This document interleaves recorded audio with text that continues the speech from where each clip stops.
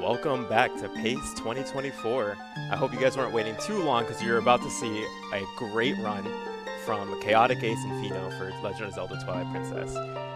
This is probably the consistently best category in the game, in my opinion. And it has so many developments, especially recently. So even if you've seen this run before, trust me, you're going to see some new stuff. And I'm not going to waste your time. We're going to go straight into the run. It's 7 hours. All right. So I'm Pheenoh, and that's I'm Ace. And we're going to be running TP 100%. And Yes, we yeah, are. we're going to get started in 3, 2, 1, go. We're not wasting any time. We're not. It's gonna be a long run. It's a long night. Buckle in. I hope everybody has their snacks. So most common thing to do in most categories at the start of the run is to do back in time immediately. That is something we cannot do in this run at the start because it locks you out of getting some items that are included in the 100% definition. So we have to do Ordem somewhat casually at the start of the run to get the slingshot, fishing rod, and I think a bottle. I believe that's it. And so as part of that, we're going to have to actually get quite a few rupees to buy the slingshot.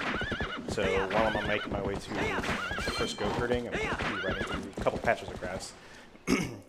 Ideally, I'm trying to get a blue rupee in day one here because you can kind of get it for free here if you get lucky. There's one more chance for me to get it here. If I can get it, it'll save a little bit of time. I don't have to get one under a rock on day 2. But again, it is RNG, so... Yeah, it's a very minor optimization for the early part of the game to get these reviews. Goats, usually in most runs you'd only do once. We're going to do it 3 times.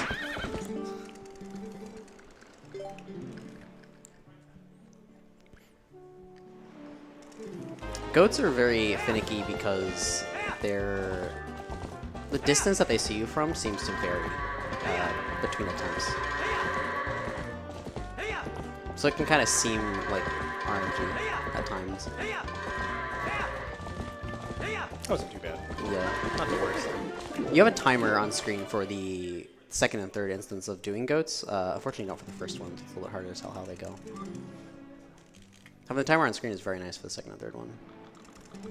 The first goats also tends to be really awkward for a lot of runners because since we don't really do this early part of the game, having half the amount of goats is a little bit off-putting. I've actually never. Are they positioned in the same place as some of the goats from the? Yeah. Yeah, I think so, yeah. I think it's all the same positions, but they get rid of some of the clusters.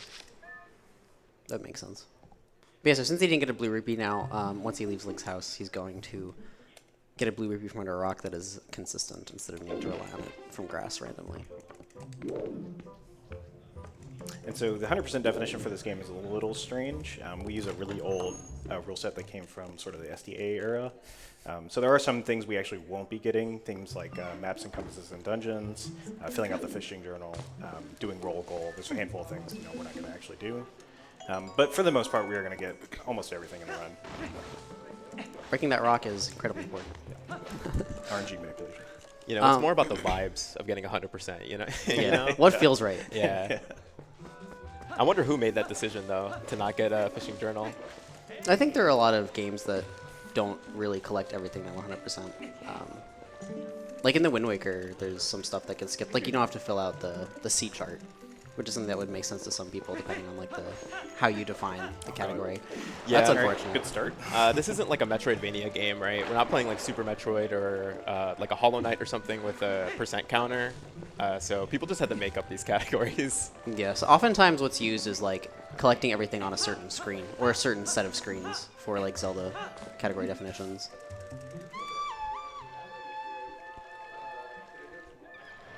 Should work. Yep.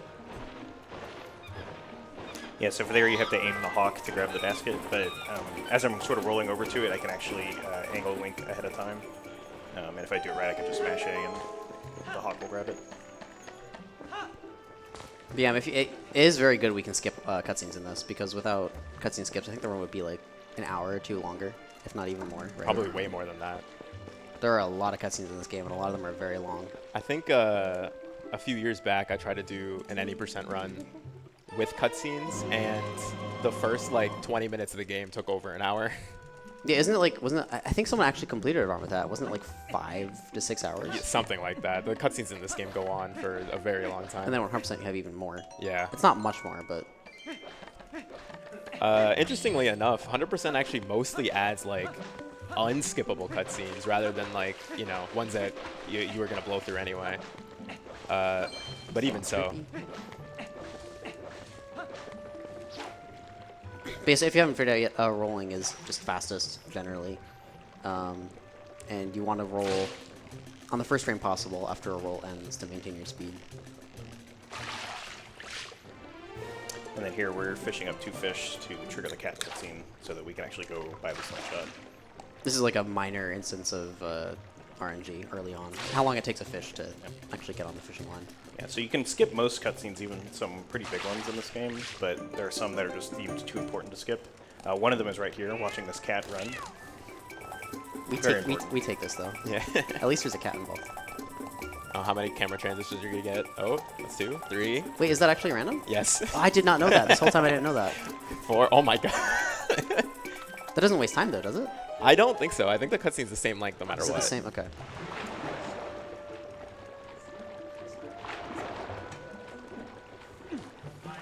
Yeah, so now he's going to buy the slingshot and get the bottle we were talking about. And then we're also going to save here. This is set up for later, for a more complex trick. Back in time is used. We can use it after collecting this stuff. But we don't use it immediately.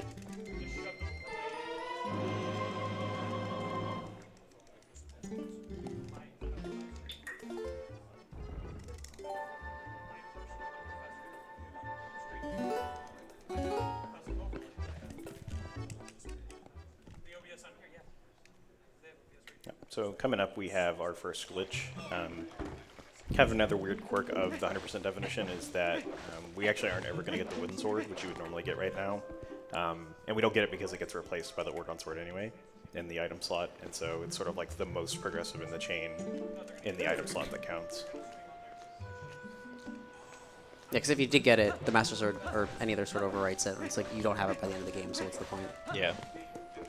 That does also mean, though, that we need that slot filled. It's not just about picking up a certain item. Right. So if, let's say, he had a wooden shield and then lost said wooden shield, you would need to go buy a new one. That is a risk later on. Because the shields don't overwrite each So other. since we skipped that whole sequence, we never trigger the event that opens the gate here where we chase Colin. So we have to do a glitch to get out of Ordon and continue on. And this is how an 80% of like all dungeons run would start generally, coming right to this gate. All right. Gate is not being nice today. You gotta give it words of encouragement. You can do it. See? Yeah, there you go. Just gotta sweet talk it. We're going to pretend that it's that simple and you couldn't write like a whole essay about how that gate works.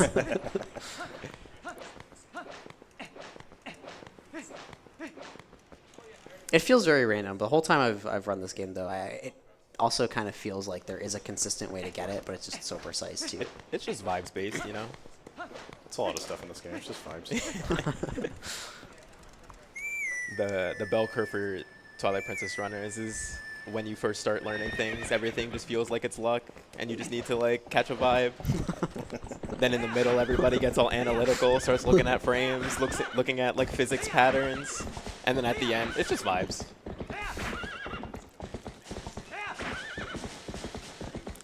Epona dashes can be a little awkward because you want to space them out just enough that as Epona starts to slow down, you reuse a spur, I believe, just to speed her back up.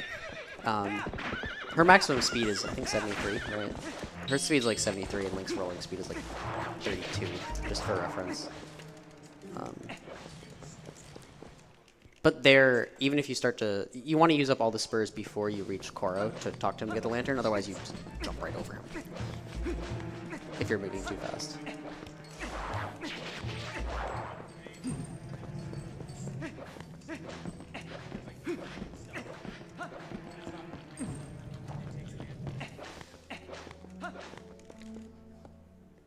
And for the most part in this run, we're going to be trying to keep the lantern away, because we do have to use it quite a bit. And anytime we leave it out, it drains the oil. Yeah, if you leave it out the optimal like amount without putting it away unnecessary amounts of time, at the end of the run you're can be pretty low on oil when you need it. And if you mess something up, it would be bad. And coming up, we have the very first heart piece of the run. We'll be getting 45 of them in total. Yeah, so heart pieces in this game, I actually don't know if this is the only Zelda game to do it, but it's 5 heart pieces per heart container.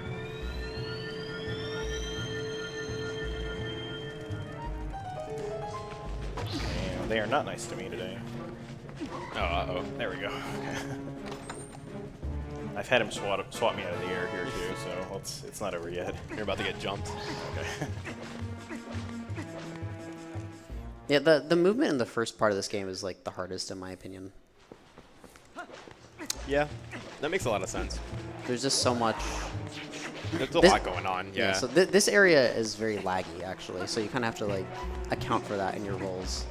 And then slopes will slow you down. Like going up and down slopes will slow you down, which makes dropping a roll or messing up roll timing even more punishing. And then not only that, but if you don't take pretty specific routes through rooms, there's actually slopes and like changes in elevation that you can't see. So it's a much less drastic difference, but yeah. Yeah, you'll just lose frames everywhere. There's so many things that can slow you down. Mastering movement in this game is probably the #1 like important skill. So since I didn't get the wooden sword, I actually don't have a way for me specifically to break the cage here. But fortunately, the clubs that the Pokemons have are able to break it, so I'm going to end up luring them over in front of it and make them break it, and then I'll kill them with the slingshot. This looks really good. I think next swing can do it. Yeah, that's it. And then trying to get them together. You can target the back one. Yeah. There we go. So smart. You can actually get them both. It's kind of difficult though. That was a pretty good break though. That was fast. So in No Save and Quit, you actually don't have the sword or the slingshot, and you have to push those bokoblins all the way down to what's the bird's name? I don't remember the bird's Trill. name. Trill, and then have Trill kill them. And then at any percent or all dungeons, if you use back in time, you would have the sword, and then you can just destroy it.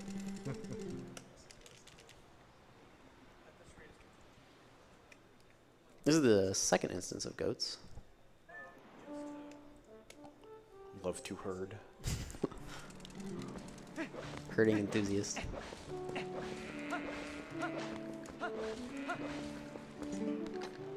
Hey. Sometimes some of the goats need glasses. We'll find out.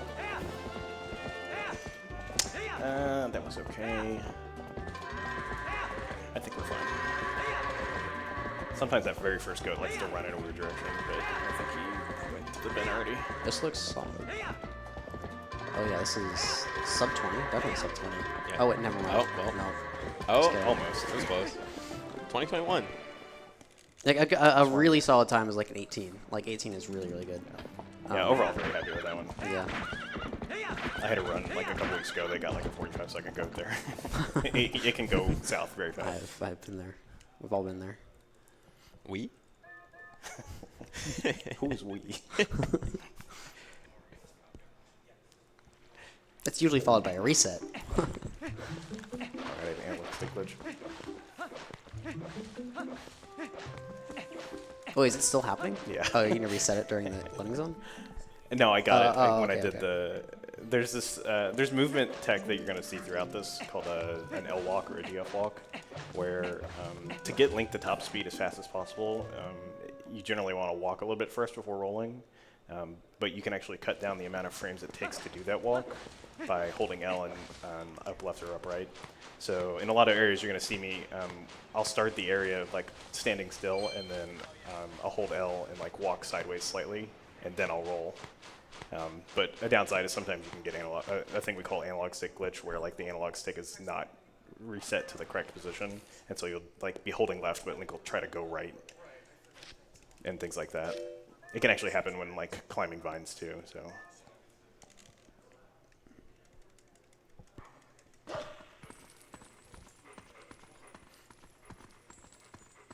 box can be broken here.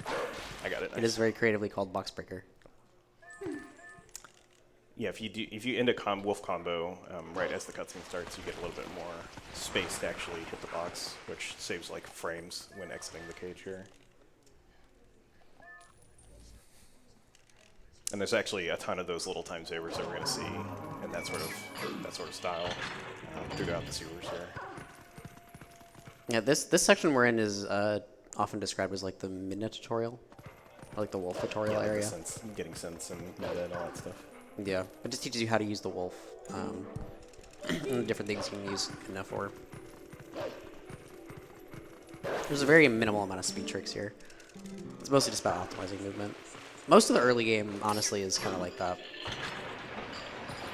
Yeah, especially everything up until we leave Wardon Village for the first time, or sorry, get into Fair Twilight for the first time.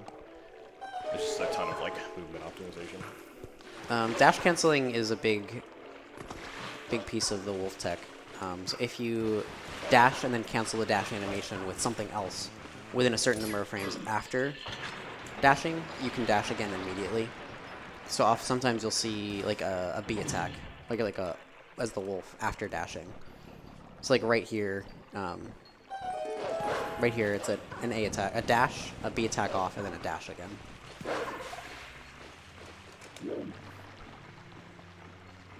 And that can just be faster than having to wait for the dash cooldown to come back or to end.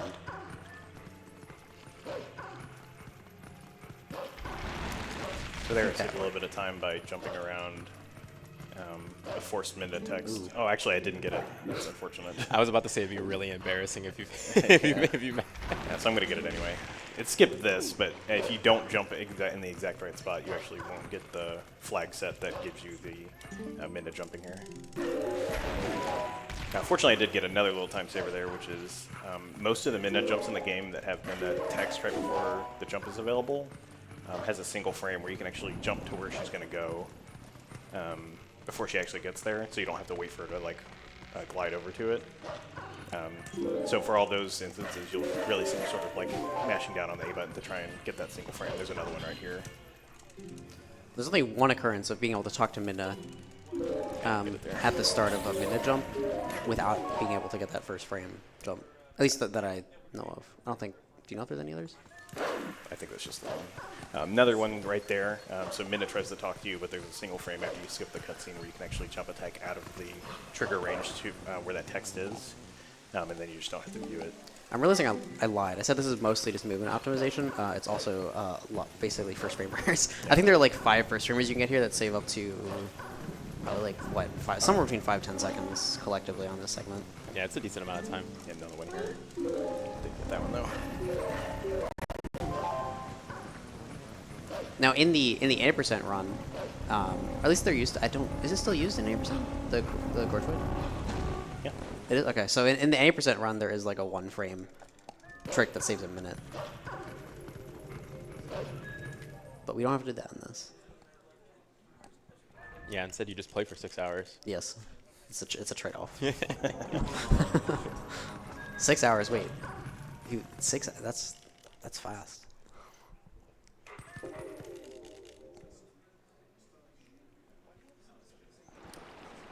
So if you're familiar with other Twilight Princess runs, you'll know that this is the area where you do the sword and shield skip trick. But we can't do it in this one, obviously, because we need the sword and shield. We're gonna do sword and shield skip.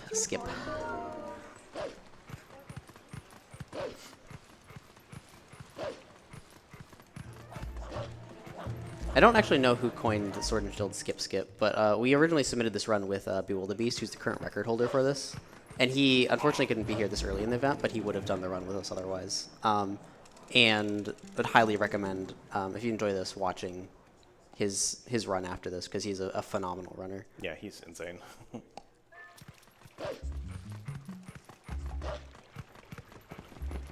There are a few minor optimizations here when it comes to going through and collecting the sword and shield here. Yeah, so we're here right now just to collect the wooden shield and the ordnance sword. I'm gonna try to do a trick here. Oh, that was unfortunate. Yeah. You can actually grab the house there and skip this little section. Fortunately, I did get a 1 frame minute jump there, which sort of saved a little bit of time. And it's actually faster to jump down here and then go up that way. It also saves just frames. So lots of little time savers. In this room, we have the worst minute jump in the game. Yeah. The positioning for this like minute jump feels incredibly precise. You have to be very far back from the ledge for it to actually work. Yeah, so it is very easy to not back up far enough and then just keep trying to jump up, and Link just won't grab the ledge. He'll just fall. And then you actually said you've had him clip out of bounds there before, Yeah. right?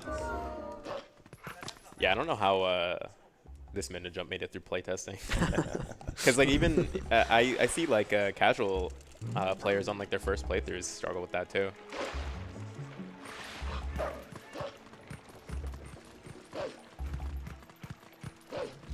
Any frogs gonna talk to you? Oh, nice. What? Frogs? There's frogs. Yeah, frogs. I've only ever chickens. talked to the cuckoo. Minor RNG time save or time loss losing this place. I'm forgetting all the names right now. Russell, the swordsman, can spawn in one of two places here, and if he spawns in one place, you have to take a longer route, leaving Ordon Village. Got the good spawn though, it looks like. I feel like the good spawn is more common than the bad spawn.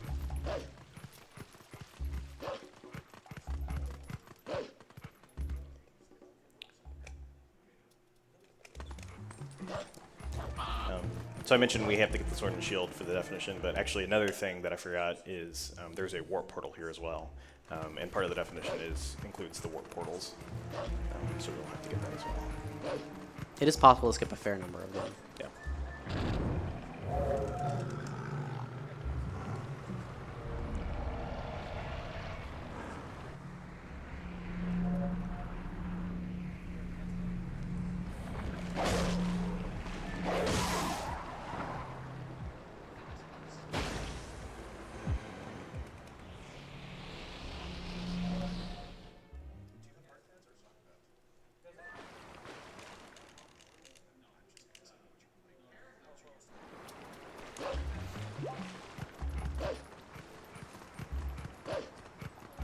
With this, we're going to do the first of the 3 Twilights.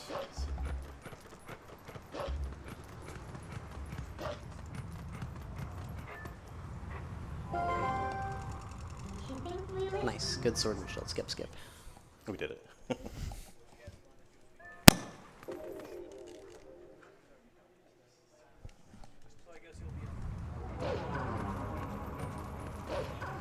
So right here, this is going to be an instance of a dash cancel. Be attacking after that dash. So that way after the cutscene, skipping his dash again. Pheenoh Twilight is probably... I was going to say one of the cooler Twilights, but originally Elden Twilight's definitely probably the coolest. Very technical one. Yeah. Pheenoh, Linear is the longest, and Pheron's somewhere in between.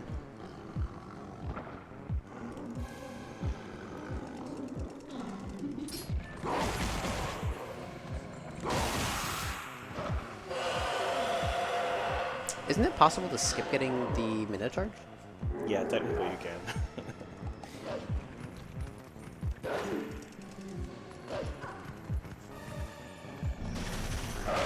Oh, nice. I saw that. Yeah, I got kind of unlucky with this swing there.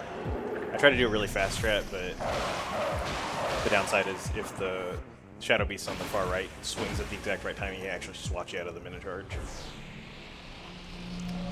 Someone should hire him as a fly swatter.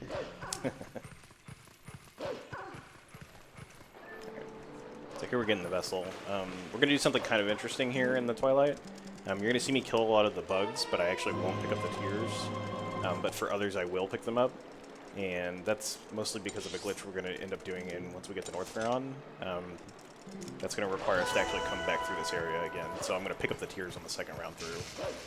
Yeah, and this is because of how long it takes the bugs to become collectible after you kill them. Like, they're probably not collectible until about now. So it would waste a lot of time to wait for it. This was actually one of the changes they made in the HD version. You can pick them up immediately in that.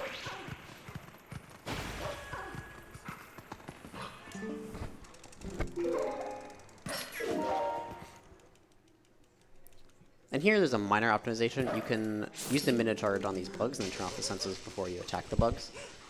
You can do it with a lot of bugs, but it's more beneficial here because it skips a cutscene that would normally play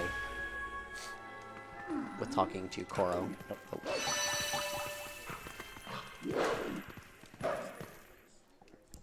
We're gonna come see Koro later. He's going to be our friend later. Hopefully not for too long. Yeah, so I pick up those two and then the one outside of his house because I'm not going to be coming back necessarily over that way. But I will be coming back under this gate again, so I'm going to skip picking these two up as well. Oh, that was nice. Those bugs can be very annoying, Yeah. even if you've been to charge them. And the tiers are actually not formed and collectible or marked as formed and collectible until you hear the bodies explode. So that's why you saw me sort of wait there before I went into the loading zone.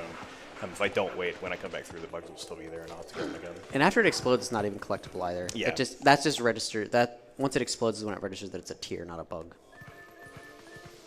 It's honestly pretty interesting that it saves that information at all. You can release that immediately, actually. You can bonk if you are in the wrong spot. That's why I'm just, Oh, I guess it I'm depends just on careful. where you jump attack from. Yeah, Yeah. the first bug. Okay. So these bugs right here are one of the exceptions. We're gonna collect all of them here because we will not be coming back through this tree section until later. Actually, there's a Poe here that we come to get later on, but that is well past the point where we need to clear around Twilight. Right side. Okay, so all the Poes are something we will be collecting. Yeah, we won't get our first one for quite a while, but there's going to be 60 of those, so we're going to pick all those up.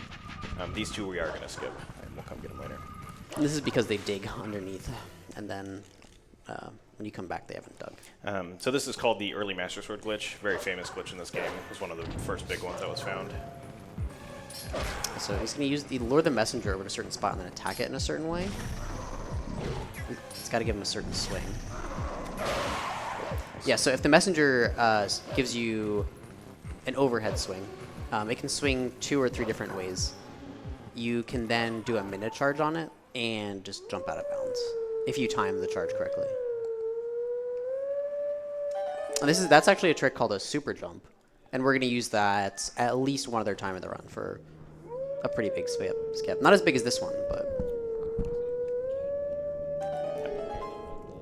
we are going to be getting all the hidden skills. Yep. Those are required 7 as hidden well. skills, got to get all those. And one of the hidden skills is used a number of times for some pretty big skips. Yeah, a lot of the routing, or at least the portion of the routing in this run was done around the 6th hidden skill you get, which is Jump Strike. Ideally, we want to get it before Temple of Time and then later on Dungeons, because we can use it in combination with a few other things to really skip a lot of stuff. And so we sort of rearranged this route so that we would get most of the hidden skills before Temple of Time.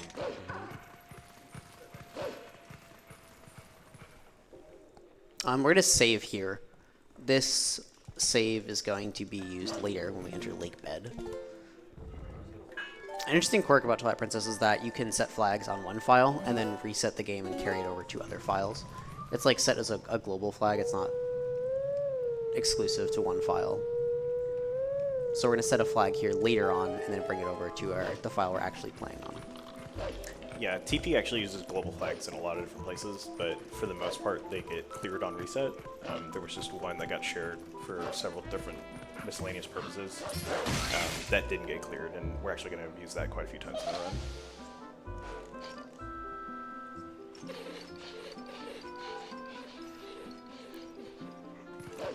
Unfortunately, there's not really any great way to speed up the Sacred Grove here. You just have to go through casually and attack the Skull Kid as you're expected to. There was something called a quick climb that we could have gotten with right before the first attack on the Skull Kid.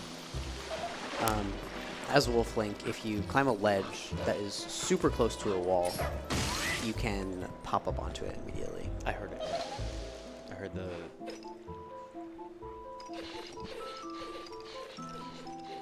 I can't hear you right now. I can. right now. Yes. Now? Yes. Okay. Yeah, that quick climb thing Ace mentioned, we'll see it in a few places throughout the run. Yeah, it's much easier in certain spots.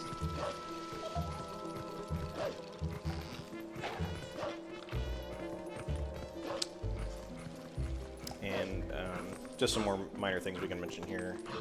With wolf dashing, I'm pretty lazily just mashing the A button to get the dash. It's unlike human Link when moving here. You can actually wait a few frames after the dash becomes available before you actually start losing speed.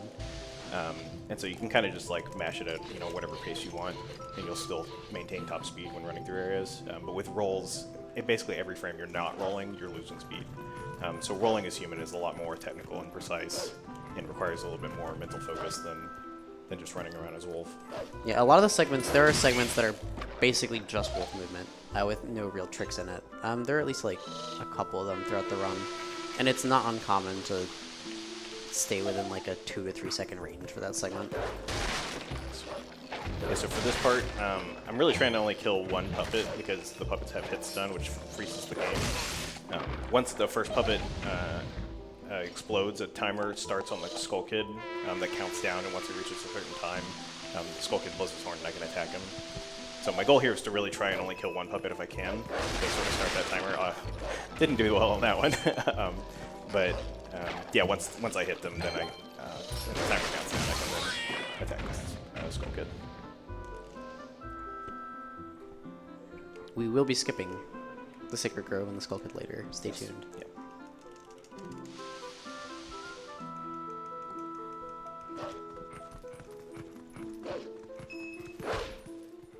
So this puzzle is supposed to be unfailable. I discovered it was failable last week. It's there's the fastest pattern is like completely consistent. There's nothing random about this. It's I don't know. Yeah, the pattern here is always the same, and there's two solutions that are the fastest. Although we found out actually recently that, so the two solutions are sort of mirror one another, and so you can go left or go right at the beginning, depending on which one you want to do. And we found out recently that going left, a guy named Taskmaster, who's actually tasked this category 100%, found out that going left is 1 frame faster. And he's redoing it too. Yeah, Already. That guy's crazy. He did 100% task in like a year. Tasks of this game have some ridiculous movement. There's a method of movement called brake sliding, which you'll probably see a few times, but no huge usages of it. And it's very hard to do optimally.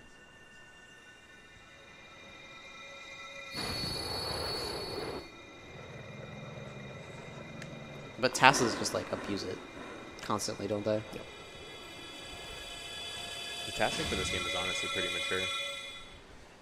People have been tasking this game for, what, like 12 years now?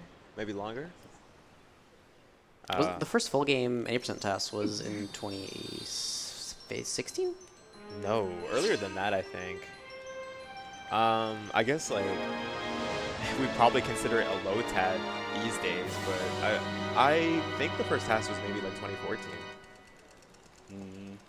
I think Jim was the first one that did that. That was finished was it? task. that was the one I was talking about. Yeah, I think I he don't did that remember when the was. year after the Wind Waker, I believe. And then yeah. And then that was when he felt Star Wars Skip too, didn't he? Yes. Yeah. Yeah, I worked on a test for this very early on, but the route changed out from under me, and I ended up just not continuing on it. That happened with the Wind Waker too. With like the early taskers, the route kept changing so much so early on. I've been a little cursed in that regard. I've had RTA and task runs get routed out from under me. Yeah.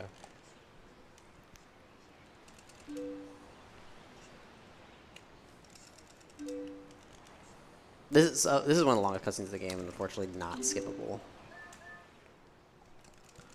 But it's a cool cutscene, so it's got to count for something. This information is just so important. Yeah, getting the Master Sword here is big because we can now transform and warp much earlier than we're supposed to, which is going to allow us to break a lot of stuff later. It also has some implications on setting flags. So something we probably won't get too deep into, but when you load areas in this game, there's a giant like if else if statement that gets looked through and looks through all the different story flags that you've set to figure out which like layer, which is like which actor should be loaded on the map, should actually be loaded. And getting the Master Sword is actually one of those checks that gets checked for a lot of areas. And so it's going to end up causing us problems later on with things like getting into Goron mines. And we're going to have to do some tricks to sort of solve that. It is also very convenient because of wolf movement being faster than human movement. So you can just become wolf whenever you need to traverse large areas. Although sometimes the time loss from having to transform then transform back offsets that, and it makes it not worth it.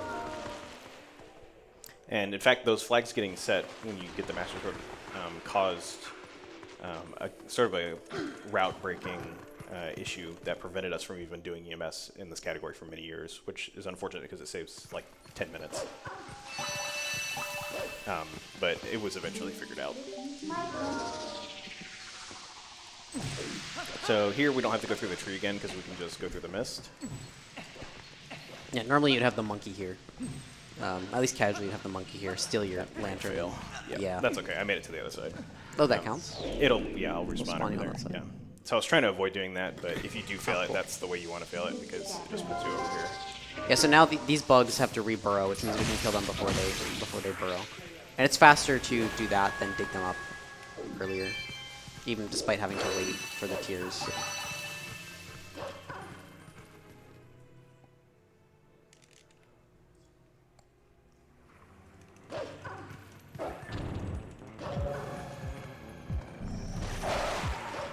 Bro was a little eepy there. Yeah, so the messengers can sometimes just not see you and keep walking away. Yeah, they have like an attention cone, but it's like only in front of their face, and sometimes if you're not like far enough to the side, they won't see you. It's a little frustrating.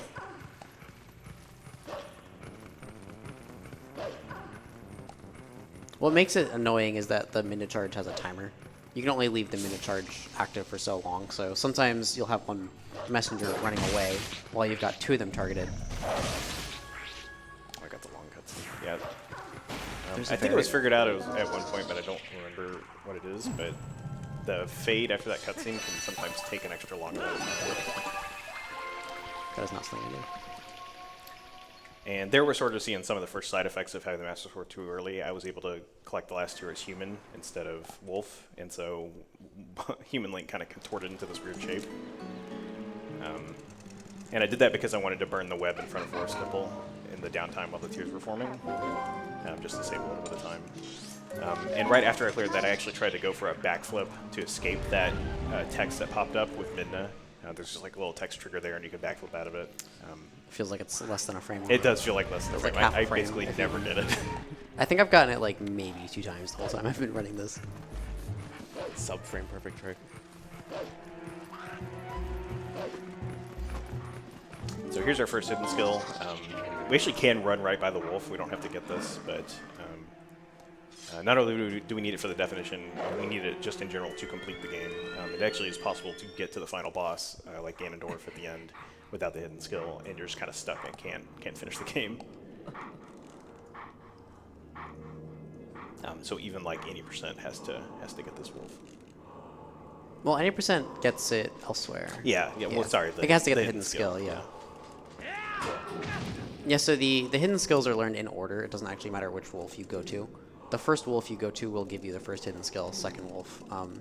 So if you're to sequence break and use different Howling Stones. However, where a wolf spawns based on the Howling Stone is always the same, right? Yeah.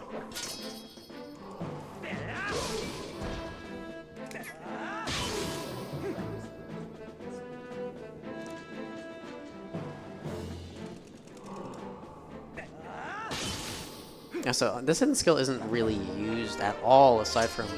Yeah, I think optionally you don't even use it at all until on Ganondorf. And that is because it is very slow to use. It can help you kill an enemy quickly, but there are usually faster ways. So coming up, we're going to see, Ace mentioned back in time earlier, we're going to see the only use of back in time in this run.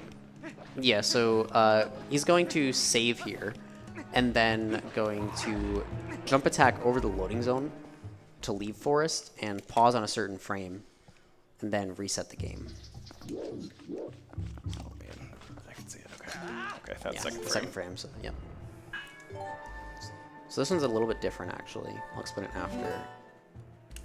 That should work. Yeah, so he got a late frame, and on the late frame, I didn't actually notice until recently, you can hold down the reset button while saving, and then release the reset button and press A on the controller at the same time. So you actually have 2 frames for it. And then here for very complicated, the global flag that you were saying before, we're going to reset the game and skip that cutscene, and skipping that cutscene actually sets the flag he was talking about that doesn't get reset when you reset the game, and we carry that flag back into Forest Temple. Yeah, in the community we call it the boss flag because it's used for almost all the bosses to basically tell the game whether or not to play the intro cutscene for the boss. But it actually gets reused here in this dungeon to tell the game how many monkeys you've saved, which is really useful because you go to effectively the mini boss up front, and then he breaks the bridge and you have to go collect the monkeys to then swing across. But we're just going to be able to swing across immediately because the game thinks we already saved them. And having the slingshot here is very nice. That's the only time we're going to use the slingshot. Yep. If you don't use the slingshot, you can use Deku Nuts from the Babas behind you. You can also just climb and just kind of gamble, but only the task does that. Yeah, so right there, he mentioned L walking before. That was, you'll see a lot of its usages of that here in this dungeon before starting to move. My camera's going to be here. It'll look like a slight little. It'll look like him like shimmying a little left or a little right before starting to move forward. So there, it gave me all 4 monkeys to swing across.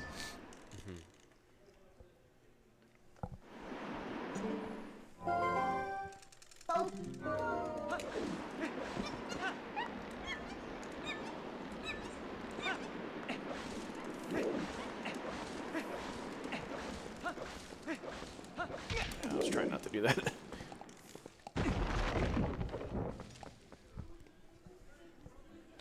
Alright, so for Ook, because we have the Master Sword early, we can actually kill him in a single cycle.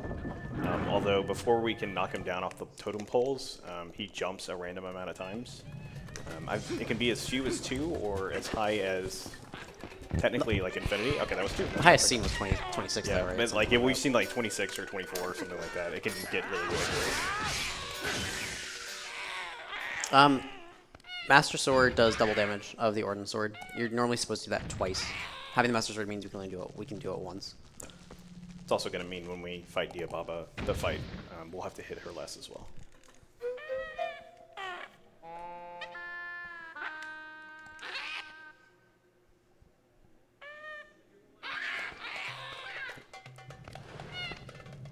Yeah, so this is the Gale Boomerang is the most abused item in the game for the long jump attack.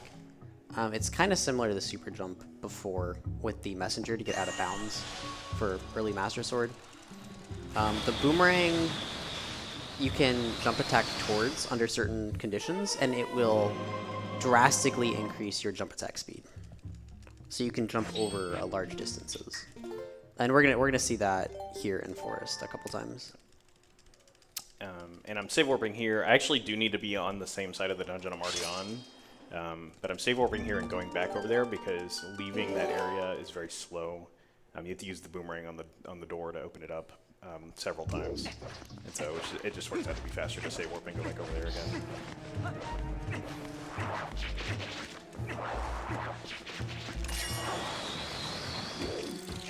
Yeah, so in every single dungeon, there are 2 heart pieces that we need to collect. That is the only thing else. Well, actually, sorry, pose as well in later dungeons we'll be collecting. But the early dungeons, we only need to grab a couple extra heart pieces before going to the end.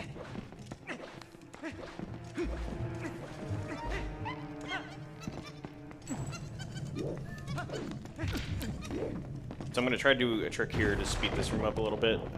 Normally you're supposed to drop the bombling here into the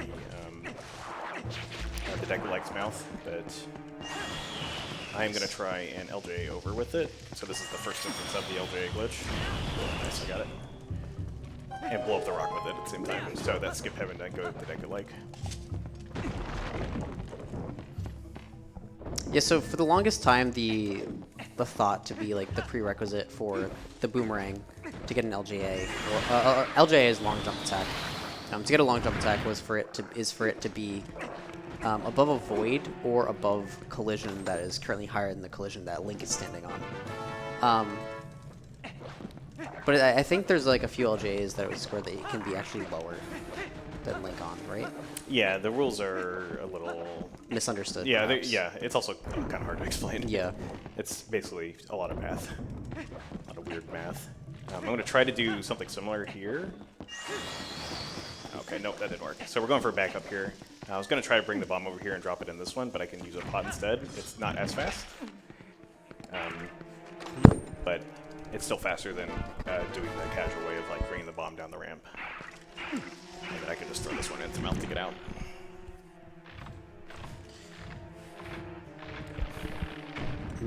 Bomb. Bombling. Delicious. Yum. Yeah, if you are going to fail that one, that is the way to fail it, because it is possible, and I've done it several times, where you bring the bomb over, and then the bomb just explodes before it gets into the Decalight's mouth, and then you fall in after it or something like that. It's just, there are lots of ways that can go wrong. That didn't happen, thankfully. Yeah, also, random thing I just realized that I don't think we really... this is a relay, so he's going to be doing the first half, and I'll be swapping for the second half. I don't think we mentioned that. Yeah, around Arbiter's Grounds, the end of Arbiter's Grounds, we will be switching, and Ace will do the whole second half. Small time saver here, we can skip targeting the first fan there by having it just cross over it on the way over to the second one. You were right in front of the Wow, chest. that's Nice. nice. Yeah. I've only gotten that once. I got it last week. But yeah, also another time saver that we didn't mention, obviously, you hop over the gate to get over to the boss key just faster. You can line it up and then use the... You can do a roll off. There are a lot of areas that you can't stand on permanently, but you can do a roll off of. That you can stand on like just long enough that you can hop, use them for movement. And that fence there is one of those. Yeah, so we're effectively ready to beat the boss, and it's going to be a lot more obvious in this next room why the Gale Boomerang is so broken. So I mentioned I already did the long jump attack once, but it's maybe a lot, not at least as obvious why that's so good. This but right in here this is room, a smaller application right there, actually. Yeah, but in this room it'll be kind of clear. So normally you have to get, I think it's all 7 monkeys, and have them swing across here. But we can actually just use the long jump attack to get over to Tiababa immediately. And it is actually possible to use this long jump attack, the long jump attack trick, to skip turning the bridge in the previous room. It's just not faster. You can like jump attack to the right side and to the left side, but it just is slower than just turning the bridge. It actually is faster for tasks. Oh, is it? If you do, oh yeah, if you do it optimally, yeah. But lining it for up, and, like yeah. human, yeah. So here I'm going to try to do a pretty tough trick called Ookless. Yeah. So what he's gonna do is save bombs from the bomblings from the first phase. So before he kills the second head here, he's going to collect 2 bomblings and save them.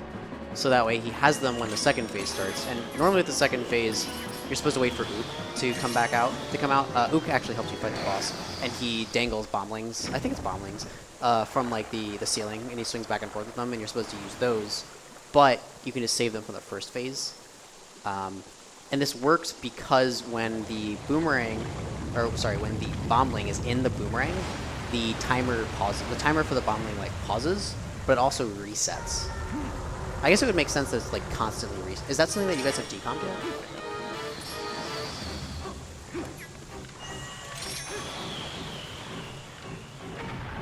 This trick is very...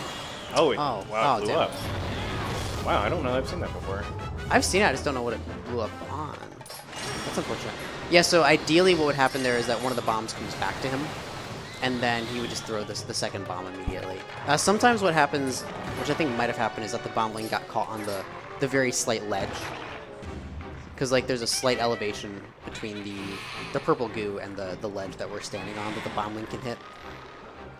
That's really interesting, yeah. I've never seen that.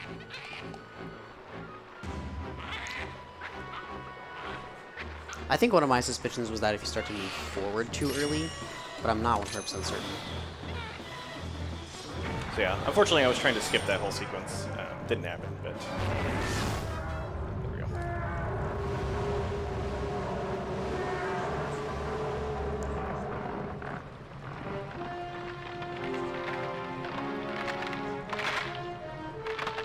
Yeah, so something interesting is that about this is that we actually don't do any of the dungeons out of order in terms of the order they're supposed to be done in. We do them in the intended order. It just works out best to do it that way. You can do a lot of the dungeons out of order though. Not all of them, but it is possible to.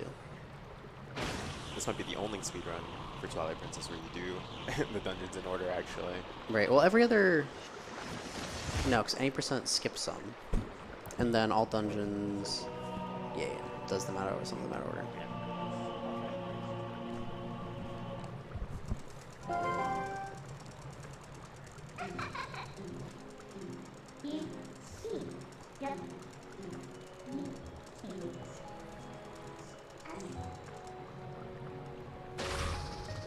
And here is our first heart container overrun.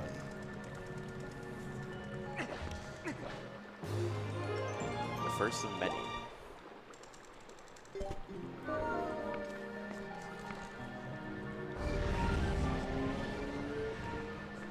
All right, coming up next is Elden Twilight. We don't have any warps over there yet, so we're just going to run over there as a wolf. This is also one of the segments I was thinking of before when I said it's pretty common to like stay within like a 2-3 second range for the whole segment just because it's primarily wolf movement.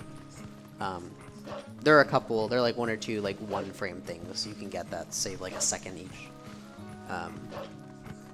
And there's also a long jump attack we're going to do here in Hyrule Field to skip the Postman. The Postman is, you need to get the mail bag for the 100% definition, but you don't need to collect all the mail. We don't actually get anything in the mail that's required in the definition. We just need to get the mail bag because it's on the pause screen. So we need to talk to the mailman once, and we do that much later on in the run, around a time where we want to get rid of the Postman triggers for a short period of time, because they would get in our way.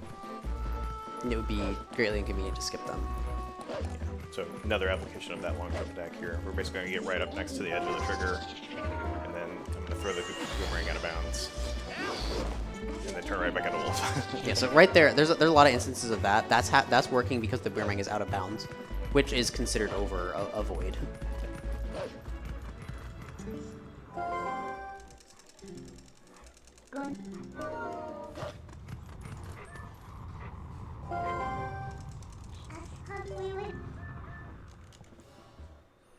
Minna says like random things a lot, so actually it's not uncommon for Minna to say something for it to actually sound like a intelligible, like an actual thought or sentence.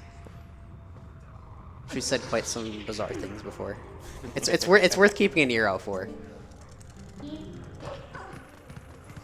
It's even better if you're playing on Wii. You get to hear crusty Minna.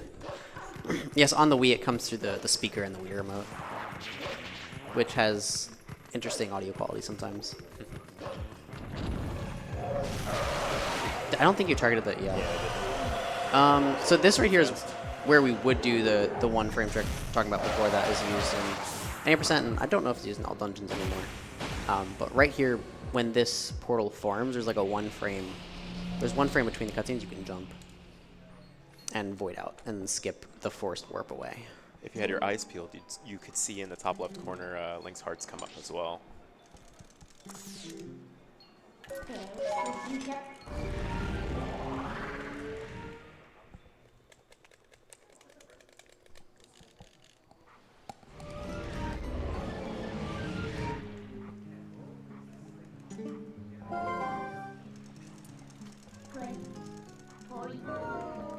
Something that I like pointing out, because I didn't notice, I've been running this game for close to 10 years, and I didn't notice it until, I think halfway through that, is that when you're Wolf Link, but not in the Twilight, and Minna's not on your back physically, she's actually still on your shadow. The shadow displays Minna, as if she was on your back. You didn't notice that after 10 years? No, well, it was like, it was like somewhere I don't know, some number of years ago I did notice, but I think it took someone telling me to see it. It's part of the story. There's a 1 frame jump attack you can get to skip the mid trigger.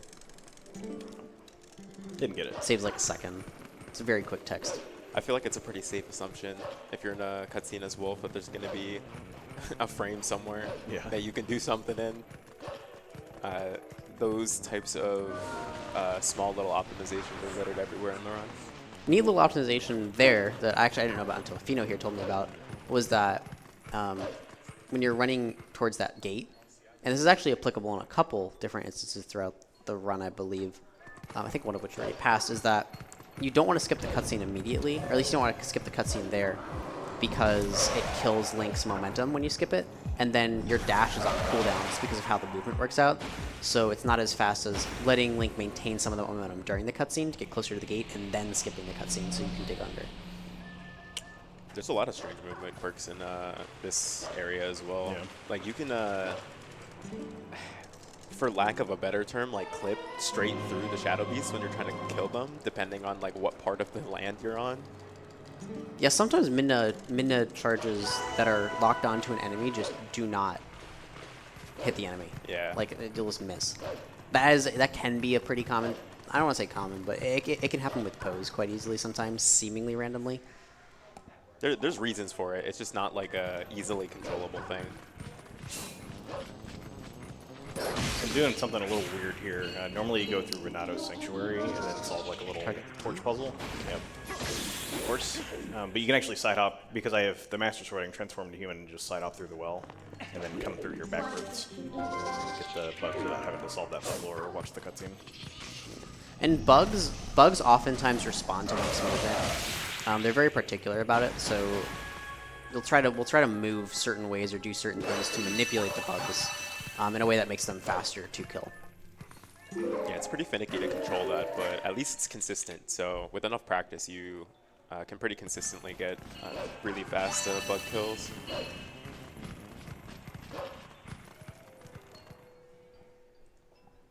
It's definitely one of those things that's very easy to chalk up to like RNG, but as long as you do the strats consistently all the time, like if you do the strat the same way every time, it will always work. Yeah. But it is also very easy to do it slightly differently each time, and that's applicable to, I believe, every bug except every bug. It's one of those things that just kind of becomes vibe based at a certain point. I would prefer it. Come on. There we go. Yeah, so like that bug, if you just wait, you're gonna have to wait. You're gonna have to do a jump attack. Yeah, I kind of screwed it up. Oh no. Come on. Uh-oh. Yeah, so course- sorry. that bug, no, you're good. That bug, if you attack the wall to the left of you, it'll fall off the wall, and then if you just wait, it will come down to you. That's oddly, sorry. Go ahead. That's another positioning based bug where like depending on your movement will determine where it's gonna go. Yeah, but that one oddly is like one of the most lenient. Yeah. Like it's as simple as like just knocking it off the wall. And then just sitting there.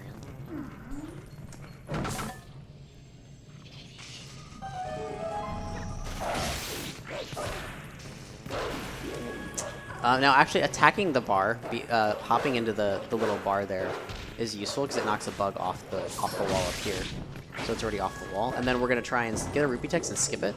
Yeah. Nice. So, anytime you reset the game, it resets the flags that say whether or not you've gotten text for rupees. And anytime you pick up a blue or a yellow, anything larger than a green, it will give you rupee text if it's your first time picking it up after having reset the game. But you can skip it by remaining in the air for a certain amount of time after actually collecting the rupee. It's one of those really common complaints that people have about Twilight Princess, even in like the casual scene. Yeah, it's a very minor thing, but it is kind of... It's really weird that they decided to do that. I feel like especially, you start feeling it in 100%, right? Because you reset the game so often. Yep. Like, why am I getting like rupee text for this, like for the 15th time? I know what a yellow rupee means. Yeah, that was one of the things they actually fixed in TPHD as well. Yeah. Oh, you do only get it like once. It's, like, Yeah, it's it saves a you file once ever. specific flag. Yeah. Okay. It follows the Skyward Sword rules just once ever.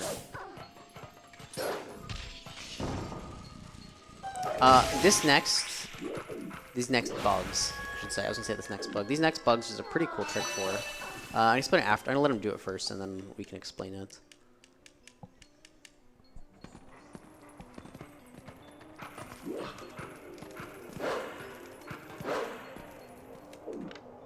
Should be fine. Okay. Okay, so you can do this as both wolf and human. It is much more precise as wolf. Nice. Danger. There's Danger. danger. There's danger there. Keep out. Beware. You can. That bug is supposed to go into the house, and you're supposed to follow it. And then when you go into that house, you're supposed to. The bug is like in the fireplace. You need to grab a torch, light the fireplace. The house blows up because it's full of like gunpowder, something explosive. And then there's a cutscene. You can use either a long jump attack as human or precise movement as wolf to get close, get between the bug and the house before the bug goes into the house, kill the bug, and then once the bug is dead, the game just like assumes. Nice. I saw that coming. Yellow rupee somewhere, just randomly. The blue. The trio, if there was like a yellow. This is a notoriously This time waste room. Yeah, this room's annoying. Yeah. But yeah, so once you kill the bug, the game like assumes that whole sequence is played with a cutscene and blowing up the house, and then the house just disappears. The bugs that are already in there are dead. Uh-oh. That very cool. Okay, that was very fine. cool. Style points for that one. Got the back hop. But yeah, that trick saves something like 40 seconds. It's big, yeah. It's a lot. For a Twilight, it's a lot. There isn't a whole lot in the Twilights that save that much generally.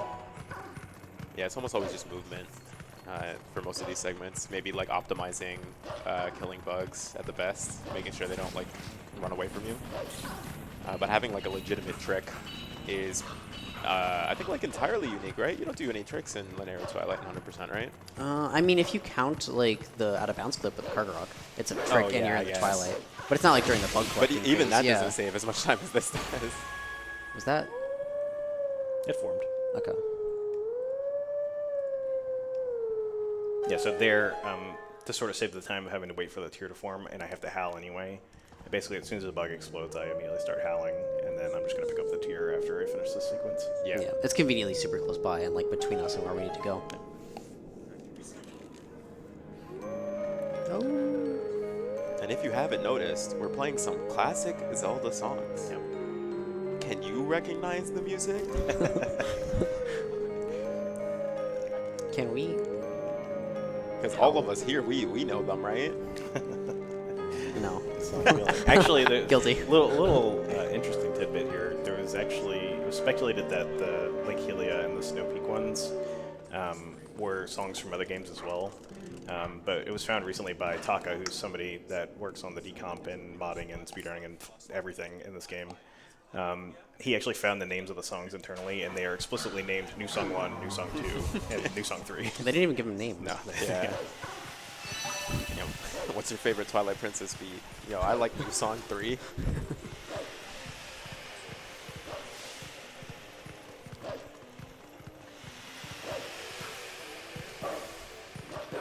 Have those songs been in anything else yet? I do not know.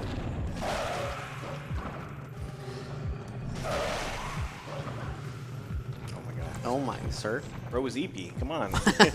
It's late. This That's run gonna is be us so, in like 5 hours. Yeah, this run's so chill. He's falling asleep. There's actually a cycle here. You want to be fast enough to kill them on. It's lenient enough that still might have been fast enough. But yeah, so this little steam spout up there above us Actually, might be just yeah. Yeah, I think I'm going to miss it. Oh, just wow. barely. Yeah, so if you take too long to kill those messengers, you have to wait an extra cycle there. But it is lenient enough that even with losing all that time, you still made it. Ooh, we got a Cargarok friend. We got one additional Cargarok friend. Usually you get at least one here. It looks like we might get two.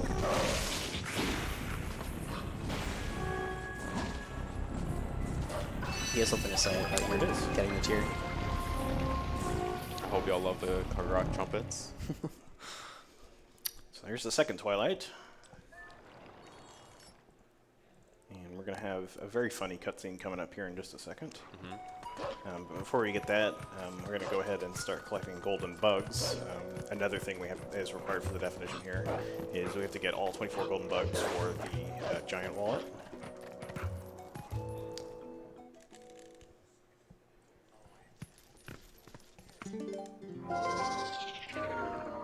It's a little. This is the first bug we get, but the text box is instant. However, the first bug you're actually capable of getting has a slow text box, which is interesting. So despite having picked up this one, the first bug that you're able to access in the game we'll still have a slow text box. Yeah, if you're familiar with other categories of this game, you probably know that French and German are very popular languages to run. The Golden Bugs is pretty much exclusively the reason why we run this in English, because that instant text only happens on English. There's a lot of very strange quirks in this game with instant text. For example, the German version, at least for any percent, the main reason that it's faster is because for whatever reason there's quick text on bomb bags. You know, since we made the comment about the card rocks, I cannot stop thinking that how amusing it would be to have a mod similar to GZ where the card rocks just make different sounds. Or we modify what the card rocks sound the card rocks make. Good randomizer option. Yeah. I mean, you're suggesting it to the right guy. I am. So here, I talked to the Goron and then immediately warped away because it set the flag to allow us to tame Epona. And because we have the Master Sword, we're actually viewing this cutscene as Wolf. And so the game is actually going to try to render human or Wolf Link as Human Link. And it's going to look very funny. Oh yeah, there's going to be some flashing, Yeah, flashing lights here, it's so already if you're, started. you might want to look away if that's going to But that's affect you. for you. And it'll be gone in about a minute. Yeah, it's Or not less too than a minute. intense, but there is some flashing here. But yeah, so because of this, the camera's locked, and this whole scene is sequences and glitchy, and yeah.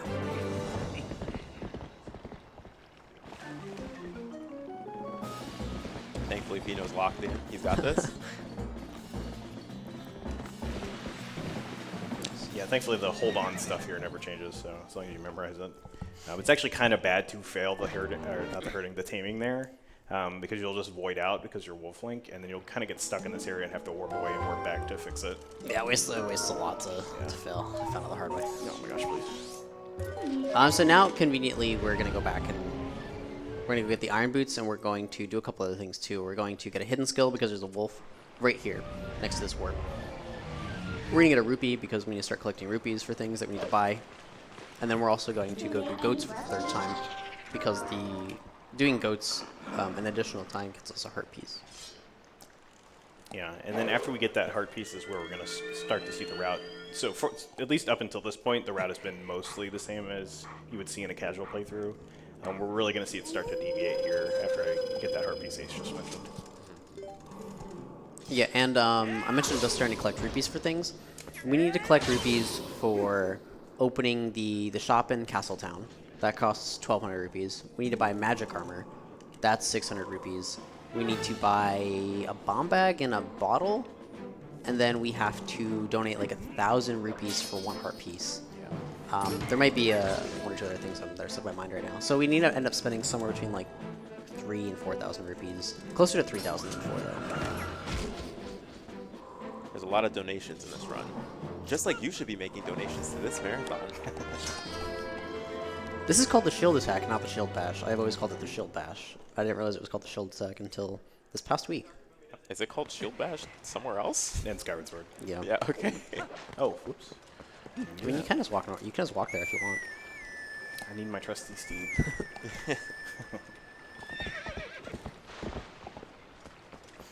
Yeah, so now we're gonna get a rupee first, then go to Bo. Bo gives us the Iron Boots after we wrestle him. And wrestling him is rock, paper, scissors. Extremely skilled rock, paper, scissors, clearly. No. You can get a rupee from this grass here. Nope. Yeah, I am actually kind of low on rupees. I want 5 more, ideally. Just take them from Bo while he's not looking.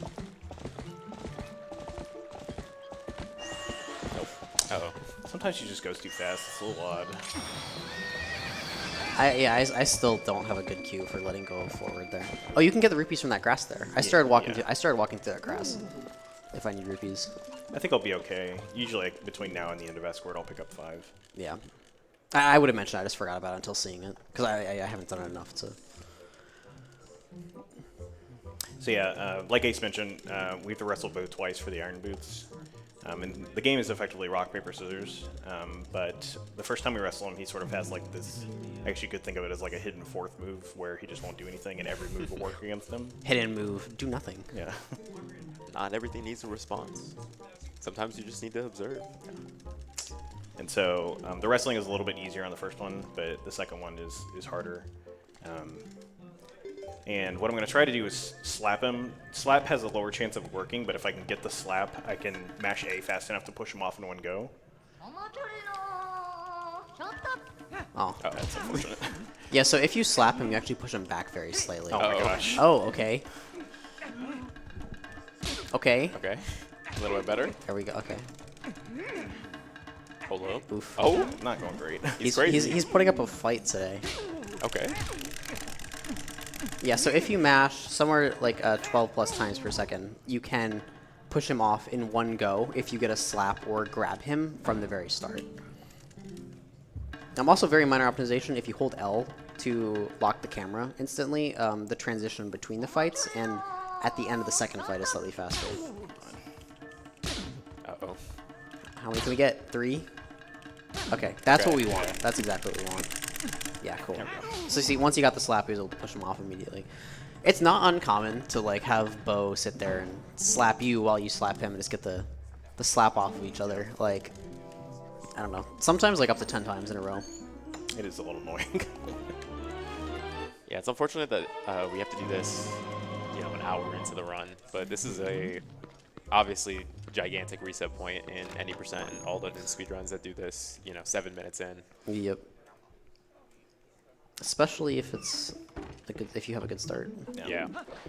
Yeah, the reason we can't do it is because to do it in any percent, you have to do back in time right at the beginning, which locks you out of getting the sword and shield. The flag to actually wrestle Bo there is what we just did, which was Tame Epona, and the back in time, the title screen file gives you that flag.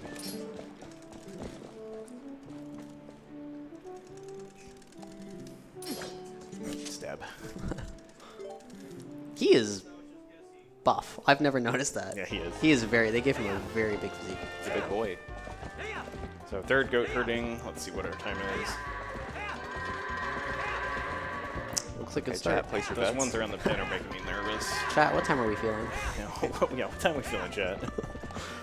This is feeling like a 18, 25. Oh, he needs glasses. This one needs glasses. Uh-oh. Okay, wait, just kidding. Okay. Hold up. Okay, that's still good. That's fine. good. That's Yeah, good. 21:46. It definitely was far better than I thought it was going to be after that one goat stirred to just ignore you. But yeah, so I think the third to last goat to go in, you notice you need to get really close to that goat for it to be able to see him. And that's what I mean with sometimes it being like varying. I'm now questioning if it actually is that, or if there's one specific goat that is always that way, and we've just never noticed. I don't think there is. I think all the goats are the same. But yeah, with that, we're actually done. We're not going to come back to Wardon again. We're done with it throughout the run. Got everything we need there. Yeah, we don't like our hometown.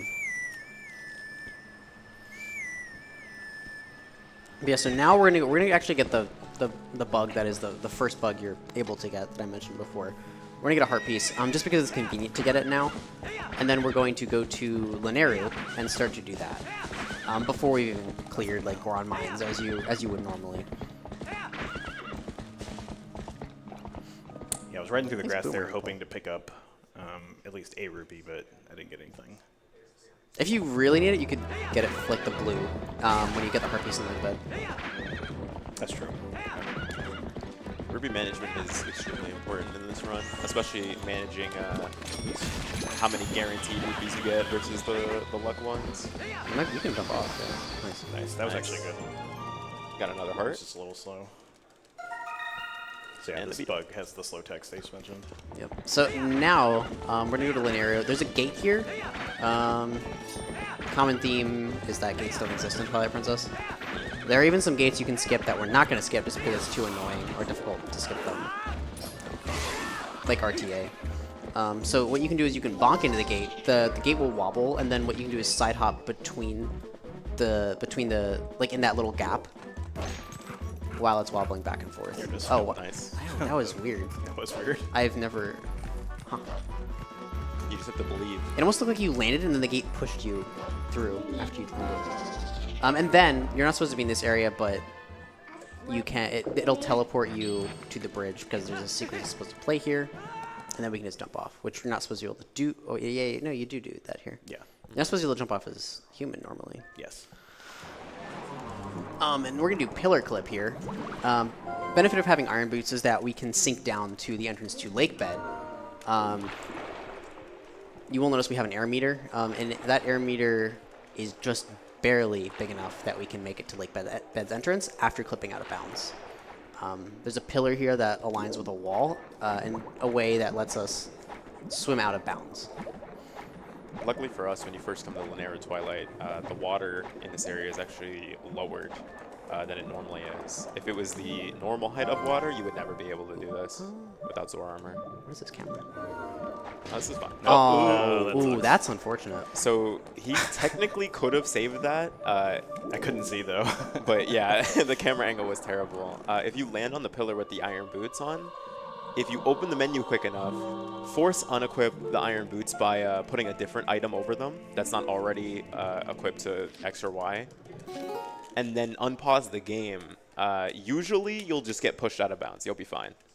But that's a pretty crazy reaction, especially when you can't see. I never would have thought about that because I've never known about that before. Yeah, apparently that happens also whenever you put on the iron boots just too fast after you've clipped. Yeah. Which I couldn't see, so I kind of just like panicked and did it too fast. That's the type of thing that gets built up from like, I'd say like running this game before we knew how this trick worked. And you were just put in that situation a lot more often.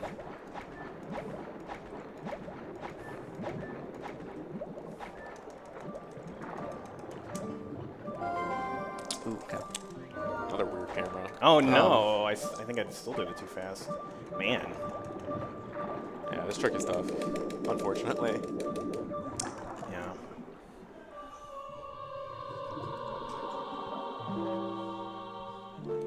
There is actually a setup for this trick.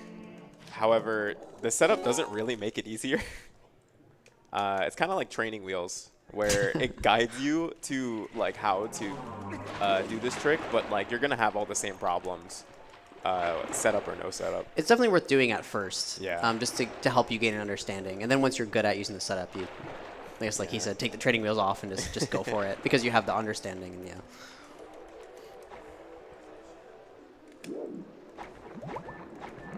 You can also see him taking on and off the iron boots. And this is actually faster than just sinking straight down because he doesn't have to like swim as long. Uh-oh. This is not going great. Yeah. Unfortunate. Yeah, so the goal is, what you can do, and it's easier if you have Zora armor, is just swim up and swim out of bounds right away. But it was discovered that's easier if you swim up most of the way, and then once you're in a certain spot, you call Midna while swimming. It'll kill all your speed, and then Link will still kind of start to float like upwards a little bit, and as long as your positioning is good, it will put you out of bounds. Yeah. That also avoids the risk of potentially swimming up too far with the clip. So it's possible to like get the clip and then keep swimming up because and you don't kill your vertical momentum fast enough, and that makes it harder to reach the loading zone in time.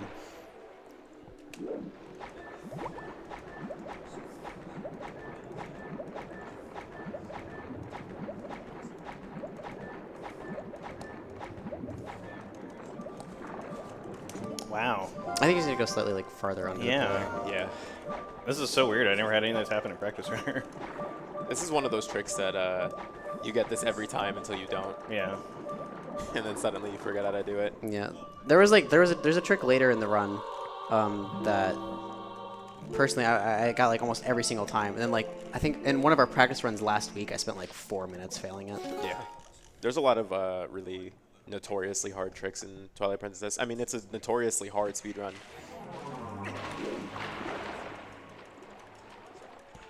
And especially nowadays that 100% does EMS, which wasn't always the case. And we'll probably explain why later. You don't really have a category anymore that doesn't do like a lot of hard stuff.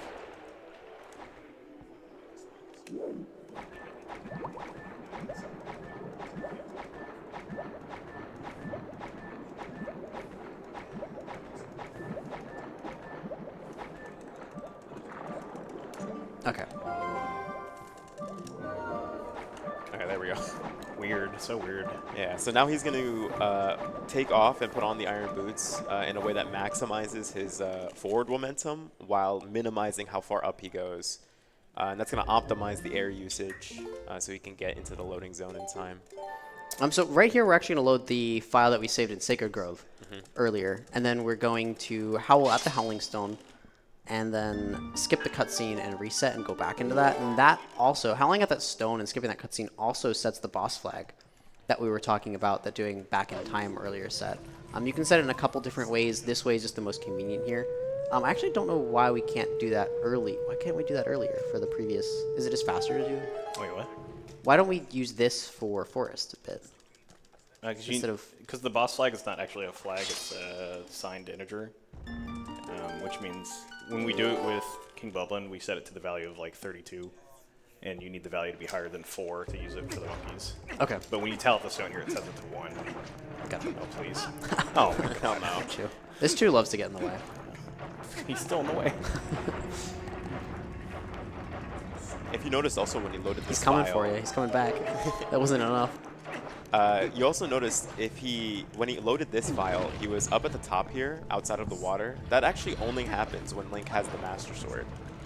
Usually, when you just have the Ordon Sword and you know, your Zora armor, what you would normally have coming in here, if you save quit at the beginning of Lakebed Temple and then reloaded the file, you would have been back in the tunnel. So it's really important, actually, for most of our categories to work, that they added that save point for when you have Master Sword. Yeah, we're very lucky. Yeah. There is no way to get through that tunnel. Even if you had, like, there's a glitch that you'll see later on that lets us refill our air meter. Even if you had all the bombs in the world, you're not getting through that. Is it really that long? Yeah. I think... So you're telling me like 90 water bombs wouldn't do it? Well, okay, yeah. Like if you had like a cheated amount of water bombs that you normally cannot have, yeah, you could get through the cave. We're actually never going to turn the bridge in the middle of this room. Yeah, we were actually going to spend a very short amount of time in Lakebed. That was a double LJ to get over to the east side of the dungeon, which is where the claw shot and 1 heart piece is. And the other heart piece is in the center room, and that's all we need for the definition. So we're actually going to spend, you know, very, very little time here. Oh, you're staying in your spot. If you remember...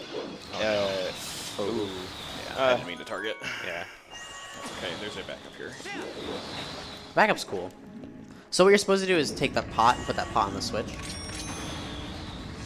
Oh, it targeted the gate. okay. It targeted the gate while it was still opening. Oh, oh. Well, you got your blue rupee. Oh, no, you got the yellow. So now you have enough. Oh, okay. I didn't want him to get in the way. Yeah. So now we can jump attack up on top of this lantern. Thankfully, I did practice this. Yep. And then we can long jump attack out of here. I remember you asking if this was worth practicing.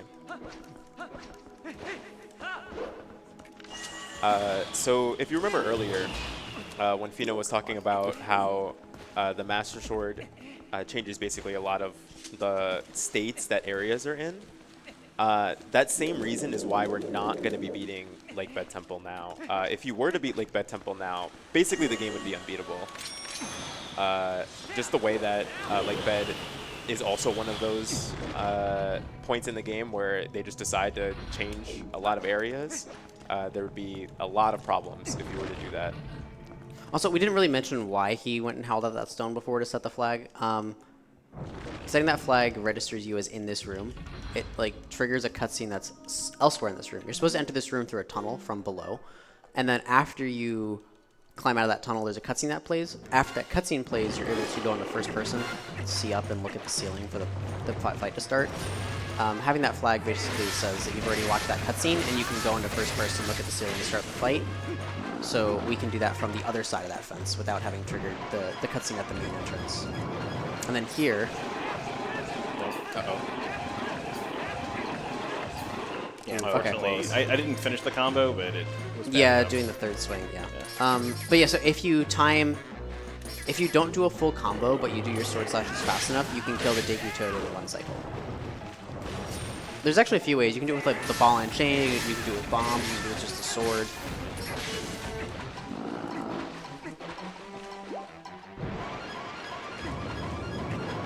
Doing it with just a sword, though, that's Master Sword exclusive, if I'm not incorrect, right? I don't think you can get as many hits with the Ordon Yeah, shield, you can. the Ordon sword. Well, you can get as many hits, you just can't get the full damage in. Yeah, so you would need, or sorry, I should say you can't get enough hits to kill with just the Ordon sword. So Yes, correct. if we didn't have the Master Sword, you would also need bombs here to get the one cycle. Actually, I don't even know if that works. Is that something glitchless? Yeah, glitchless does that, doesn't it? I think it does. Because you have bombs and then you have the Yeah. Ordnance Sword. You'd have to do 10 hits and then have the bomb explode. Yeah. Save warp again here just to get back out because it's faster. We're not going to go to the boss and collect the final heart piece right now. It just isn't convenient. We are going to go back to the center room, though, where the heart piece and the boss door are, and we're going to get Uku. Uku is vital for routing and a trick that we're going to do shortly. Nah, you're fine. Uh-oh. Yeah, so Uku lets you, if you're not familiar, Uku just lets you warp in and out of dungeons at will. Once you get Uku in a dungeon, you can use it to leave or come back from whatever room you want. However, each Uku is specific to each dungeon. If you pick up Uku in Lake Bed, you can only use it at Lake Bed. If you pick it up in Goron Mines, you can only use it in Goron Mines.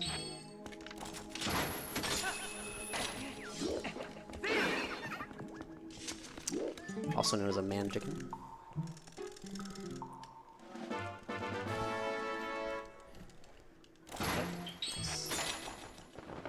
But yeah, so we're just gonna leave. We could, no, we couldn't right now. We don't have water bombs. You can get into the boss room right now, and you can get the final heart piece, but we don't have water bombs or Zor armor, one of which are required to fight the boss. And then also, as Zelu said, it just would not be conducive with the route. Yeah. Oh, you said it would actually stop us from being able to complete We would not even be able to beat the game if you beat Do you want to Lake save Bed here? now. Or are you not going to go for the... Um, Probably worth saving. I will save after I transform. Okay.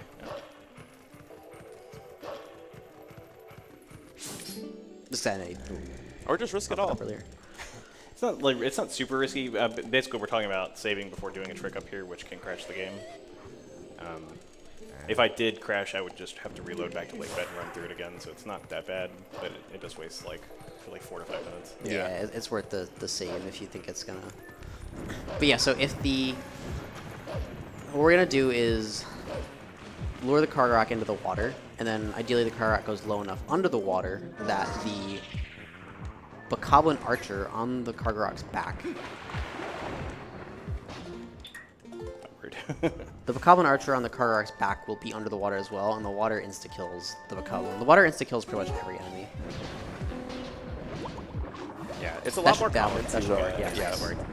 It's honestly a lot more common to fail this trick without it crashing. You kind of have to try to get the crash. But right away, this Kargarak's going to be useful for another trick. Yeah, so the collision right here, he's going to use the collision to clip out of bounds. The collision here is very similar like the pillar clip collision, where like you have a slope pushing you into another slope. And the Kargarak's hitbox is very large, so you can just slip out of bounds like that. That is a far easier clip than it looks. Like it's very yeah, it's super lenient. And the whole reason we do it is because if you look at the mini map in the bottom left there, it's kind of like curved. And so because when we clip out of bounds, we can just do a more direct path to the exit. Yeah. There's another clip we're going to do here later, which is much more precise. And like all things in Twilight Princess, that clip saves a lot less time than it wastes if you fail it. Yes. Because if you fail that, if you fail this one or the one later, you have to reload the whole area and go for it again. Yeah.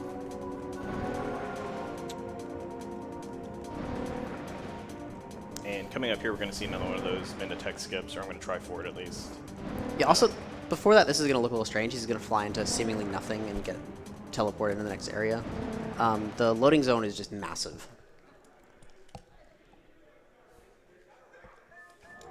Nice. I still need to learn to time that. I still haven't tried. Oh, you timed that? I time it, yeah. He does, yeah. I've been mashing that since 2013. Same. The danger with mashing for that one is that you kind of have to mash for a while because there's 2 cutscene skips. You skip one cutscene, then you skip the second cutscene and do the jump attack. And if you mash for too long, you'll pause the game, and then that offsets the time save from actually getting the jump attack. So you have to stop mashing, and then, yeah. You just have to lock in. Yeah, but timing it is much wiser.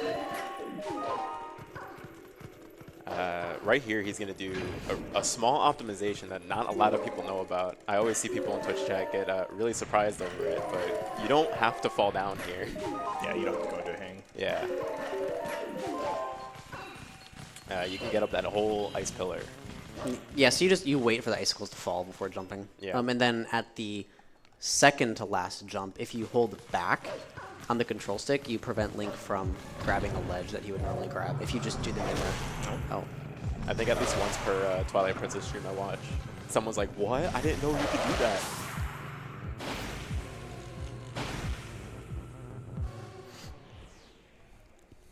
All right, so we're going to warp the meteor here. We've actually not been back to Death Mountain yet since we got the warp and cleared the Twilight. So the meteor's not even there yet. It's actually going to fall, and then we're going to see Midna very quickly say something funny, which is like, hey, this meteor has been here a while, even though it just fell. And then we use that to thaw linear Twilight. Yep. And then routing up here is going to be after getting the linear vessel is going to be pretty interesting. We are going to start to do the Twilight, but not entirely do the Twilight, and we're going to go to Goron Mines first. There's a trick called text displacement, where you can interrupt a sequence of text. And there are a few different places you can do this, but where we're going to do it, it's a one-frame trick, and we're going to use a metronome to time it. Yeah, before we get to that, though, there is another cutscene skipping it here that's a single frame. This one I have to mash for. Yeah, there's no visual cue. We just use a metronome for everything, even that. I have known runners to use a audio cue for that. For that one? Yes. Oh, huh. Because you can hear when Midna comes up before the screen. Interesting. But yeah, honestly, just mash it. It's not that big. And then before I warped the meteor, I stayed human. One, to try to get out of that text there with Midna, just a small time saver. But more importantly, I did it because we can skip the cutscene with Rutella, where she sort of explains what's going on in the story at that point, by just putting the iron boots on and floating under the text trigger. And we actually are going to have to come back there later, and so we're going to have to skip it again. Yeah, it doesn't go away. Yeah, so this right here is one of the more recent route change. So usually you transform Wolf there, you get this, and then you would just do linear Twilight, as expected. But we're going to first go to the back room here to collect the heart piece, that's back there. And then we're going to warp to South Pharaon, and we're going to turn on the metronome. And the metronome is just used to get into a pacing, because the inputs are consecutive. You have to do one input and the next input like X amount of frames later. So we just have the metronome running. That's a strat that Bewildebeast started like implementing. Yeah. And then now it's used in a lot of different instances. It can be used at least for a lot of different tricks. And he even started doing it in the Wind Waker for barrier skip once, which I thought was very cool. Isn't it great to have musicians in your speedrunning community? We do have a lot of them. Hopefully that's not too loud. I think it should be louder. Faster, you said? But yeah, so we're just gonna, in a moment, Yeah. We're gonna have to lock silence in for him to lock in.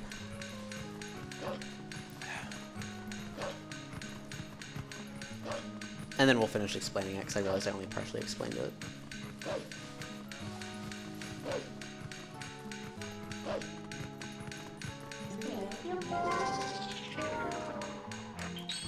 Save free. Yeah, we only get one shot at this, so if we miss it, I have to reset and do it again. So we're going to save again.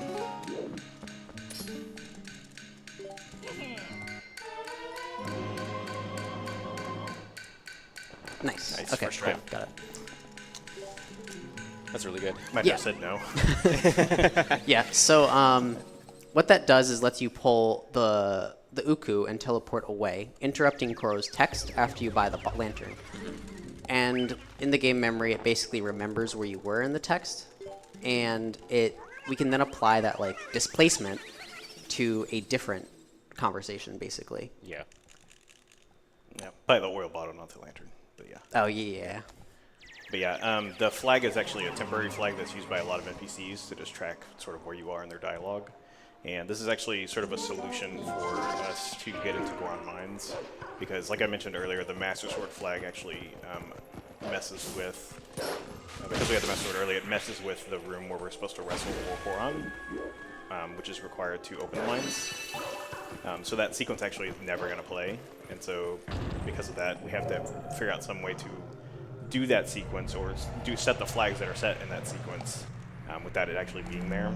And we can use that temp flag from Koro to actually just talk to Goron, and then he'll just open the mines, because it sets it to a point in the conversation past where the wrestling happens. So it just thinks we already succeeded.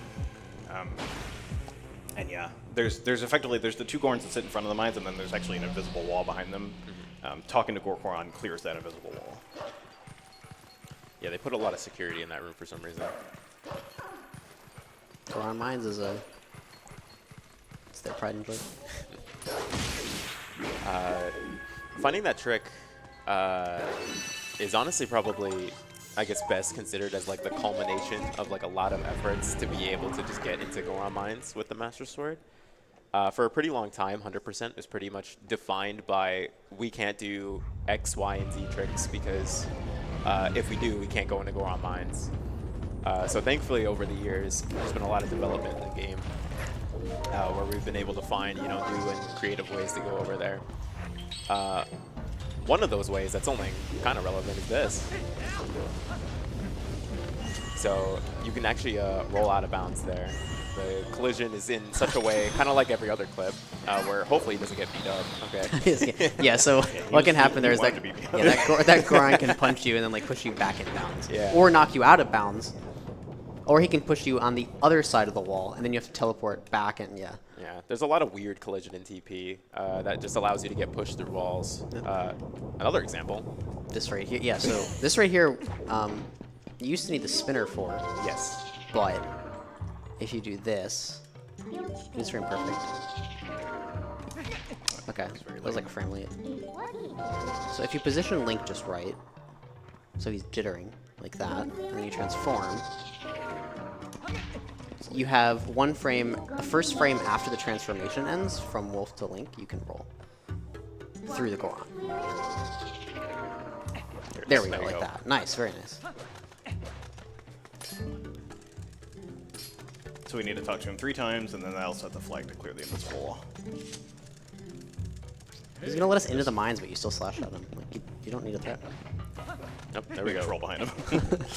All right, there we go. Now But we're yeah, in the so mines. before that was discovered, we would just climb up the mines. That was like a month or 2 ago that was found. And No, that was found a while ago. no, not that. The rolling through the. Through the Goron? Yeah. No, that was still like 6 months ago he's found it. Yeah. It was that long ago. Oh. Time flies. Either way, like in relative terms of how long people have been playing and trying to develop this category, those are very recent discoveries. Yeah, and before that you would just climb on. You'd like climb on Goron's backs and roll up to the main entrance. Yeah. And also you would normally collect 30 rupees on the way up. So those rupees have since changed. Now we get them elsewhere. Yeah, a couple skips in that room. Mostly just using the iframes from rolling in to or touching the torches to then just roll through them and not have to deactivate them, as well as doing an LJ to skip some other torches, or skip some other switches later on. Yeah, and by iframes he just means like invincibility frames. Yep. Or invulnerability, rather. If you're fast here, you can actually make a really fast cycle, but I was pretty slow on my rolls. I think you can make it before those bridges turn again. Yeah, rolling up slopes is really difficult in this game. Movement in this dungeon, this is the dungeon that has the hardest movement in my opinion. The dungeon where It you is, just it is quite tough, Yeah. especially later on in the ceilings. Yeah. Oh, come on, why are you right there? This right here, we're gonna pull the wall out only partially, and then there's actually a gap in between the walls that you can just barely like roll into to get through and skip going around and pulling the wall more. That was fast. Yeah, only 8 rolls.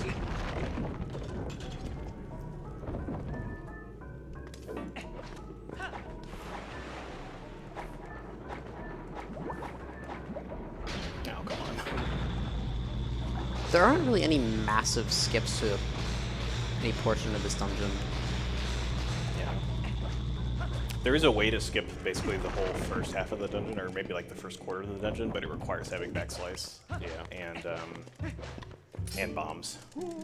I mean, getting all that would just not be worth routing-wise here. Yeah. We don't actually need to get that key piece for the completion of the key. We only need to get that key piece to allow us to climb this ladder. He'll stop you from climbing the ladder otherwise. When we get the third piece to the key, we're going to skip the second piece completely. It just gives us the entire key.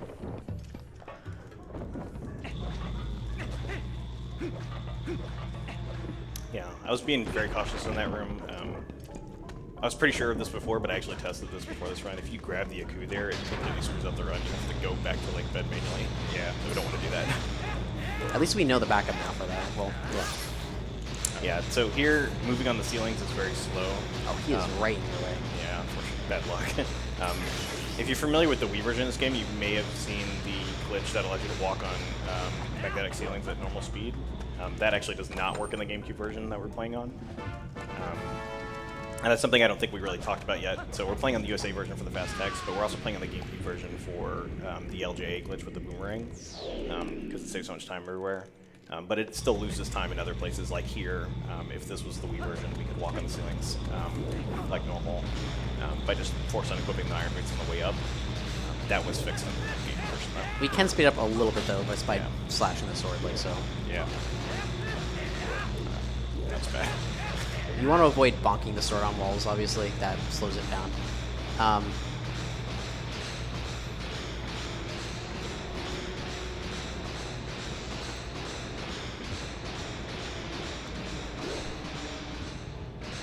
That was slow. Yeah, so this guy is not in our way, which is nice.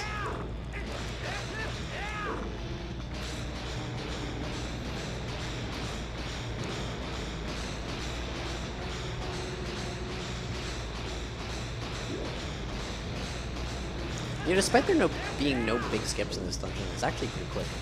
I'm realizing. Yeah, this is a pretty fun. That was pretty close to the edge.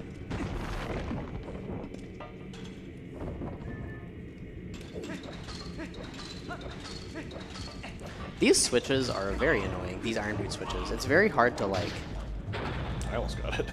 step on it and put the boots on at the same time. Yeah, there's like a single frame where it works, and then you have to like wait a little bit before it'll let you put the boots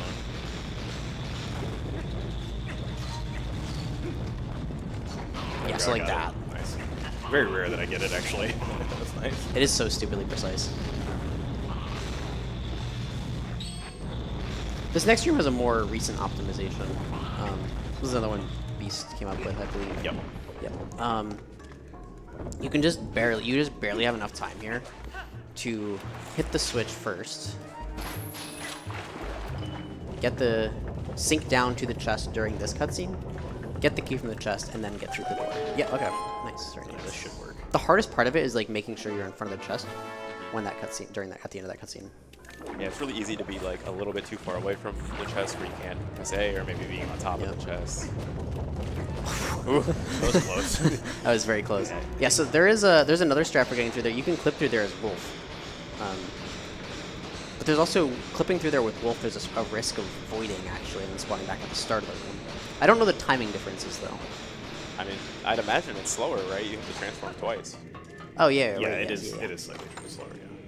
Yeah. The downside with that one that I just did is there's a small risk that a Tektite can just step on you right when you're climbing up out of the water, and you can't really do anything about it. Yeah. Thankfully, it didn't happen there, but yeah, I've seen that before. Another LJA here just to skip cutting down the bridge. Oh, wow. I was too slow. The Tektites are still trying to get to you. They're out for blood. They're determined. So, Yep.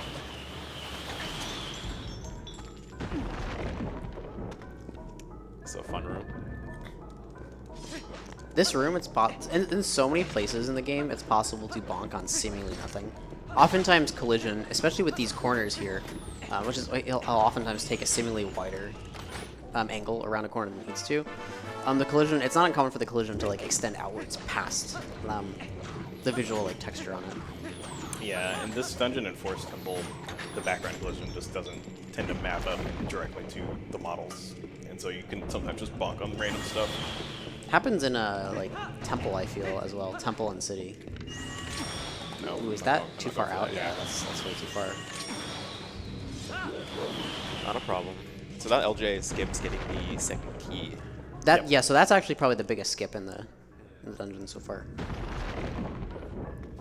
It's a little bit sad that we don't get the second key. There's a lot of cool strats to get that key really quickly. There is. Yeah, we don't need the keys, so no reason to get them. Yeah, so, Speaking of cool strats, yeah, there's a strat here. It's a setup.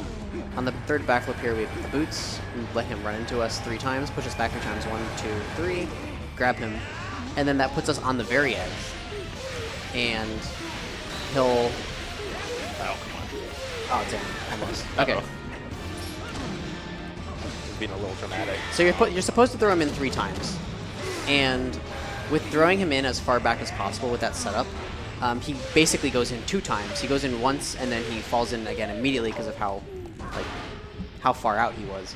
And then while he's bouncing up and down, you can spin attack him before he has time to come back up. But it's really annoying to get sometimes. Like sometimes where he goes is random, so it can be hard to hit him while he's bouncing up and down. Up and down out of the lava.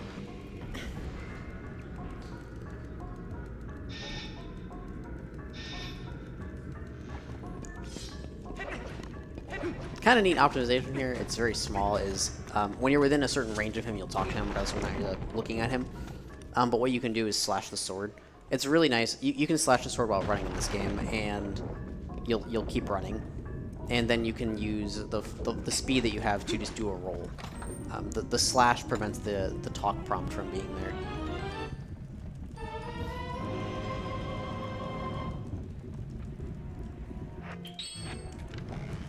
Oh, that was fast. you can actually jump around that bridge as it's falling, but sometimes it doesn't work out. Sometimes, yeah, sometimes fun things happen. I discovered a new way to mess it up last. Oh, nice. I discovered a new way to mess up jumping around that bridge as it's falling last week. Nice. So you don't actually have to pull that all the way out to get by it, but it turns out to be slightly faster to do so anyway because the game does not save that you've pulled it out until you've pulled it all the way out.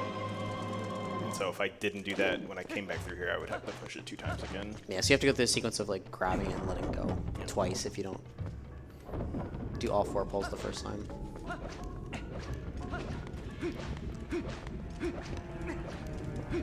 And yeah, something we need to be careful about just in general. It's not really a risk until later in the run in Cave of Ordeals. And we mentioned it before too. Those slugs can burn your shield if you get hit by them and you have the shield out.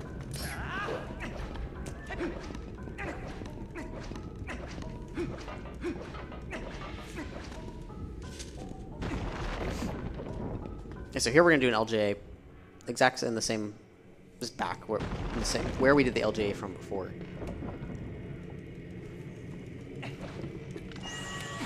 Nope.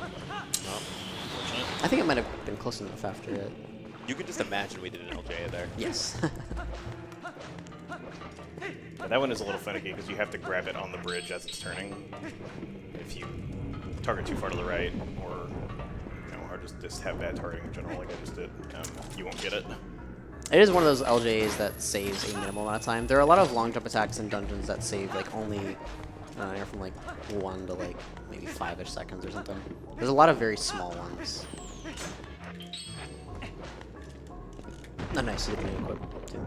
Yeah, this game is extremely small optimization focused.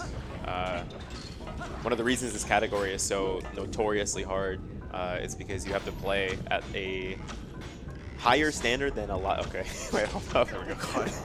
I thought the shot that hit it wasn't gonna hit because it was too low. Yeah.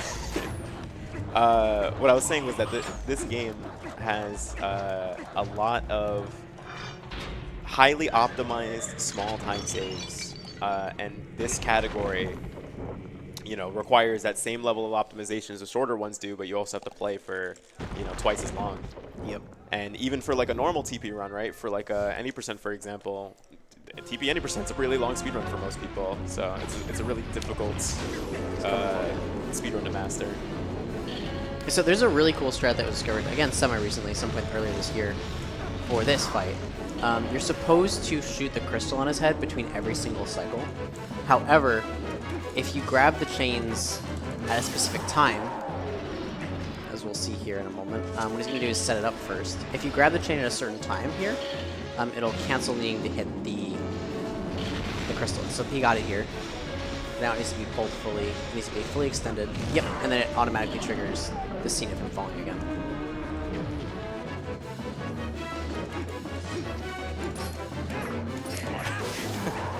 Yeah, his hand blocked me. His hand's getting in the way there. I always forget which side to go to. I keep doing that too. Nice. Good fight. Yeah, so there is the chance that even if you get the chain grab, that you don't get to fully extend it before he starts like attacking you again.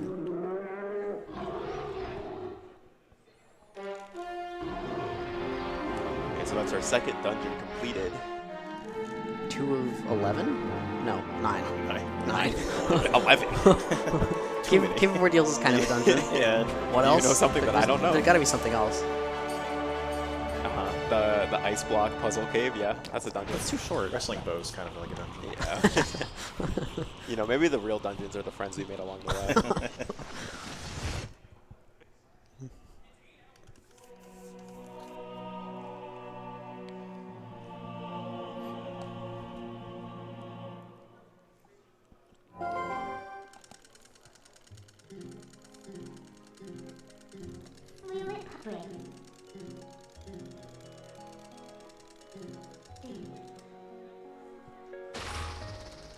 And so now we're going to go back and finish Linear Twilight, actually.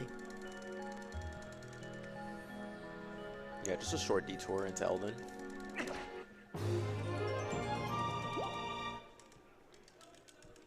I've actually rolled past Minna and talked to him there, and it starts an unskippable cutscene. Yeah, it sucks. Where he That cutscene stands is not up and short, talks yeah. to you. Yeah. He goes, "Oh, what happened? Huh?"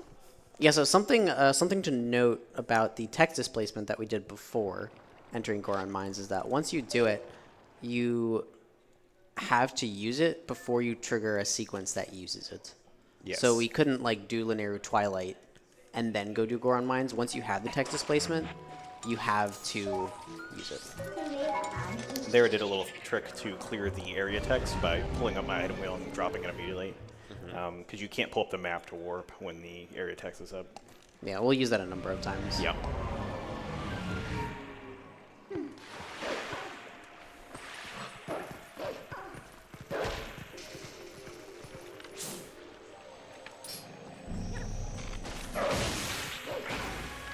Here we have to skip that Rotella cutscene again, like we mentioned before. And also another optimization we actually haven't mentioned yet, which he did do there. If you go into first person with C up, if you do that before calling Midna, you skip a. Oh, you don't. Right, you don't have to go off. I was going to be quiet. I was very careful there. Yeah. I dropped it. I put him on so early. If you go into first person before calling Midna, you skip the camera panning, and if the camera pans, it delays how long it takes for the Midna menu to come up and be usable. So oftentimes you'll see us go into first person before calling Midna. Yeah, I didn't hear if you said it, but it actually only applies when Minna is on your back. Yes, yes, correct. Yep. So it's only going to be like when we're in the Twilights or After we finish Yeah. MBH. Good. oh, be attacking right over it. Yeah. Okay. All right, decent recovery. Yeah, Yeah. these bugs are kind of like the worst ones in the game, or the worst tiers, I should say, This is the one. because they tend to like move all around and aren't consistent. This is the one Twilight Princess HD change I actually like. They got rid of one of those bugs. 1 rupee. That's uncommon there. Oftentimes, like if you need a lot of rupees from a patch of grass, it's that one. My favorite was the other day. I bit like 3 or 4 pieces of grass, nothing dropped, and then when I went back to the rupee, I hit B one more time, and like 5 rupees dropped behind me. I was like,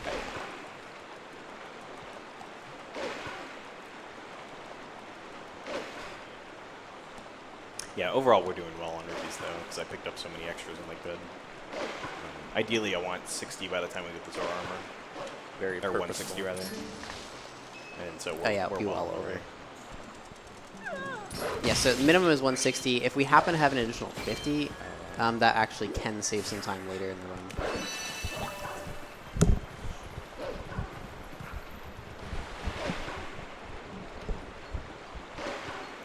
Yeah, so the heart piece I mentioned that we need to pay 100 rupees for, you donate rupees to a guy named Charlo in Castletown in 50 rupee increments. I thought his name was Archie. My bad. I forgot we renamed him. Yeah. Should change his name in GZ. Shout out to Archie, by the way.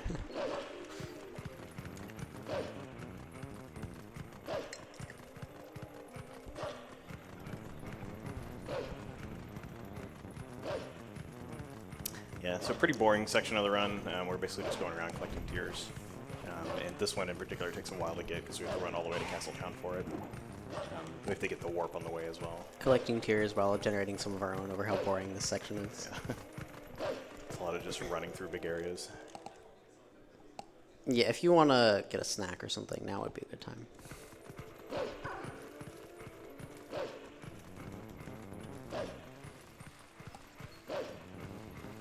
My brain is blanking. What do we do after this? We do the plum mini game. Yeah. Yeah. A lot of cleanup activities Yep. going on here.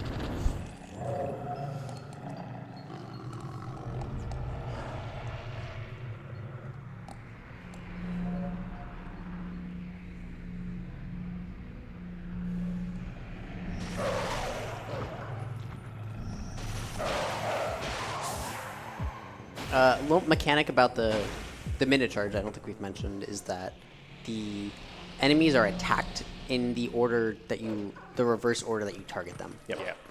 So you can use that to your advantage when just in general when fighting messengers or we're leaving Castletown already.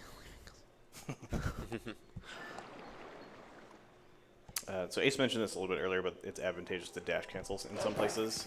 Because Wolflink's speed gets capped so hard in Castletown, it's actually one of the only places in the game where it's faster than literally just spam dash cancels. Except for at the very end, before you enter the loading zone. Yeah. Oftentimes between loading zones, your speed will be maintained. Or at least if you're above a certain speed when you enter a loading zone, you will have a faster speed when you leave the loading zone. So like right there, you don't want to dash cancel into it, because if you dash cancel into the loading zone, you will be moving slower than if you were to dash into it fully. Admitter just asked if we want something. I don't know what it was, but You gotta get them in the translation bot. you want something? Yeah, so those are real. I think we mentioned it earlier, but those are real sentences that she's saying. Well, I don't think we mentioned the real. It definitely sounds like, but it's like, it's something like they took words and split syllables up, or it's Yeah. reverse words that sometimes sound, yeah. But it is just like an actor talking Yep. that they've distorted. In some way. That bug, if a bug lands on the water, it actually takes longer to become a tier than if it was to land on land. So right there, you want to make sure it lands on the platform if possible. Where you see something a little weird here, I'm gonna kill the bugs in a sort of a strange order. That's slightly faster than just doing them all one by one. And then afterwards, I'm actually gonna bonk the wall and fall down the river.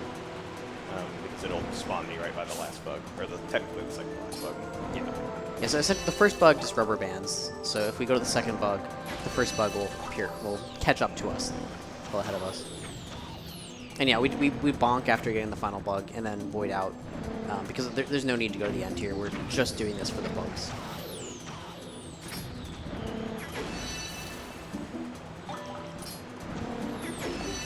Nice. Nice, fast forward too. Just gotta make sure to say no. Yeah, so when you say no here, it always drops in the same spot, and it's right by the last bug we need to get before the boss bug. Big buggies. Buggies. Okay. Okay, so once he gets this, the last bug is going to spawn. Oh, Too early. there we go. Yeah, that's something that it's very easy to do. It's very easy to anticipate cutscenes and want to skip them preemptively. And then you just pause the game instead. Yep. Yeah. It's very annoying because like pausing takes so long. It's really a common thread in this game. You try to save a little bit of time and waste way more. Yeah. Which I'm hopefully not going to do right now, but I'm going to try. There's a sort of newer strat with this bug where you keep him on the screen the whole time.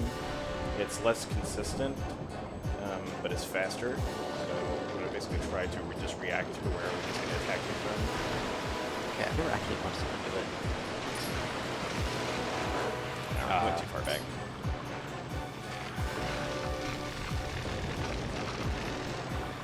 So basically you can hit him right as he's attacking and like sort of stun him, and then you can just attack him immediately. You don't have to wait for him to sort of go up like that. I'll try to do it here again.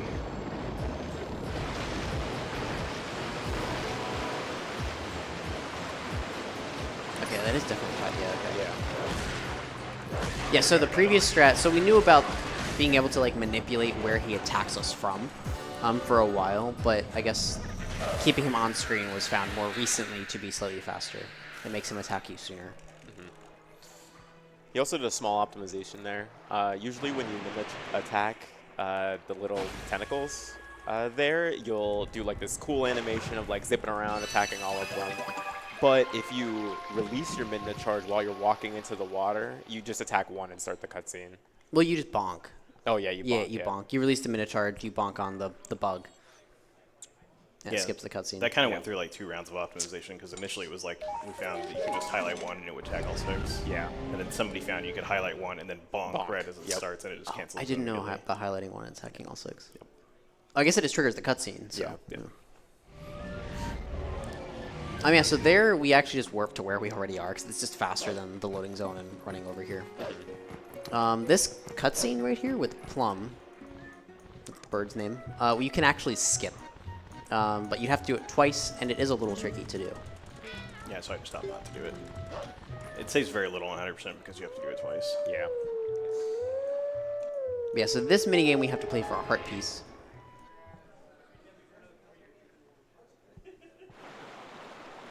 Gonna pop some balloons. Best music.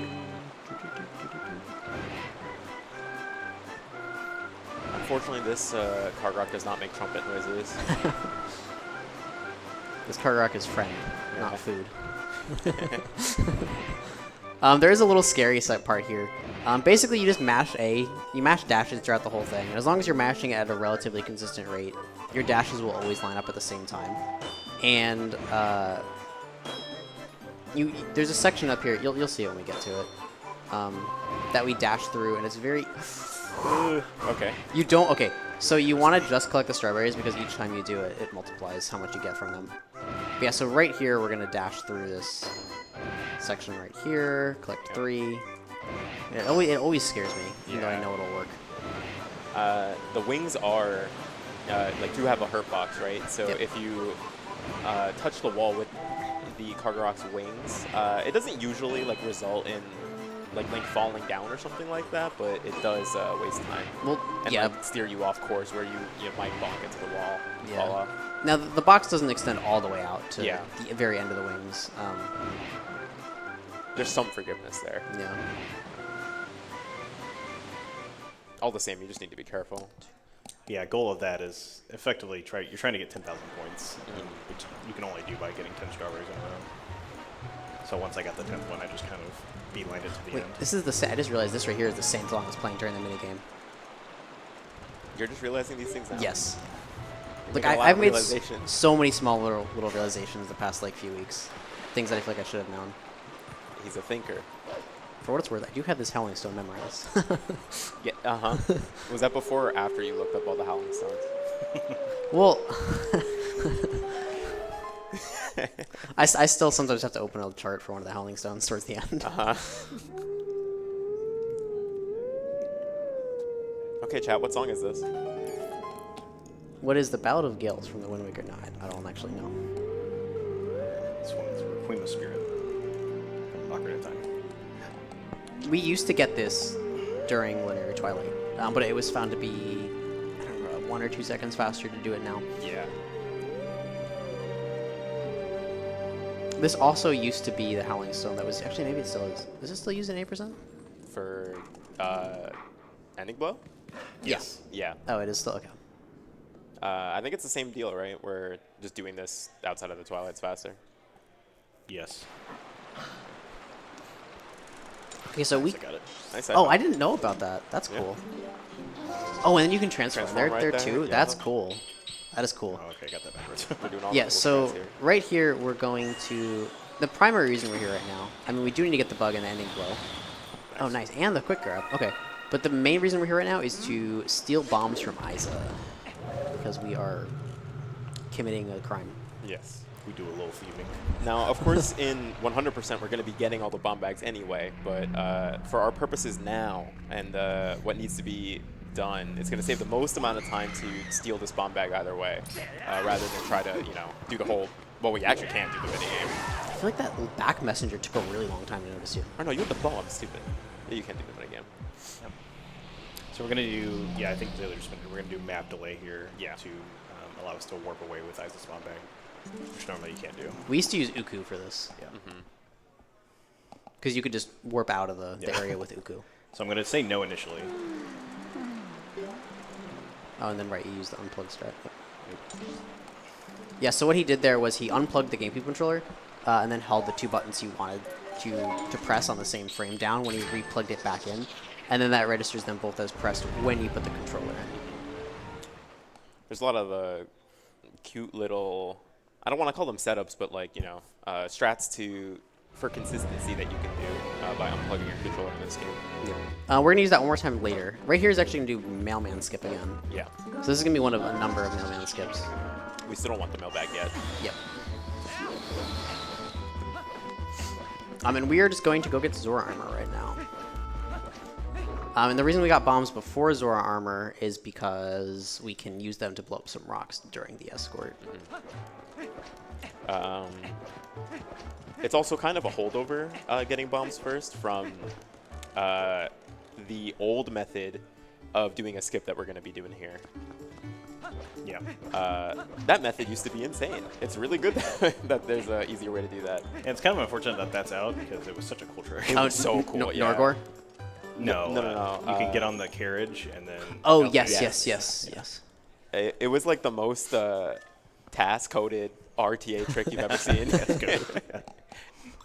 But now there is a clip that we can do out of bounds here. So the trick that we're talking about, of course, is King Baldwin 2 skip. This fight is, if you're an old head in speedrunning, very notorious for both being difficult and really slow. But now we have several ways to skip it, one of which is by doing the same thing that we're doing for every other out-of-bounds clip. We're going to be using the collision that we have available to us to push Link out of bounds. So in this case, it's going to be this corner, the slope next to the corner, and Epona. That looks good. So this is a good lineup, and just walk into the wall. There you go. Cool. So voiding out here, for whatever reason, I used to know the reason, puts you after the fight instead of back before it. And it's just a nice, easy way to skip doing that boss battle and then get straight to the escort here. Yeah, so we're going to use bomb arrows here to blow up these rocks. We're not going to come back here for a while, but when we do, we're going to have to go up there. Yeah. Some And then- rupees over here. Then we're, rock to get these rupees. Opponent turned. Okay, good direction. We're going to kill this Bokoblin. I'm going to try to. Should be fine. Yeah, easy. Yeah, that Bublin likes to shoot the carriage. This is actually a little scary. I think it's okay. I think it's okay. Yeah, you should. Yeah. But yeah, so ideally we want to be very quick here because we want to go collect a rupee. Yeah, we want to go collect a rupee while the cart is going, just because it's efficient to collect a rupee here. And then we want to get back to the cart fast enough that we can kill a card rock that's going to drop a bomb on it before it actually drops the bomb on it. If the cart drops the bomb on it, it increases the amount of time that the cart goes around Hyrule Field before going the direction that we want it to. This section is a little bit trickier this'll be good. than it looks, and a big reason for that is because Oh, yeah, of you were managing plenty the fast. cart. And if you noticed, you know, some of our wording earlier, we skipped the King Bublin 2 fight. Not the King Bublin 1 fight. We haven't fought King Bublin, right? Yes. So that actually becomes an issue here.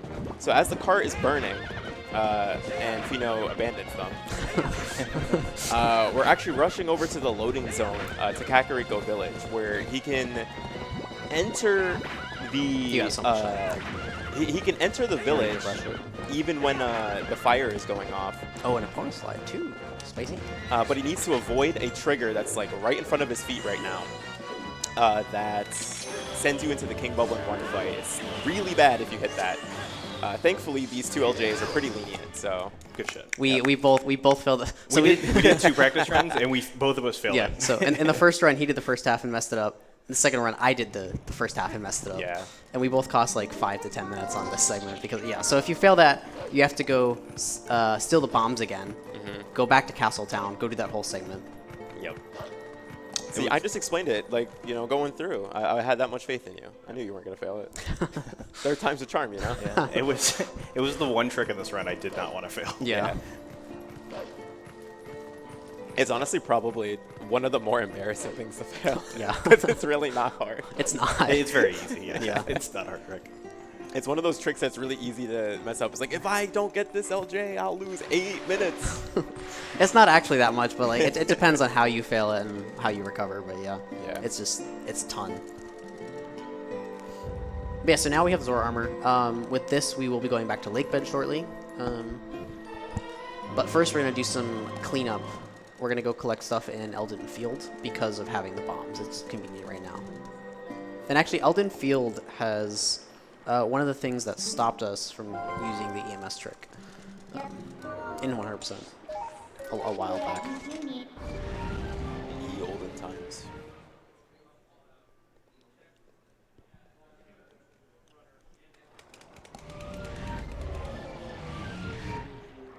Epona is conveniently right here. Just chilling back here. Gotta do something really important here real quick. The sign. Yeah, let's try that zone. You can't finish the run if you don't break that sign. Fun fact. Wasn't there a task that people did of like breaking all signs in CAC recently? Yeah. Did someone do that? Yeah. There was like a task. I think there was a task competition. competition. Yep. Oh, that's what that. Okay, yeah, I remember. Yeah, the Twilight Princess community does a lot of fun little projects like that. Nice. Oh, Okay, that worked. Oh, It it's might be a fine. little far back. Yeah, that should be good. Yeah, I'm gonna back up a little bit. I think it's still too far. Okay, yeah, that was a good call. Should be fine. Yep, there you go. Nice recovery. In our practice saves, the items are switched, so I pulled out the wrong item. You know, it'd be really cool if the developer of the practice mod made a way that you could switch the items to where you prefer them. So yeah. So we have a practice ROM for Twilight Princess, and Pheenoh is one of the main people that works on it. And actually, in the Wind Waker, they added that recently to GZ. There's like button preferences. Yeah, Kid Code, Fig, and a bunch of other really cool people have done some serious work to port a lot of Boomer, the, you don't have to, yeah, sorry. Right, try and port a lot clash of out the bug. code from the TBGZ project into, I think they're calling it right now, like Wind Waker GZ or something like that. Yeah, so this bug up here can be in a random location. Okay. Yeah, I would prefer you be on the right because I have to go right, but sometimes it just doesn't happen. So it's also worth noting. So we boomeranged one bug before. The bug is still in the gale. Oh. Uh-oh. Uh-oh. This is Levers. Yeah, unfortunately the bug here can just move, even if you're ready to go. Oh, in front of you. Yeah. So the other bug's gonna get to you first. Oh my gosh, they're both right there. Okay. Okay. So what was supposed to happen is that you pick up the first bug, and then for some reason, just the second bug, the bug that's in the gale boomerang, comes to like teleports to you after picking up the first bug, and you don't actually have to wait for the gale to come back to you. It takes a long time for the gale. Sorry, I'm gonna go. It takes a long time for the gale boomerang to come back to you. The gale boomerang travels slower if it has something in its gale, like a ruby, a bomb, a bug, anything like that. Yeah, we're actually going to see that again here. Yep. quick LJ to get over here and skip pulling the statue over. I really question what they were thinking about with those bug placements. I don't know how they expected you to see, like on an old CRT screen, like, to see those It is bugs. very tough to see that one. The one that's on the, like, closer to the entrance to Kakariko isn't too bad, but the one closer to the bridge, that's like just running around in the grass, I don't really know how you're meant to find that without a guide. Yeah, same thing here. We pick up the bug, and then we I did roll. not get him. Yeah. Oh, where is he? He's Oh yeah, he was there. really far right. Yeah. Yeah, so same thing here. Pick up the bug and then run off with Epona, and then we'll pick up the bug after. So right here we're gonna use bomb arrows to blow up these rocks, blocking a path up ahead. We're not actually gonna go that way yet, but that does trigger a cutscene. That looks a little high. Yeah, it was. Unfortunately, shooting these rocks is kind of That's tough. still really yeah. Oh wrong. Yeah, so that triggers this cutscene, and what was it exactly about this that stopped EMS from being used? Because it was something revolving around this, right? You needed to get back over this bridge, but you couldn't warp the bridge, if I remember correctly. Yeah, it's like some flag got set in the route that we were doing that would prevent you from actually coming over on this side and killing the Shadow Beast. Yeah. Or no, they just wouldn't spawn at all. I think that's what it was. There was something about the Wii version of this game where that actually wasn't a problem. And some runners at the time were like looking into, you know, maybe we would be faster because it'd be able to do EMS, but for whatever reason that didn't pan out. This rock we blow up, we don't actually collect the rupees from. This is because we don't need them right now. They'd be nice to have, but we don't need them. It's so that we can collect them later if we want. Oh, nice. It's a fast collection, too. So we're going to come back through here 2 times later, and on the second time, we need a certain amount of rupees to donate for the heart piece at the end of the game. And if we are short on rupees, we can pick those up.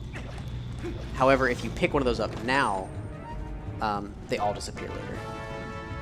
So it's important not to pick those up. Okay, back to lake bed. Yep. Yeah. I spent like 30 seconds trying to figure out why I couldn't warp out of here one time. You can't warp out of that cave. And that was like early on when learning the route of them. Yeah, so now we're gonna get the last heart piece in lake bed and fight Morpheal. And conveniently, there's like a setup from the heart piece to do the boss key skip. This is the only boss key that you can skip. Yeah, unlike every other boss door in this game, the boss door actually just opens up a little chamber where the loading zone for the room happens to be in like a separate state. Every other boss door, you have to actually open the door for the loading zone to exist. Yep. So you can get behind at least one other boss door. Yeah. I think you might even be able to get behind Forest. I could be wrong. I think you can. Yeah. Is it You can do Forest? Okay. Forest and you can do Snow Peak. Yeah, Snow Peak I knew about. Forest was I wasn't to know for sure. But yeah, there's no loading zone there, so you have to open the door. Yep. And that prompt does not show up unless you have the key. And it's actually the same thing for just a lot of normal doors too. Yeah. Like in Snow Peak, you have to open doors to trigger the loading zone behind it. You actually, do you do that in 100%? I don't remember off the top of my head, but you'll open like a small key door from the wrong way, and you do need the key. Oh, we actually no, we don't. Arbiters, do that. Arbiters. You do an Arbiters. You do that in Arbiters. Okay, Yeah, Oh, yeah. Arbiters on the way to the last Poe that we get, but the Poe that should be the 3rd Poe. That's right. Yeah, that's sort of uncommon among Zelda games. Usually, if there's not a key door, like a key slot right in front of you, you don't need a key. That used to be done in Snow Peak once as well. Yeah. At least in any percent. I would imagine 100% too before the freezer skip. Before, yeah, the new Yeah. route in there got found. Yeah, you used to do that in everything. Good luck. So before I grab more fuel here, I'm going to put on the iron boots.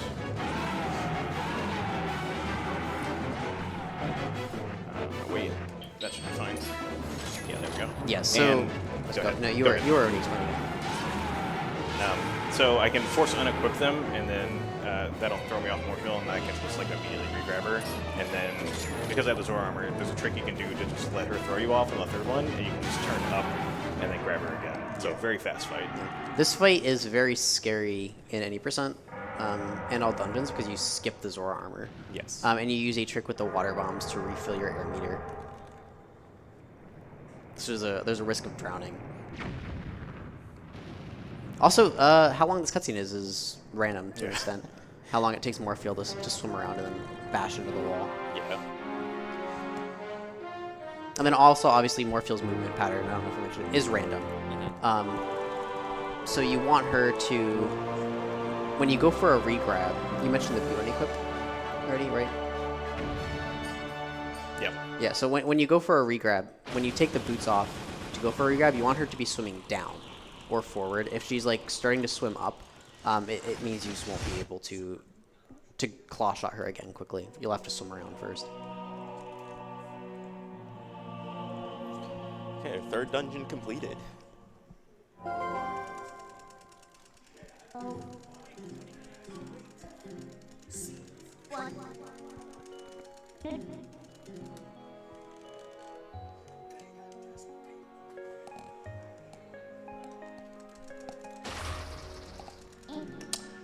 right. Get this heart container. And then Midna becomes desperate for an hour. It would be bad if it took that long. Yeah, I hope not an hour. If you haven't already taken your nap, you can do it now. We have some good music. Extra for the snug background. music. You don't coming up. actually have an hour. You have like 6 minutes. Yeah. Or 5. That'd be a nice 5 minutes. Yeah, so this segment is just a lot of wolf movement again. It's called Midna's Desperate Hour. You have to take Midna to Zelda to heal her. Yeah, not much going on here. This section is pretty much the same. It's definitely multiple in-game hours though. Is it? Oh yeah, for sure. I guess. Well, multiple, maybe at least two or three. You think Link's that slow? Well, I so actually like, don't know if time moves here. well, I mean, hypothetically, if it was. He's talking about the lore. Yeah. The lore So like, implications of this I section. think like one in-game minute is like what 1.5 seconds or something. There's no way we're actually doing that. Do you know what Chat, that? get out your calculator. Yeah. Chat, we don't know math. What do you know the conversion? Do you know by chance I for don't. like 1 minute? Okay, okay. It's like 4 seconds or something like that. Okay. Oh, is it that much? Okay. I went too far. But yeah, so in-game time becomes important after you finish Midna's Desperate Hour, is it? Yeah. Yes. Yeah, so there are certain events in the game certain cutscenes, certain areas in the game that set the time of day to certain times. And Midna's Desperate Hour is one of those. It'll set the game time to, I forget what right now. But from that point, we're actually about to get our first Poe, which means we can start collecting Poes in the game. And the Poes only appear at night. So when it comes to routing and just efficiency and everything, you want to be fast enough that you can collect certain Poes before it becomes daytime and they disappear. Otherwise, you have to go back and collect them at another time. Nice. Oh, you got it. I got Okay. it. Nice. So there's a frame perfect B attack you can do there as Wolf into that cutscene, and what it does is it locks the camera in a weird way and prevents it from taking the time to pan and move numerous times during the cutscene, and it saves like a second or something like that. Yeah, we're just having a nice scenic conversation with Louise. We will get to talk to this cat a couple more times. But to go on more with Poe collecting, once we start collecting Poes and nighttime becomes important, that's when these execution things that we've been talking about, surrounding movement or even like small little tricks, start mattering a lot because Hang on. Oh yeah, my fault. Lock in.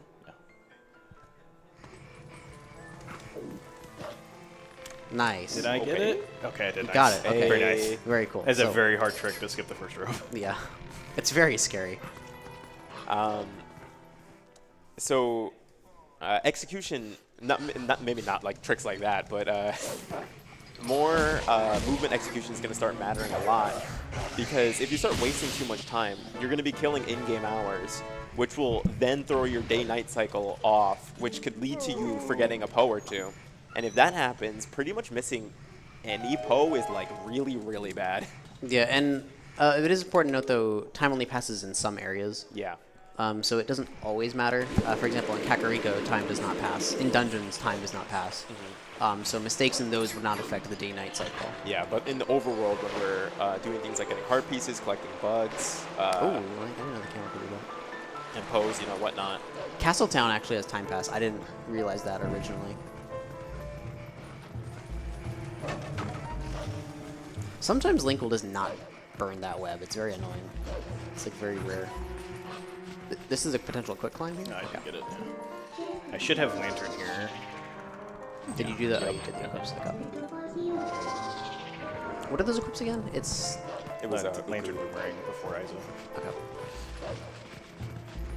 Yeah, a side effect of stealing the bomb bag, Oh, I actually bomb, don't sorry. have Iso's bomb bag anymore, is when you enter the save menu, it deletes it out of your menu and reverts your items back to what they were whenever you stole it initially.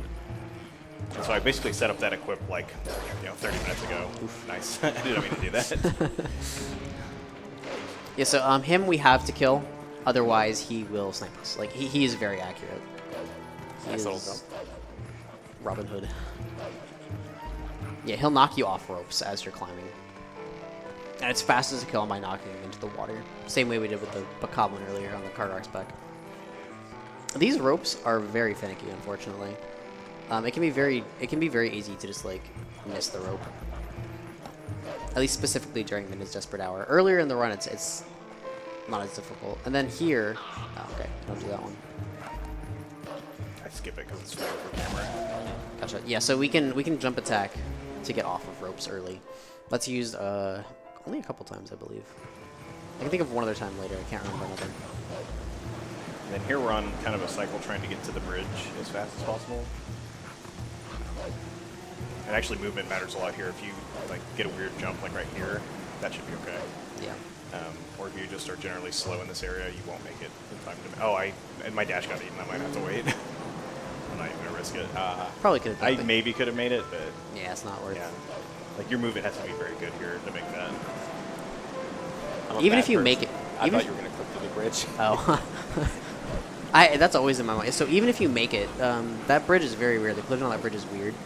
It's made up of like numerous parts, and like it's possible to clip through the parts while the bridge is like wavering up and down. Similarly to how we clipped through the gate earlier to get into Lanero.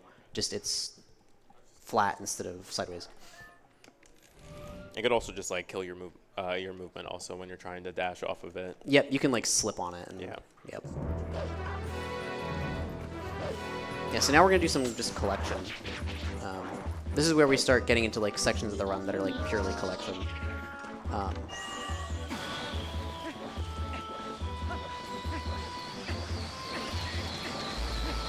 A good cue for it's not uncommon to like boomerang a bug and start to run off. And there are a couple really good cues to know whether or not the boomerang actually collected the bug, and two of them, the two that I know of are, one is if the boomerang is moving slowly. If the boomerang is moving really quickly, it would make it back to you fast. So if the boomerang doesn't come back to you quickly, you know the bug is more than likely in it. And then you can also listen for it. You can like hear the jingling sound like that a the bug jingling makes. sound, Yep. yeah. It'll like follow you.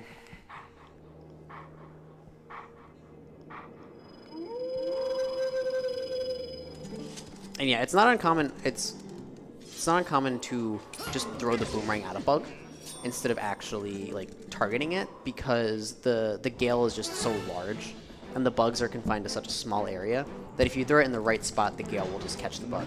There are a few bugs that we target because they're a little bit more finicky, but generally we don't do that.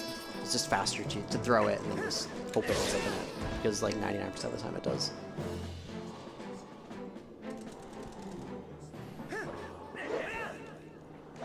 This is used. This hidden skill is used for movement in a number of places. Yep. It's frequently used to gain height or go up like slopes that are slippery. Another mailman skip. The one time we do talk to the mailman is actually going to be here, just later on.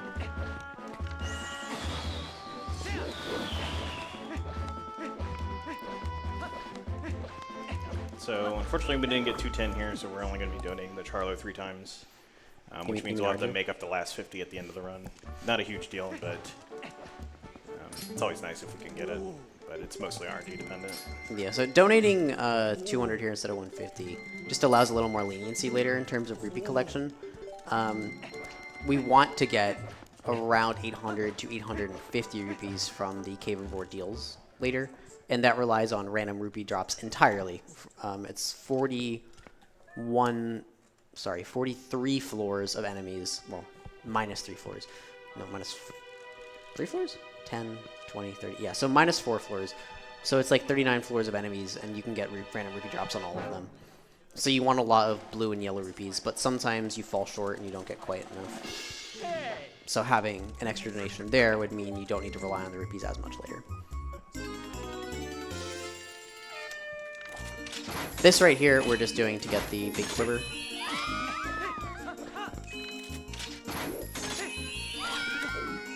Yeah, later on we're going to be big and quivering. If you know what I mean. That's when you're. Shout outs to you, Stavros. Yeah, shout out to Stavros.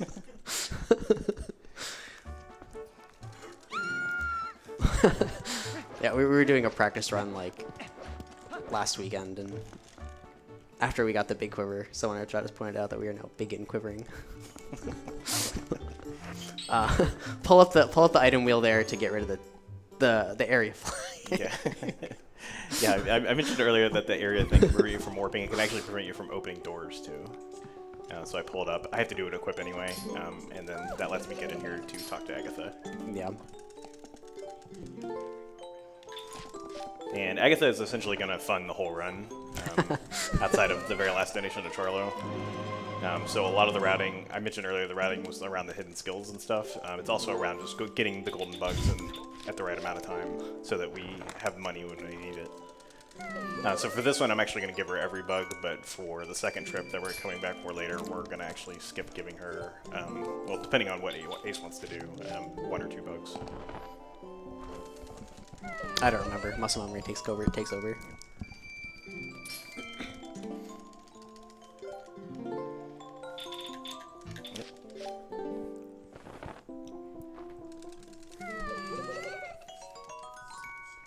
Yeah, so giving her a single bug gives you 50. Giving her the second one for the pair to complete the pair gives you 100. So each pair is 150 in total. And there's what, 26 of them, right? 24. 24. Okay. Yeah, and then the exceptions there are the first and the last bug. First bug you get the big wallet, and then the last bug you get the giant's wallet. Wait, so you get 2,400 plus 1,200? So you get 3,600 from her? I'm not doing that math right. 22 times 150, whatever that is. Oh, I thought you said 24. Sorry. 24, but the first and last one don't count. All right, sorry. Oh, wait, it's 12 times 150 then. Yeah. No, 11. Yeah. 11 times 150. Yeah. I was doing 24. Yeah. I was counting each bug individually. Yeah.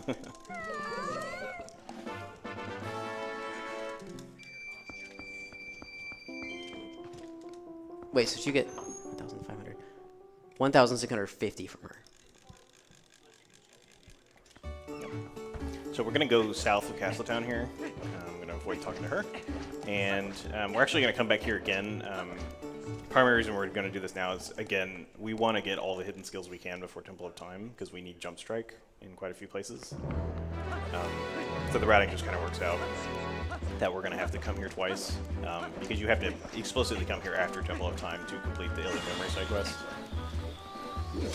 Also, another optimization here something we haven't mentioned about the boomerang is that when you throw the boomerang, oh, interesting. When you throw the boomerang, it will usually go out a certain amount. It always goes out the same distance, and then it curves and then comes back to you.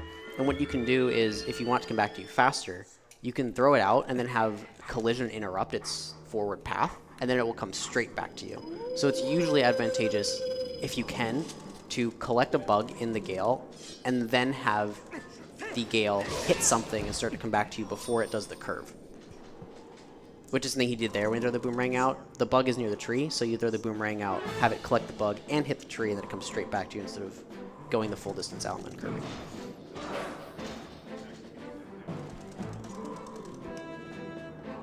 This is another pretty broken hidden skill that we're going to see get usage into full time as well. It can also be used as a backup in a couple places. Yep.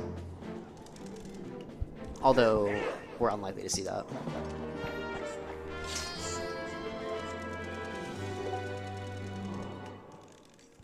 So we're now going to warp to Kakariko Gorge and collect a bug. Previous routing, we would warp to Kakariko Village and then go to the King Bubblen 1 fight that we avoided earlier, but it was found to just be faster to warp to Kakariko Gorge and get the bug first, and then go to the fight. And that is actually also convenient because in a section of the run later, where day-night would be, we would be on a day-night cycle and have to do a lot of things quickly. We used to collect this bug. Oh gosh, I thought you got really close to the postman trigger. There's a postman trigger here that you need to avoid. We would get this bug later on in the run, but if we get it now, day-night isn't as important. This bug is very annoying. He's running away from me. Getting it now means it's one less thing we have to collect here. So it makes it a little bit more convenient. And then one of the bomb bags we have to buy is Barnes bomb bag, which is not possible to buy until you do King Bubblen 1. So we're now actually going to do the King Bubblen 1 fight that we skipped earlier. Yep. Yeah, so that's the trigger that we long jump attacked over. This fight is pretty cool and can be done really quickly. Because you have the bow. You're not supposed to have the bow here. So on the first phase, you don't actually have to chase him around Hyrule Field. Normally you're supposed to chase him around Hyrule Field, which is very annoying because his pathing can be random and you can get shot with arrows from the Bubblins, and the Bubblins and boars get in the way. But you can just stand still and shoot him with the bow.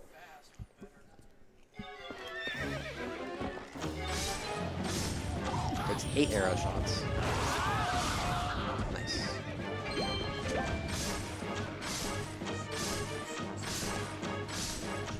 Alright, cool. And then on the second phase, we warped the bridge away earlier. so the this middle, is amazing. yeah, the middle of the bridge here is missing.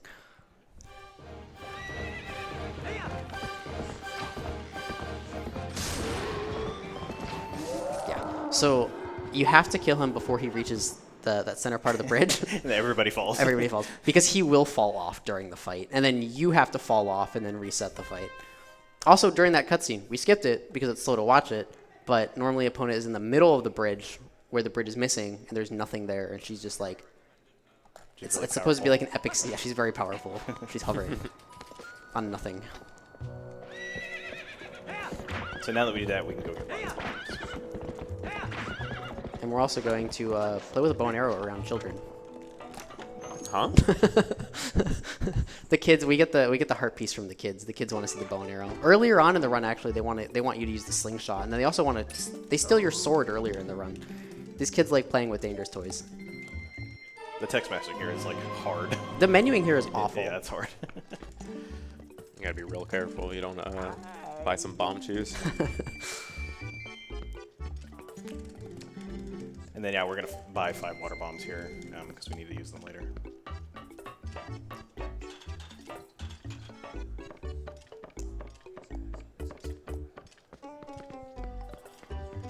I didn't actually think you'd do this minigame casually until you got the Hawkeye. Really? Yeah. I guess that makes sense because of the last one. Yeah. It's like almost meant to use the Hawkeye for it. You just gotta lock in. Like, casually, I didn't know about locking in.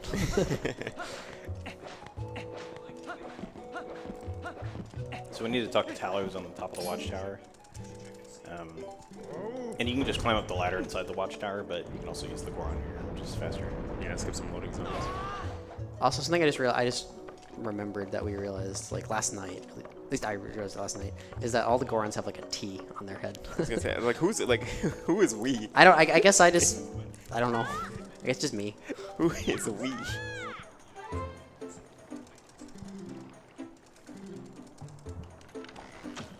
Okay. Oh. First one's always the hardest. Yeah, practice shot, you know. Alright, watch this. Yep. First try. Yeah, so this is the shot that I always thought, like, you needed the Hawkeye to make. Yeah, just lock in. See? You hit the very top of it.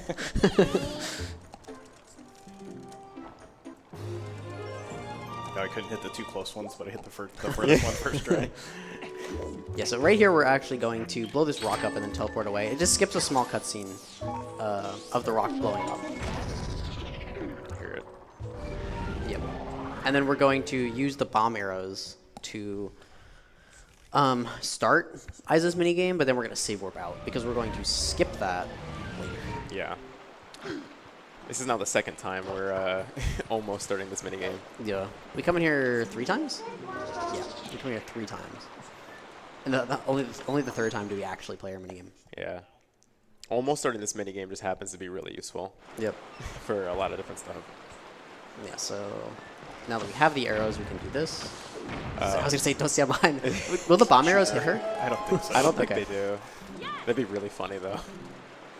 Yeah, so it was if you stand closer to her, that fade out actually happens about a second faster. Yeah, so this is set up for skipping the first version of the first like sequence of the minigame. You can play the minigame twice. Is it? And it's bomb upgrades from both of them, right? Bomb bag. First one gives you the bag. Second one upgrades. First one gives you a bomb bag upgrade. Yes. Okay.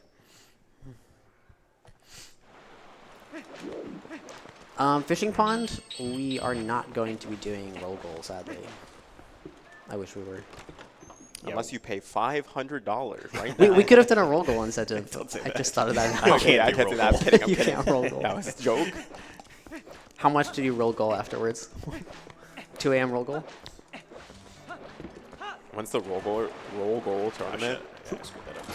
No. Oh man, that's like the worst thing to do. So, oftentimes if you jump in the water, if you're at the top of the water, you can't like do the fast swimming as Zora.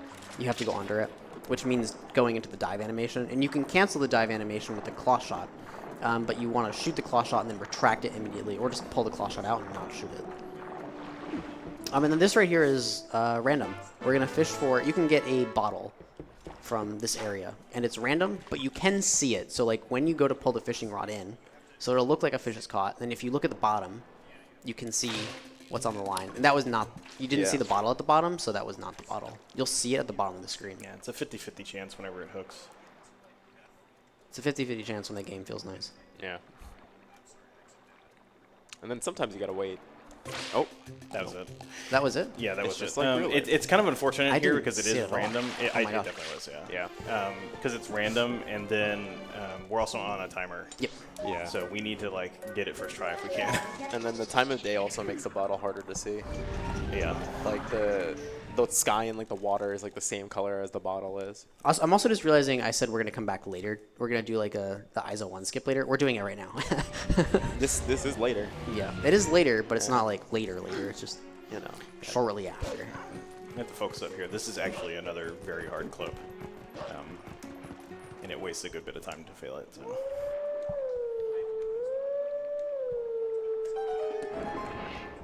Gotta lock in. Effectively, what I'm trying to do is get the car rock out of bounds and then bonk and void out of bounds.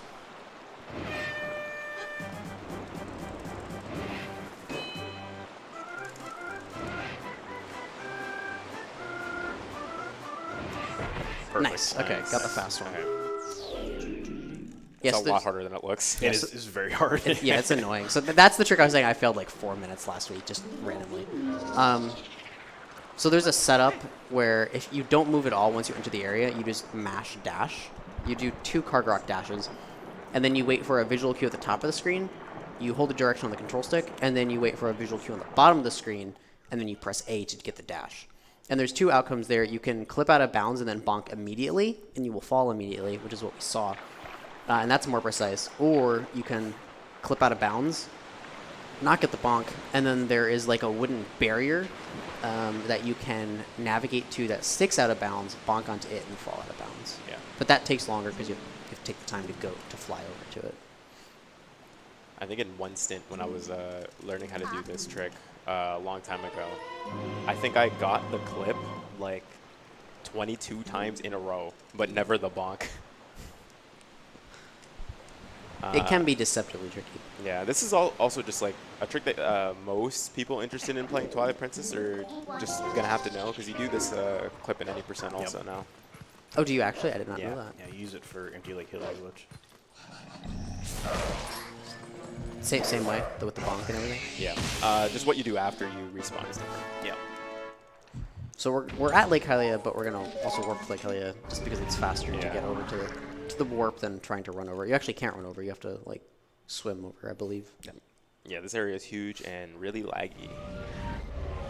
And I just did a technique on that Poe that we're going to see on several Poes, which is when you turn on your senses, some of the Poes are up high, and they'll sort of do this little screech before they'll come down to you. But if you don't turn senses on, they won't do it. And so you can lure them down with senses off, and then turn them on and grab them before they go back up. Like that. Yeah. And then you can just rip out the souls immediately. It's Don't have to do it on all of them, because some of them are like low to the ground by default, but several of them are up high like that.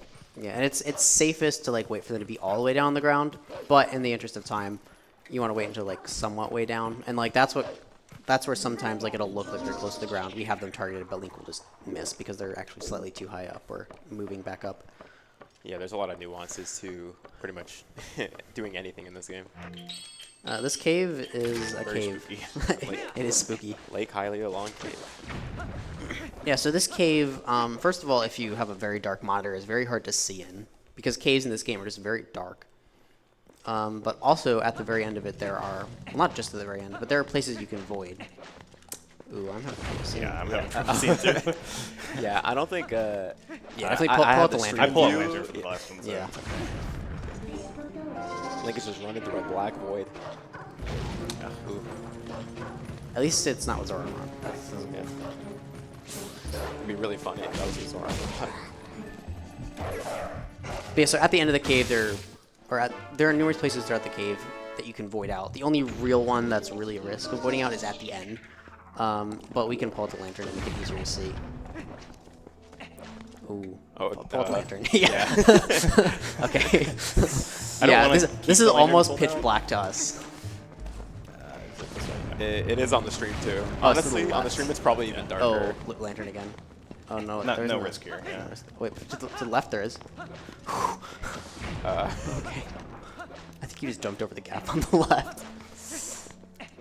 But yeah, so this is the type of gap thing. you're thinking of, I think, is right here. Yeah, so like, Oh. personally, yeah, Yeah, it's right okay. here. And there's a gap to the left here that I was thinking. Yeah, so personally, I will have like my blinds pulled and everything closed because like just too much light. Like we have a giant light in our face right now. It makes it really hard to see. Yeah, in you the need cave. to have a gamer den to run through Oh this. gosh. Okay. Ugh. Oh my gosh. Oh my god. Oh. You're getting jumped. I am scared. It's fine, it's fine. He's wolfling now. I'll be okay. I'm quivering. Okay. The lag here is insane. It's fine, you got the Yeah, point, this you're cave does have a lot of like actors loaded in it. Yeah, scary part's basically over because I'm gonna pull. I always pull lantern for the last one. Yeah. Oh, that Oh, was. that's not where it is. good. Yeah, good thing bomb counts isn't too big of a concern in this category. Yeah, you do have some leniency. But yeah, so because of this kit, I think I'm gonna need this light turned off for cave of ordeals. Yeah, we Look should it probably up, figure still that out. doesn't Yeah, because we're gonna be in a cave later for like 17, 18 minutes. That's just as dark as this one, really. And So like, seeing in it is extremely important. yeah, Not exactly where you want to do a impromptu blindfolded run. impromptu. That's good. Alright, grabbing the Poe and then heading out. We did turn the brightness up, right? Yeah, we did. Yeah, Yeah, that's all the way up. But yeah, so generally, like, I know I have the brightness turned all the way up. He has the brightness turned all the way up on our monitors, like at home. Nice, get the wobble. Yeah, that's something you need to think about with TP speedruns. This game is just really dark, both in theming and just literally. Yeah, yeah. So like, if you have a lot of light in your face, like I was saying before, like with the sun coming through windows or something like this, with how your eyes respond, it's very hard to see in darker areas. Yeah, most of the time it's not too big of a deal, but in 100% you go into a lot of caves, so. Yep.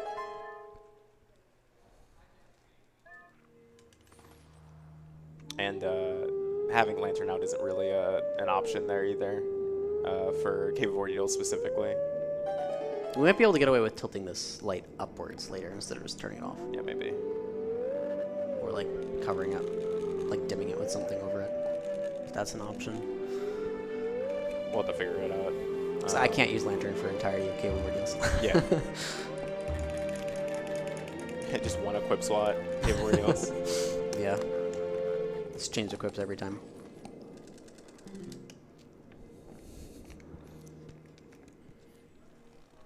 We also will be swapping after the end of the next dungeon, shortly after it. So I will likely get up for like a couple minutes before then. He's got to do his pre-game ritual. Yep. You gotta Gonna have go. good performance. Gotta go run a quick mile first. Probably could. Get some blood running. Yeah. There's a racetrack. Oh, there isn't.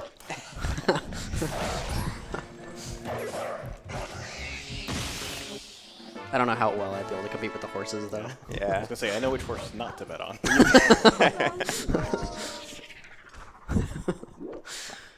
I got a quick ladder climb here. Quality of life change in HD, since we've been mentioning those. You climb ladders much faster in HD. Yeah, I think that's a bad change. It's getting rid of the true I like the camera experience. work we're doing. Are you just holding L and tapping? Yeah. Oh, okay. I could have just looked at the controller like how I asked you, but it's right there. Now you needed to ask. So yeah, this is another area that lags a lot. So on my way over to fire here, I'm gonna be trying to manipulate the camera so I don't look at the waterfall. Because the waterfall itself just has a lot of lag. Yeah. It's honestly a pretty safe bet that You're a little far left right now. Yeah, I know. The I have to angle. correct it. it's a pretty safe bet that pretty much any TP area lags like a ton. Yeah, any big area. So like Lake Hylia, Hyrule Field, oftentimes that cave lags a lot because of the amount Yeah. that's loaded. We're about to go to Gerudo Desert. The desert also lags a lot because of how big it is. Anywhere that just has like a lot, just like the cave, I guess, right? That has like a lot of stuff loaded in it, even if it's like relatively small.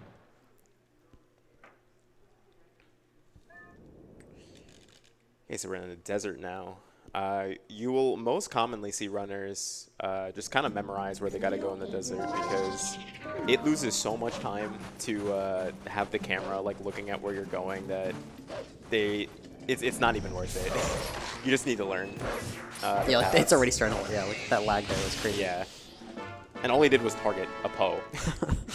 It's bad. Yeah, imagine running. I can't remember the timings off the top of my head, but just running like from the entrance of this area to Arbiters, you save a significant amount of time with the camera down. It's like not even close. Yeah, funny enough, the first person to find that aiming the camera at the ground here saved time was ZFG. Yep. ZFG cameo. ZFG mentioned. Anyone got a bingo card they're filling out? Okay, I got this bug. Actually, that'd probably be pretty fun. Marathon speedrun bingo. How many times do they say chat? How many times does ZFG get mentioned? How many times has RNG said? How many bonks? RNG mentioned. You're kind of on a cycle here because there's a P-hat we're gonna claw shot in a moment, and you want the bugs to cooperate. Okay, that was okay. Should be fine. Yeah. You have to wait a little bit anyway. If you're too fast, you will have to wait. Yeah. So like right here, we're P-hat. Yeah. I think if you're really, really fast, like you get lucky, you can make that back cycle. Oh, really? Okay. Yeah, so this messenger fight is extraordinarily laggy. So much so that it can cause you just screw up the fight, unfortunately. And that's as a result of being in the desert, plus this fight playing. Nice. That should be good. Oh, I don't know why I never thought about that. So because of the lag in this area, it's really hard to do a quick spin sometimes. Quick spins can be a little annoying to do in general. But something you can do to basically give you free quick spins, if you do a jump attack or a backflip, you can spin the control stick during the jump attack or backflip without even pressing the B button for the quick spin, and it'll just do a quick spin at the end of it. So it basically gives you like a free or a much easier quick spin without having to actually do the full rotation on the control stick and time pressing the B button.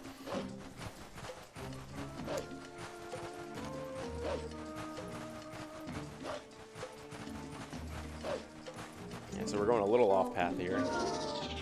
There's a lot of pieces of this desert that if you haven't beaten this game 100%, you've probably never seen before. Yeah, this is actually the only time we're going to be in the desert and collect stuff. We will come back later to warp the bridge. So the bridge that got warped away earlier is in the desert, near the portal that we just spawned. So we will come back for that. It's just not efficient to do that now. And then we will come back again to go into the cave that's underneath, the cave that bridge is currently blocking. But aside from that, we won't collect anything in the desert. So we're just doing it all now. Ooh, will you be able to? Yeah. I have to double B this game. You're about to get bopped. Yeah. Ow. That was not good. Oh, I got Oh, one. that was lucky. Huh. Hey, cool. Now bonk the rock and fall off. That's hard. Okay. The Poe before I dug into this cave, it's actually faster to get him when you come out. But that was found somewhat recently, and I'd actually not practiced it yet, so I went for the old strat. Yeah. It's kind of hard to keep all of this in your memory. Tons of small optimizations, and things are getting found all the time also. I'll probably get up after the spinner, just during the Stellan segment. Yep, that's right. I'm tagging in. Say Luke time to shine. Hope you practice cave. Blindfolded. Oh yeah, word, I got you. Blindfolded cave. You know, I think I practiced that like a solid 6 years ago.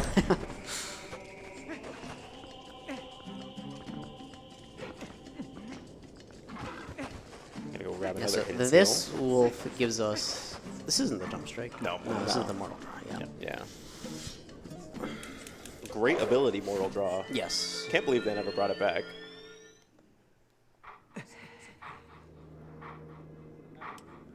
So if I'm not mistaken, Mortal Draw does the highest attack damage in the game, right? It does a lot. Yeah. I don't know. Yeah, for a single attack, minus, well, maybe minus Great Spin. Oh, yeah, true.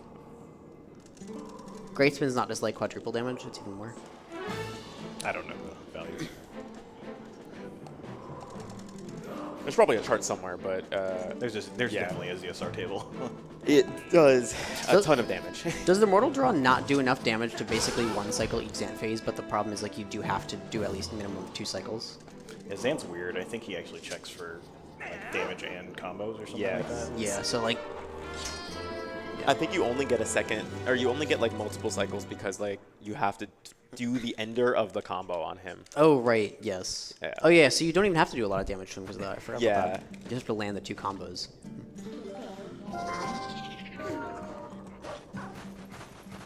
You definitely got here before 4 o'clock, by the way, so time's not passing you. Oh yeah. Yeah. Yeah, so this is an area, or sorry, the next area we're about to go into is an area where time does not pass. If you get there before 4 a.m. in game time, I believe, if we realized earlier. And then he's also going to do map glitch here, so he's unplugging the controller, same way he did earlier for the glitch with Isa. He's holding down the map and the Minna button. And then what you can do is go to warp, but then that gets canceled with calling Minna. So now that unloads loading any trigger that would, not any, but most load zones or anything that would trigger a void out are disabled. And that allows us to come up here. And then we can do a jump attack under the map. Like this. If we didn't do map glitch, we would void out here. But because we did map glitch, we can actually go under the map. The trigger for King Bublin extends upwards and downwards. I don't know if it's infinite or not, but it's at least a lot. Nice little poke. So we can trigger that fight from below. And that's faster than going through the camp, getting the key, and going to fight him normally. There are a couple things we need to collect in this camp, though, so after this fight, we're going to the next area, and then we're going to come back to get those. Yeah, and in the King Bublin fight, as well as in other fights later, the hitbox for the quick spin actually is active for a long amount of time, and so for some enemies, you can actually hit them multiple times. We're going to see this again on Stalwart when I get to the end of Harper's Grounds. But you can combine that by just chaining quick spins and taking them out in one sort of cycle. Is it because of how long it is, or because of the fact that you have multiple rotations? So each rotation like generates a new... It's like one big hitbox. Okay. In the mirror. But yeah, so I took back what I said about all loading triggers, because this loading trigger is triggered by a cutscene, actually. So despite the fact we did map glitch and unloaded normal load triggers, we can trigger that loading zone with the cutscene.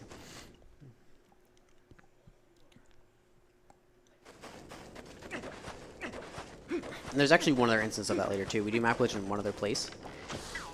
Oh wow. Yeah, you do have to come up a little bit. This is another messed up Poe location. Why would you ever come back here? For a Poe. You know, I just felt like there'd be a Poe here. I mean, casually, you never know. Yeah. I caught the vibe in my Prima strategy guide.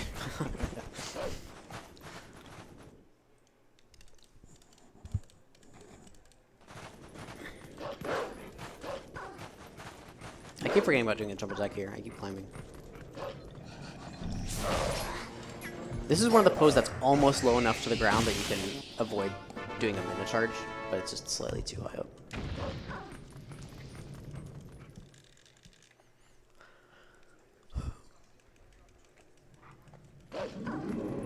And now we're starting Arbiter's Grounds. This used to be probably pretty universally considered the most boring dungeon in the game. I still think so. Well, maybe it's not beating those allegations, but there's a lot of cool stuff in here now. There is. There's a lot of cool optimizations. Dude, you were so far away from that. I also didn't see a target. Yeah, it didn't even connect with it. It was like above it and to the left. It's just that good. Yeah, so it is actually possible to skip all the Poes in this dungeon. That takes like 12 hours, I think. Was it 12 hours or is it 20? I don't remember. I know it's 20. a lot. It's too much for this marathon. A lot, It's yes. a lot. It's too much for a speed run. Well, I mean, if you guys have time to wait, Right. I could use some sleep. However, this is 100%, so we do have to collect the Poes anyway. Yes, we do.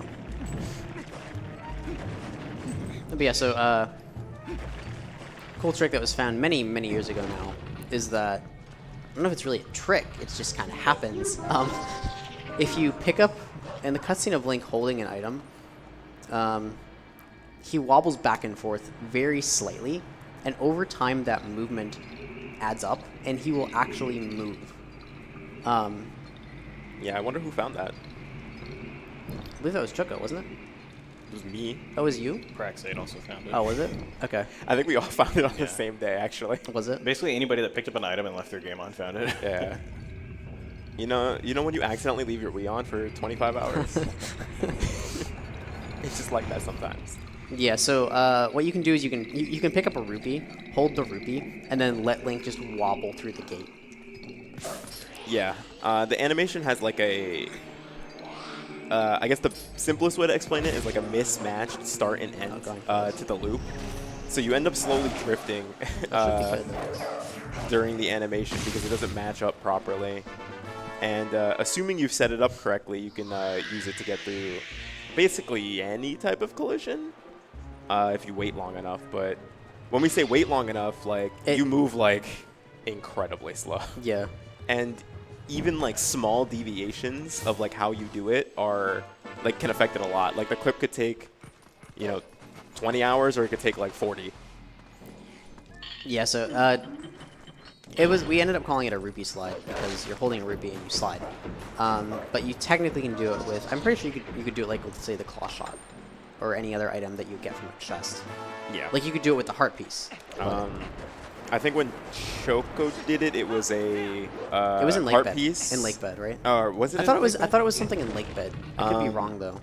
When I found it, it was the Snow Peak boss key. So Wait, it's where pretty much did you end up voiding out? Like when you? No, I was just cleared it? inside the chest. Oh, okay. So I was gonna say if you wait long enough, Well, yeah, you would go through the wall. yeah, you'd go through the wall and you'd void out. Wait, would you void out after you clear the text, or would you void out after you clip? You would void out after you clear the text. Okay. So the text prevents the void out. The void out from happening. Yeah. Interesting. And then I suppose like if Rat's coming for you. there was like a limited void out trigger, maybe you wouldn't void out at all. But you need to test that. Anyway, we're kind of yapping. Arbiter's Grounds. It is it is grounds and it's our Yeah. Yeah, it kind of is. I had to take the time to de-wing the bubble there. They will screw with you when you're trying to attack the Poe if you don't. De-winging bubbles is cruel. Much like a lot of wolf things in this game, like we mentioned, you can get a dash for like 1 frame in between like these like cutscenes happening, get closer to the door, but it's very difficult to do. Right here we have Speed Rat. Yeah, I'm gonna try to do a strat here called Speed Rat. That should work. Yeah. Just Ooh, barely. no, Wow. damn. Just you were like framed. Yeah, so you can get the rat to knock you off this switch after you push it, and then you can just Speed bubble. Oh, speed speed bubble. bubble. Yeah, so like Yes, that. sir. He was like, "Hang on, I got you." It saves such a small. It's like 2 seconds. I was like, hold up, I'm gonna let you finish your explanation. I got this.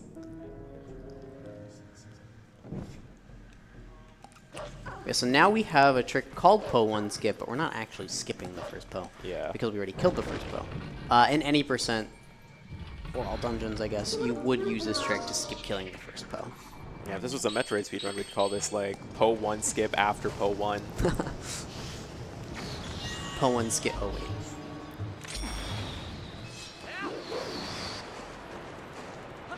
Nice. Oh, Oh damn. no. Sorry, I jinxed you.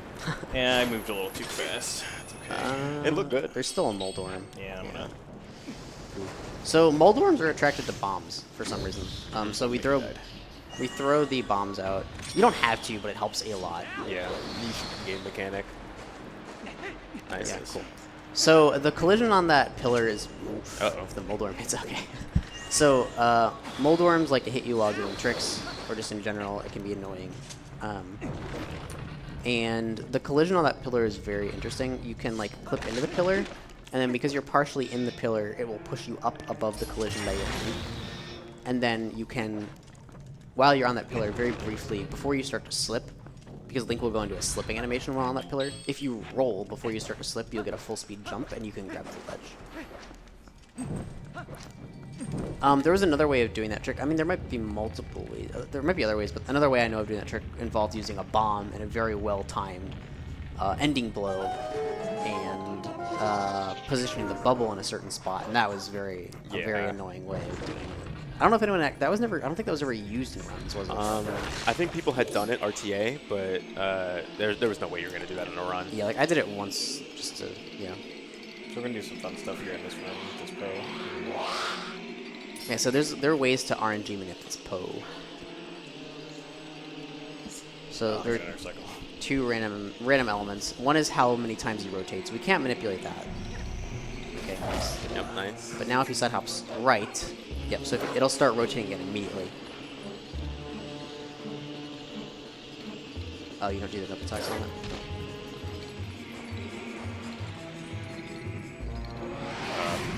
Nice. Okay, got it. Okay. Yeah, so the 2 Very random close. elements are how many times the Poe rotates, or how long it rotates for, and then how long it takes to start rotating.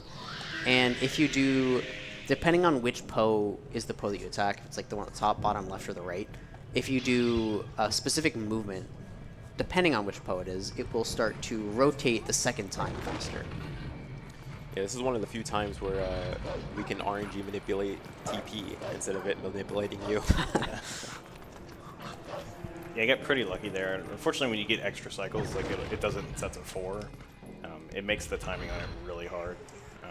And I've screwed up and like wasted like 2 minutes in that room before, so Yeah, it's a rough one. I'm happy that went well. This whole section so far has been going pretty well.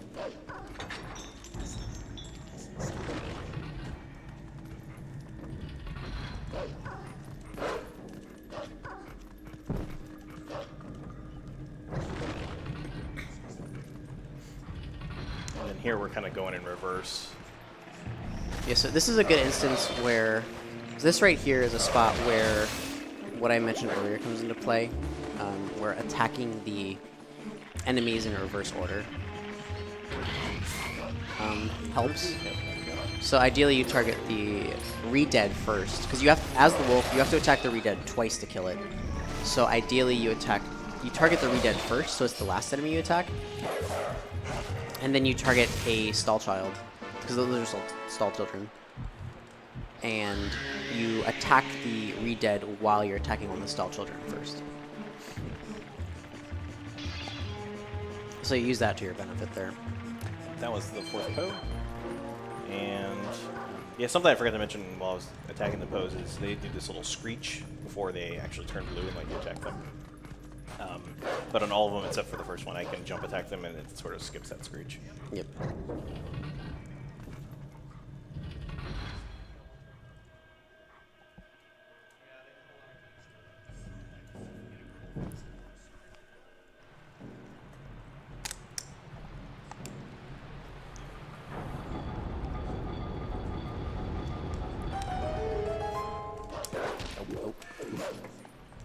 Sometimes we get it.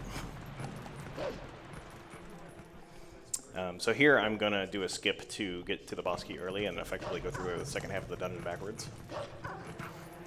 Yeah, you can just attack through this little gap here. It can be very annoying. Angle is weird. A little bit more left, yeah. There we go.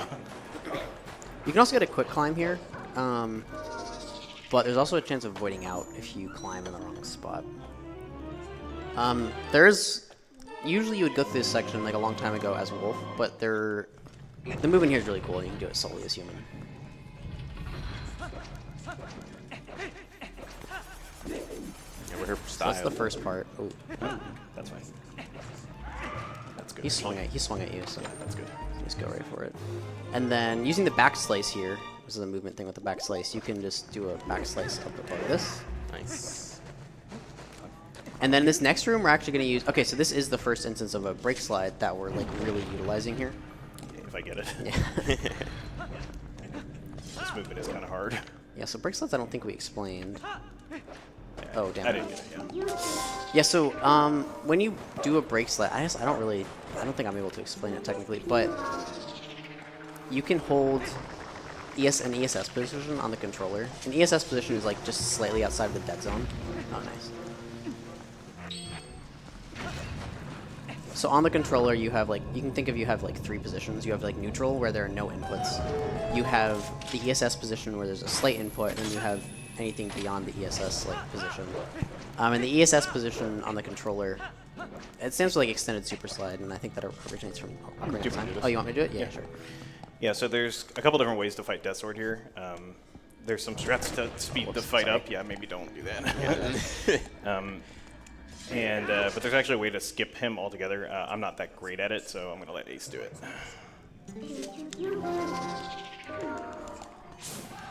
We try to go for a double hit here. The benefits that. of a co-op run here. Yeah. So if you time the first B attack correctly, you can get a double hit. And then we're just going to transform to human. And we're going to do a setup. Where am I? I have no idea where I am. Okay. The camera was very strange. I'm in a weird spot. Oh, of course. Unlucky. Oh, that's not working. Well, sometimes there is a random element to this. Oh, wait, he fucking... What? Sorry. That was very strange. Okay. So, he has to go in a certain spot. Again. Wait, shit. Oh, I'm sorry. Yeah, he's not What behaving. is, he is not behaving at all. Maybe fighting him would have been a good idea. Okay, I'll try one more time. So, he has to end up in a certain spot. Here, for this to work. And there's a setup if he goes into the wrong spot. Okay. Okay, so that's where we want him. And then we can do a minute charge.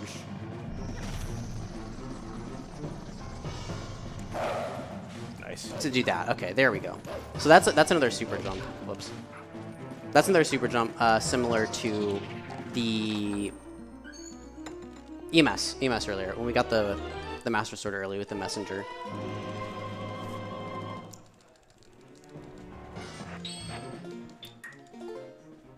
And then we're going to save where we can get out of here. Because now we have boss key and the spinner, and all the pose, and all the heart pieces. So we're ready to fight the boss. And yeah, if he does end up, so he can end up in 2 positions. He can like get stuck from you, and he can be far to the right, and that's when you see the shadow. And he did that twice. If that does happen, there's a movement pattern you can do to get him to move into the correct spot. But I messed that up a couple times.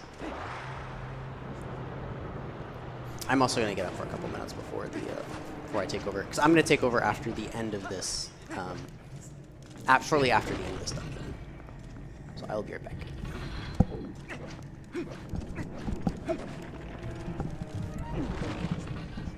Okay, Pheenoh, you gotta do the rest of the run by yourself now. Very good. Yep. Wake up, Benny. Can make him do it. Yeah, we actually have a lot of Twilight Princess runners attending. Twilight Princess old heads, if you will.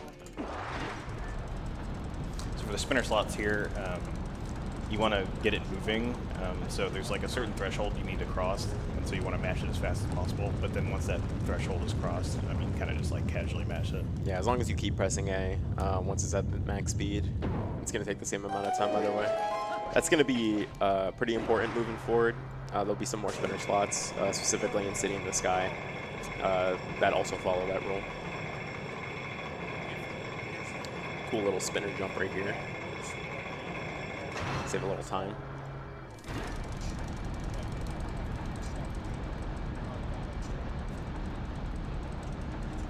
Alright, fire's on, you can chill out. No, He's not chilling ramp out. up the speed. Unnecessary mashing. You know, if you mash the buttons faster, it looks like you're working harder for this run. Alright, so now we got the Stalord fight. So unlike like every other category, we will be doing this fight normally. There's a pretty famous trick here called Stalord skip, but obviously since we need the heart container, that's not really a viable option here. But there are other cool strategies that are done to do this fight faster that you don't get to see often. So his Soldier C spawns around his spine or in random positions. Yeah. So I need to hit him 3 times. First 2 are usually pretty easy. Sometimes I get unlucky in the second one, like get blocked anyway. The third one I'll have to do a certain strat to get around him. Okay, that was fine. Yeah. So the third one he'll always spawn some around his spine, so I'm going to go down and spawn them and then go around them and bounce off one in the back. Yeah. Pheenoh's making this look easy, but there's a lot of practice that goes into this. The soldiers spawn in somewhat random positions, and you have to be able to react to the openings that you're given. And sometimes they take like way longer than you would expect for them to show up, so you don't get a lot of time either.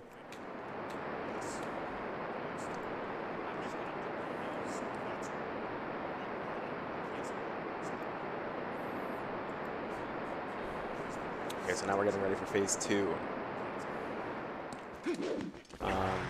So if you're used to watching this fight normally, or you've played it yourself, you know that you got to use a spinner to go up this big column of a room, have like this nice little cutscene battle. Ideally, we're not going to do any of that. Yeah, and I'll need quiet for it because I actually use an audio cue to skip the second part. Yep.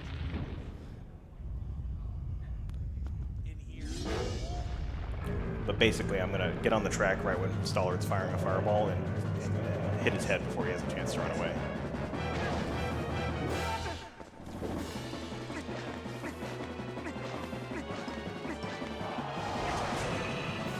Nice. Yeah, that's another tricky trick. And then now, he's going to be doing quick spins here. You're going to want to chain your quick spins as well as, like, I guess, closely together as possible here. And if you do enough damage, you can do this fight in 1 cycle. Really great fight. Yep. As you saw there, there's some leniency to it. You don't need to get like every single spin. Just as long as you're consistently doing damage before he has a chance to get up, you'll get this. It's really funny doing this fight on the Wii version, which we keep mentioning every once in a while, because even like a quick spin on Wii has like a cooldown period on it. So you actually, to 1 cycle this fight, you actually have to like do a trick that gets rid of, not necessarily gets rid of it, but like cancels the cooldown cycle to continue quick spinning him. Sorry, it's been 3 hours, guys. And we're almost halfway done. Yeah. You're actually going to see some new strats here. Yeah, there was a strat used, or that came up within the last few months. Yeah. To speed up the Shadow Beast fight. And I actually just learned it yesterday, so Yeah. we're going to go for it and see if I get it. If he gets it, he's a god gamer. If he doesn't get it, well, he just learned it yesterday, so it's fine. I dropped it. Yep, that's it. Well, yeah, I forgot I mentioned that. Yeah. This is actually the fastest fight you could do right Yeah. here. Yeah, unfortunately, it is. You have to pull the bomb at the exact right time so that you don't drop it in the cutscene. But I pulled it a little too early. Yeah.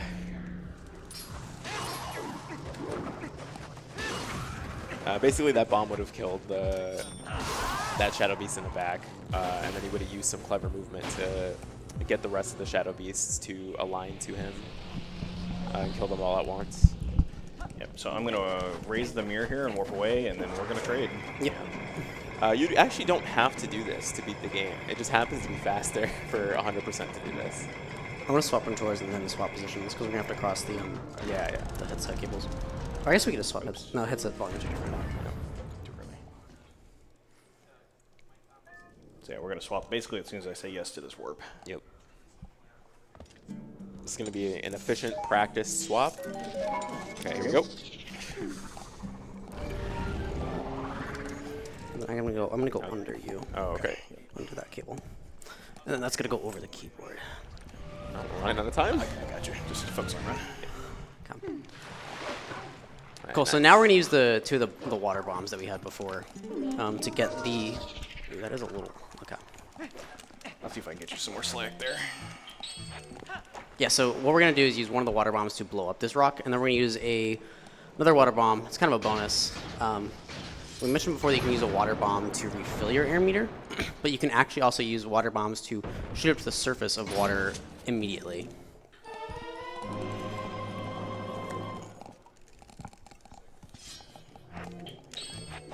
Like so. Nice. What you do is you equip the... I'm on the wrong side. It didn't matter. Scenic route, yeah. For a moment, I was thinking I need to be on this side, but I didn't actually need to. And you can transform here. You actually have like that pillar behind you to the left slightly. I feel like I'm gonna knock something over if we. It's this way.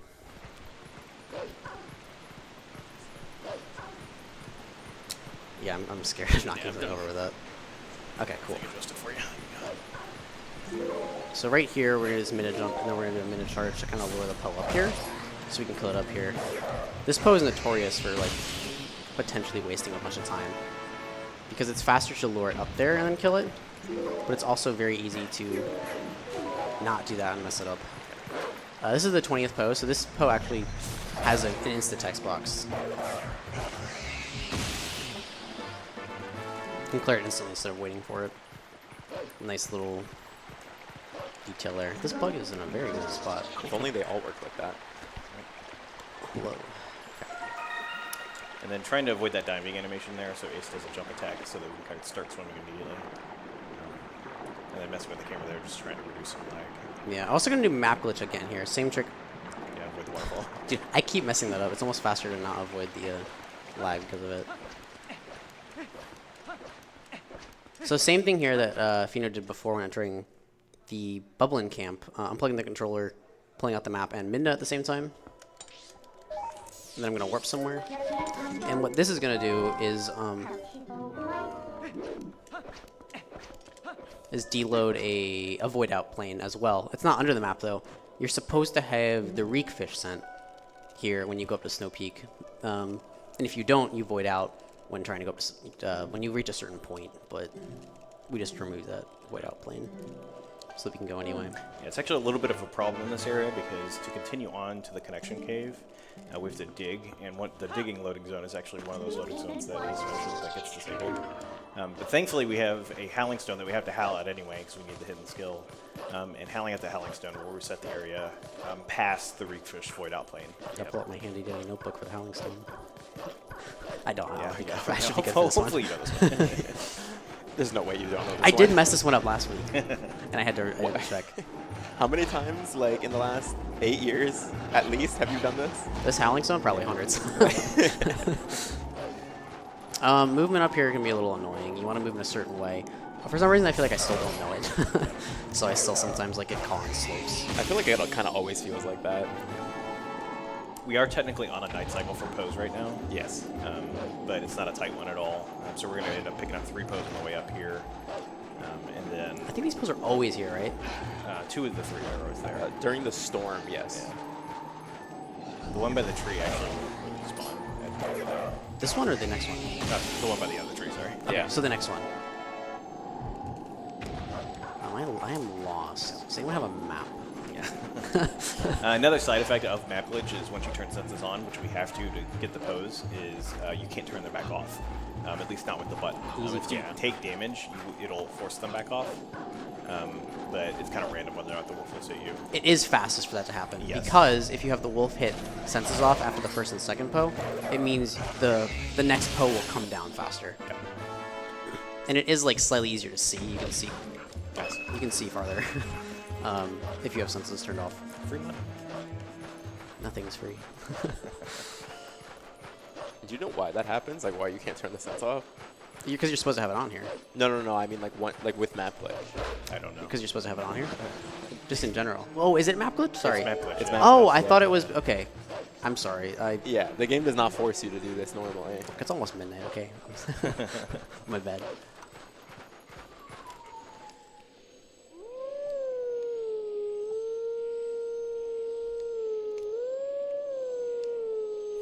He did it. Yes. Yeah, I'm such an instigator Please- at please heart. I had clap. it. I had so many jokes queued up. I was waiting. Yeah, so this one is one of the ones that you actually hell at in 80% in all dungeons because you also do that map glitch. Map glitch.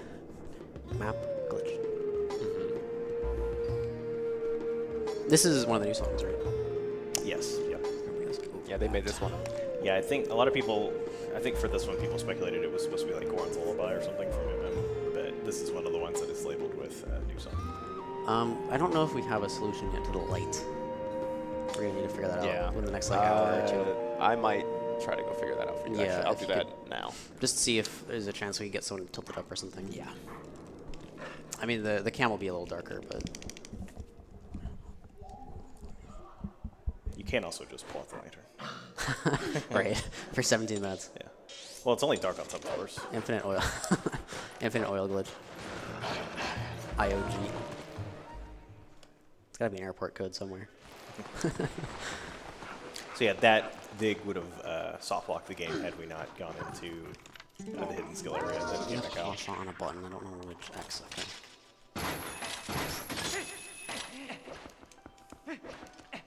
The keys in this cave suck. They can troll you. But they didn't. Okay. That's nice. Yeah, another downside of having so many hidden skills is Where am I warping cack? in the cave there, if you have Mortal Draw and you don't have an item in your hand, when you try to go to see up, it won't let you because it tries to give you the Mortal Draw prompt when the keys are nearby. So that's why you saw Ace, after he claw shot it up, he did a backflip and pulled out claw shot in the middle of the backflip to sort of avoid that. Oh, he's not close enough. Okay, we're gonna... No.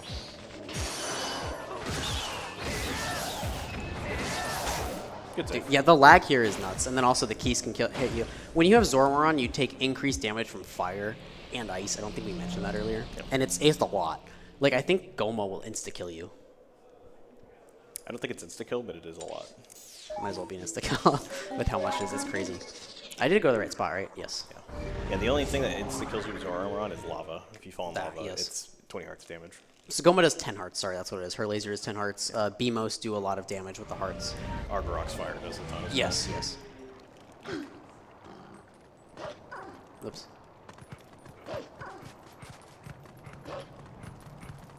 Oh, are we, okay. Yeah. The light. Yeah, if we can just try it now. We don't need to leave it like that right now. It's only going to be a Up problem to in you. like 2.5 hours. Nice. That was good. I don't know if I've seen that before. Hit the wall up. Yeah, so here, we now have to, just routing-wise, we need to go get an item from Rallis. We need to get the... So this is actually an interesting item we need to get. We need to get this item because it upgrades an item on the item wheel. Yeah. Okay, stairs are hard. We need to get this item because it upgrades the fishing rod on the item wheel. It doesn't actually add anything new to like the... Oh, is that dimmer? No? It's actually kind of nice. Yeah. Hopefully that should be enough. I guess we'll find out.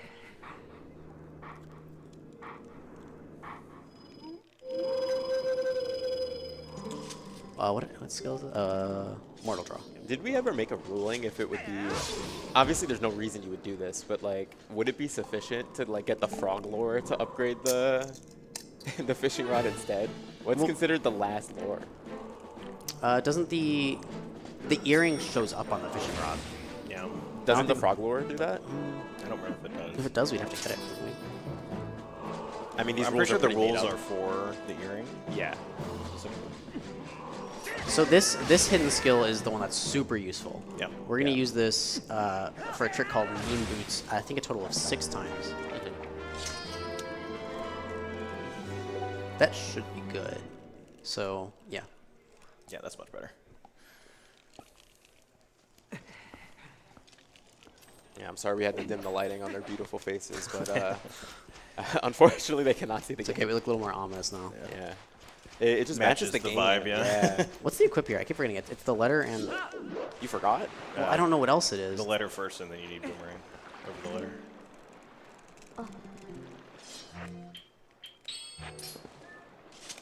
Oh, that's another problem that comes in with 100% is that the equips get like progressively really, really, really difficult. For a few reasons. It's just a long run, so there's a lot of equips. Yeah. And then also, the more items you have on the item wheel, the harder it becomes. Yeah. And that is because you can hold on the item wheel. You don't have to go all the way around it. You can hold L and then move the control stick in a direction to snap to that part of the item wheel. But the more and more items you get on the wheel, the more precise you have to be. Yeah. Where am I going? I'm not doing well right now. Castletown, yes. I remember when I was learning this run a long time ago, I just sat in like every single section and just like practiced the equips, like just sitting there on the wheel, practicing going to every single item. Yeah, so right here, we're just warping here to go get this one bug in Poe. There's really no like great time to do it. This is kind of the time that just works out best. They're like out of the way anyway, so.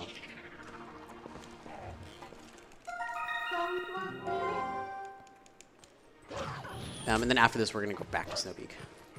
This is where, if you wanted an easier day-night cycle... Oh my gosh. If you wanted an easier day-night cycle later, you could go collect a couple extra things now. And then make the cycle easier later, but that's something I've practiced a lot and I've made a few times. Yeah, so we're going for all the fast stuff here. Yeah. Full speed ahead. Choo-choo. You think we're gonna do baby strats? No. No baby strats. Well, except for that one place. I don't know what that one place is. I just wanted to be I just want to be ominous. The place that shall not be named. I don't know right now. I didn't have anything good to come to mind. The place where the strats suck. Like I was just trying to be clever and I couldn't think of anything. It is late. It's 11 o'clock, old man.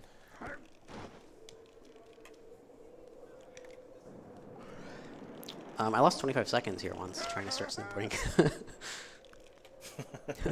Yes, you just bonk this tree.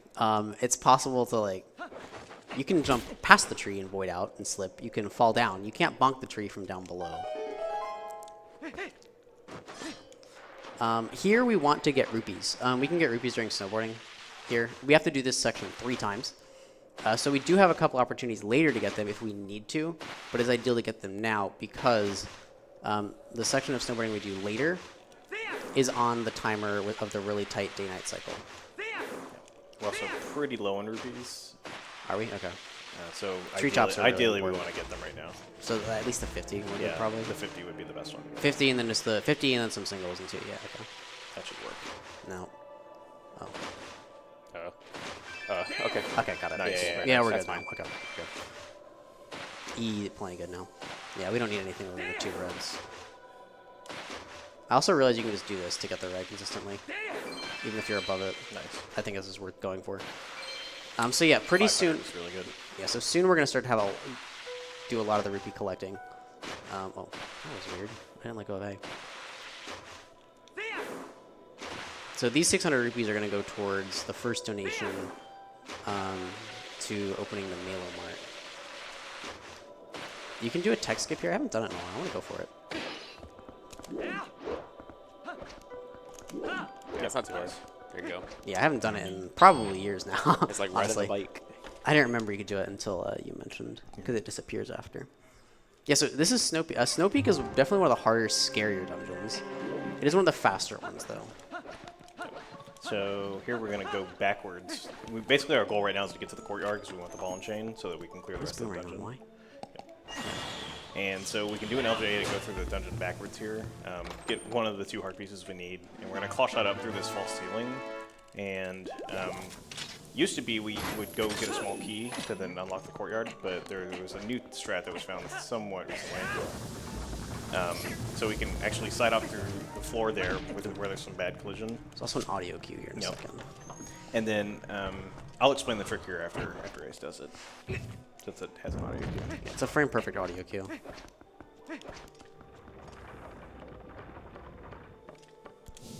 Late. Late again. There we go. Okay, that's the first part.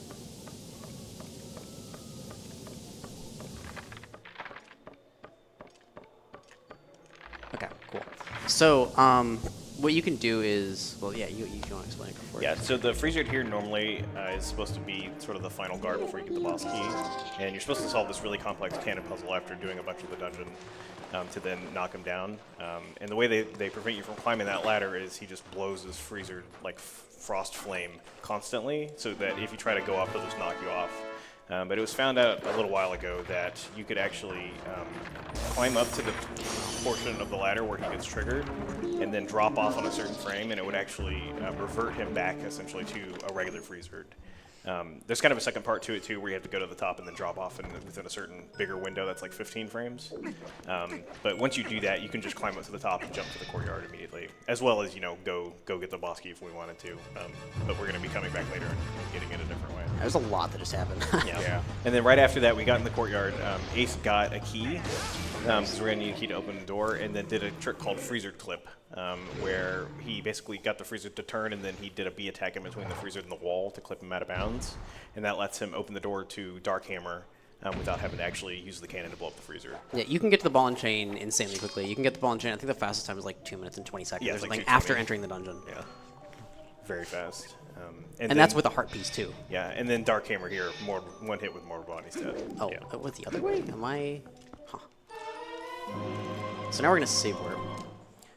Yeah, so we really just wanted the ball and chain because there's a bunch of stuff in the first room that needs it, and then we're just going to beeline it straight through to the boss while picking up all the pose and heart pieces that are left. Also, the first room here after the save word is the scariest, like, Yeah, it's a very scary scariest room in Snow Peak. It's really annoying. So Ace mentioned earlier we need 600 rupees. We're going to get the other 100 right here after we get the Poe from this bubble. So you can kind of spawn both of them and then take them both out with one wolf charge. Oh gosh. Oh my gosh. That might have been fast. Okay. Okay. I think you can still get it. Yeah, no. I thought for the poem I might have been fast enough. The rupee's good. Well, Yeah, you can skip that cutscene, but yeah, side hop. that's fine. So now we're getting the Poe here, and then we're gonna do a super jump. Very cool trick Which coming is up. super. Because the other heart piece in this room is up in the rafters, but we haven't like broken any ice or anything to get up there. So we're going to do a trick to pull the keys down from the ceiling and then use Midnight's charge to target it. And as it flies up back to its home, the supercharge will then take us all the way up to the top. I don't know about that. Yeah. All the way up to the top platform, right by the keys, home. And that'll let us get up there immediately. Yeah, very nice. Okay. So now's the real scary part, honestly, because like falling from here sucks. Yeah, because you have to kill this keys because it gets in your way, but if you fall, you can't use it to get back up. So we're going to see Ace do a series of LJAs alongside this Chilfos we're calling Curious George, who is very curious and wants to know what we're doing. Hopefully he's not curious today. Oh, he's curious. He's looking like he's going to be curious. curious. Looking like Oh, he okay. might- you can do no. it. Oh, wait, hold So on. here we need to do another LJA. This is the scary one. Okay, that looks good. Yeah. That should work. He decided he wasn't getting paid enough. Yeah, so the keys can, like, you can accidentally grab a ledge and then drop down. You can mess up the super jump with the first keys. That Chilfos can attack you while you're trying to do that LJA. Oh, what? I messed up. You can choose mine. Yeah, we're gonna do something. Well, I can't attack it. This room also sucks. Did that work? Oh my god, that was Oh so my god, lucky. please. Uh, Oh no. my gosh. Yeah, unfortunately, this is one of the ones that really sucks to mess up. Yeah, what did I just target? Oh, the keys. This is fun. Okay, that is okay. So what's supposed to happen is you lure the Poe out, and then you just kill it before any of the little mini freezers attack you. That was very rough. That's unfortunate. I forgot the move. I just didn't do portion of the movement correctly. And then here, it's faster to just kill this freezer and then roll under the little mini guys before they hit you. We used to skip it. Yep. You can clip through it the same way as before. Yep. And then here we're back and we're ready to go get the bedroom key. And instead of doing the ladder trick again, it's actually faster just to do an LJ. It is pretty precise. Yeah. Though. Although if we fall, we will do the ladder trick again. Yeah. It's not ideal though. And grab. Okay. Oh, nice. Okay. Okay. So something we haven't talked about that it's a small time save in a lot of places. It's actually the biggest time save there. You can get a one-handed grab or a two-handed grab when you grab ledges, and it's random. It applies. It happens a lot later in the city because you claw shot a lot of different things. Yep. And here we're gonna see some pretty cool stuff with the ball and chain and the bomb arrows. There we go. Basically, we're going to try and kill Porcellos before they can get a chance to stand up and pull out their spears by shooting them with the bomb arrows right as they fall. That one dropped a red rupee if we needed it. You don't need it. Yep. And then here, Ace has a strat where you can just throw it. So yeah, that went really well. So you can clear that room very fast with, ball and chain, bomb arrow combos. That went well aside from the Poe. Yeah. Yeah, Snow Peak is very scary. You can easily lose like 1 to 2 minutes here, or kill your Ron if it isn't good. And there is a side hop you can do here, which has to be like 2 frames because we always get it. But you can essentially side hop away from the mid-text trigger before she pops up.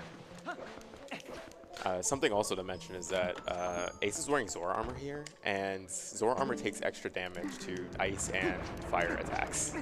So every single time he like potentially is gonna get hit with something icy or something fiery. It's gonna be a little extra spicy. Yeah. It's gonna feel it a little bit more. He might just die. Also, something else we didn't mention, which is like often doesn't get mentioned. It gets mentioned really early on in runs. It's usually faster to open the right door. Yeah. For a loading zone. Just a slightly faster opening animation. Yeah. Here with Blizzetta, there's 2 phases. For the first one, we kind of just want to hit her as fast as possible. Kind of have to wait for her to bounce off the wall first for her to get close enough to get hit with the ball and chain. So a lot of this is like trying to anticipate where she's going to go fast. after she bounces off the wall. Okay, that's unfortunate. Yeah. She's going to bounce before I can... Yeah, thankfully she does not do ice damage here, but she does take a whole Coming for me after this next bounce. Uh-oh. Yeah, it's a little tough. I'm... Okay, there you go. That was a little rough, but that's fine. Second phase, we're going to see Ace do a really cool strat where how the second phase is supposed to work is Blizzetta drops her 10 icicles. You're supposed to destroy the icicles, which then exposes her. When she drops, you hit her. She goes back up. She spawns 10 more. The cycle repeats for 2 more times. Yeah. But you can do a really cool strat where you don't destroy any of the icicles, and so whenever she goes to do her drop, all 10 will still be there, and you let one hit you intentionally, use the iframes from it to get in front of Blizzetta and trap her in between you and the wall, and just spam the ball and chain at her 3 times to kill her very fast. So she dropped 10, so now we're gonna... I can go to the right a little bit, that'll work.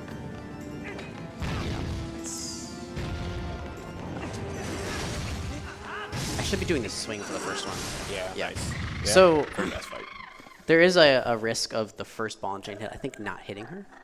I don't remember what it is, but when you throw you it, should be spinning. So what you can do is you can hold the ball and chain and spin the ball and chain above Link's head to hit enemies as well. I did that earlier when I killed the freezer, and it's safest to do that for the first hit on Blizzetta and then do the throws for the next 2 to avoid some like edge case or something weird happening. I don't remember what it is right now. I've never had it happen, but it's something I should swap to before Another it does weird happen. education you have there is sometimes the icicles will hit you, and then when Blizzetta comes down, she'll just bump you out. And then you can't do it because you're outside the ring. Well, I think the invincibility frames, like, yeah, 'cause you mentioned that before. The invincibility frames help prevent that from happening. Yeah. Most important one framer in the game, you can get a backflip here. Yeah. But you like get pulled forward, so we call this the gainer if you can get it. Nice. Yep. And that actually saves time in Hondo because you have to collect the heart piece, and it puts you closer to the heart piece. Or does it? I don't know. I guess because with the ball and chain collecting the heart piece. Yeah, we still have to walk like a little bit when you throw it, so it should save like a tiny bit of time. Yeah, so you can actually pick up the heart piece with the ball and chain. I'm gonna throw the ball and chain at the heart piece after the cutscene ends. Oh. Who need mirror?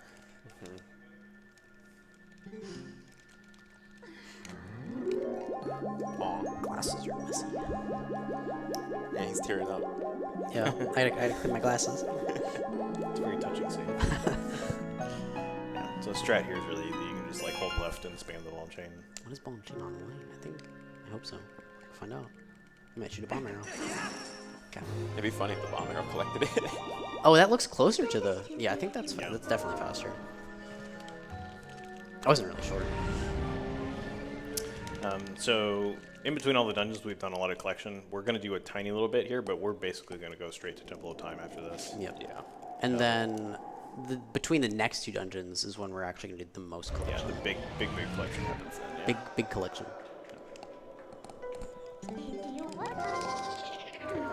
So we're really only getting this one Poe.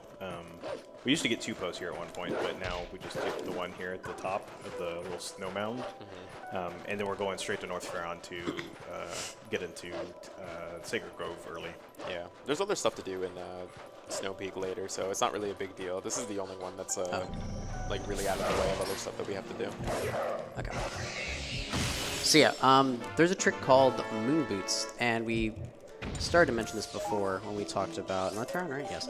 We started to talk about, well, we mentioned this with the jump strike. So what you can do is you can do a jump strike with the iron boots on, and then unequip the iron boots via the item wheel mid jump strike on two specific frames, and it will like boost the height that you get. So that's what's going to happen here. So we're going to use this to do, this is called like early Sacred Grove / Gold Kuko skip. So normally you're supposed to get the Gold Kuko from Russell, and then use it to fly over around to Sacred Grove. But you can do that, which was Moon Boots, and then now we're back out of bounds where we were when we did EMS earlier. And then we can just jump down to the Sacred Grove. I don't know if those dash cancels are faster. I just tried it. Previously, we used to do a pretty complicated like LJA bomb boost to get up there. Yeah.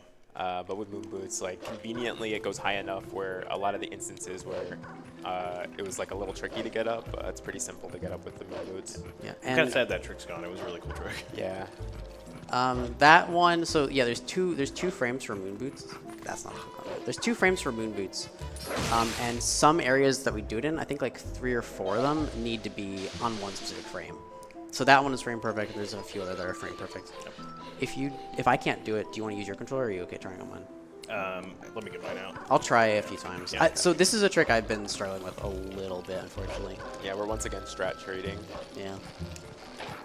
Yeah, so Ace mentioned this earlier when I was going through Sacred Grove the first time, but after we get this Poe, we can actually just go ahead and skip the whole Skull Kit fight here by getting out of bounds and going to the first Skull Kit area and then going through that way, which actually kind of works out because there's a Poe and a heart piece in that area that we need to get anyway, so we'll just grab it along the way. Yeah. And it's so what you have to do is you this trick, you line up a Moon Boots, which I just did to get in here, with a bomb, and then at the peak of your height, the bomb knocks you up onto a ledge.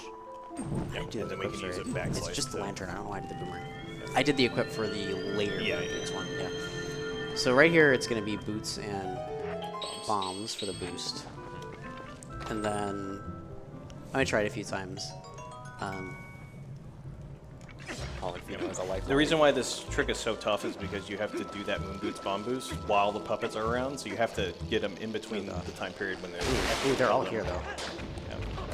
So it's like you have to kill them, and then before do they the trick. spawn again, you have to line it up and do the trick.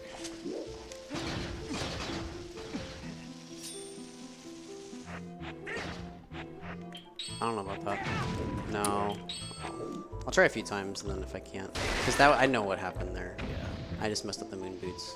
Yeah, you get kind of... Are they gonna spawn or? They are now. You should probably wait. Or not. There we go.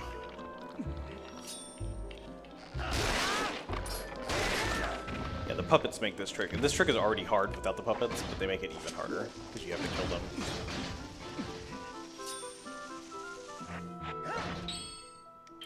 It's early. I'm messing up I don't usually mess up that part.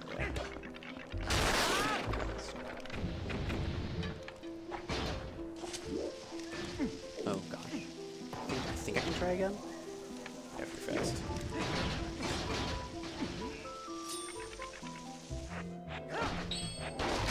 There it Okay, is. that Oh, might wow. work. I might slip. No, okay, Oh, no. there we go. Ooh, Oh, okay. yeah. Okay, we're gonna do. Okay. Quick spin, get rid of them. And then you can use back slices on this little tiny ledge to get up to the upper area here. And then we can jump down to the first part of the Sacred Grove where I fought the Skull Kid earlier. Yeah. And then blow up this rock. Okay. Yeah, we'll transform. And then we're going to grab this Poe actually on the way out after we come in here, kill all these Babas, and get a heart piece. Yeah, didn't even need the lifeline. Nice. I can still phone a friend. Babas are easily one of the most annoying enemies to kill, unfortunately. Yeah. The hard part is, like, you really want to cut them off their stems, but sometimes when you go to slash them, you just, like, whack them in the face instead. And so you end up spending, like, a few seconds just sitting there doing quick spin, trying to kill them. I think it is fastest to like slash those, but I thought I found that quick spinning was more consistent. But I might just have to go back to just slashing.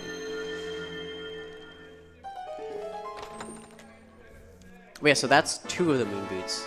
Funnily, like 5 of the 6 are all used in this area, Yep. like to Yeah. get to Temple of Time or in Temple of Time. Which is a shame because it's a really cool trick. It'd be nice if they were like littered more throughout the run. It just kind of turns out, you know, not to be like that. You can use the jump strike actually to I forgot what I was doing for it. To skip Death Sword. Yep. It's just not faster. Yeah. And it's harder, I think, or I don't really remember. I don't know much about it right now. I've never tried it. Yeah, so you could use a jump strike to, for lack of a better term, like enhance an LJA. That's been known for a long time, but you do like this insanely complicated jump strike LJA to skip Death Sword. It's definitely way slower and definitely harder, honestly. Something I don't think we mentioned yet about wolf movement on pose is that the way Link moves after you collect a Poe is consistent. So like you can kind of manipulate the camera and manipulate where you attack a Poe from. Oh, whoops, I can skip that. To make Link like backflip in the direction you want to go. Yeah. Or have the camera in the direction you want to go.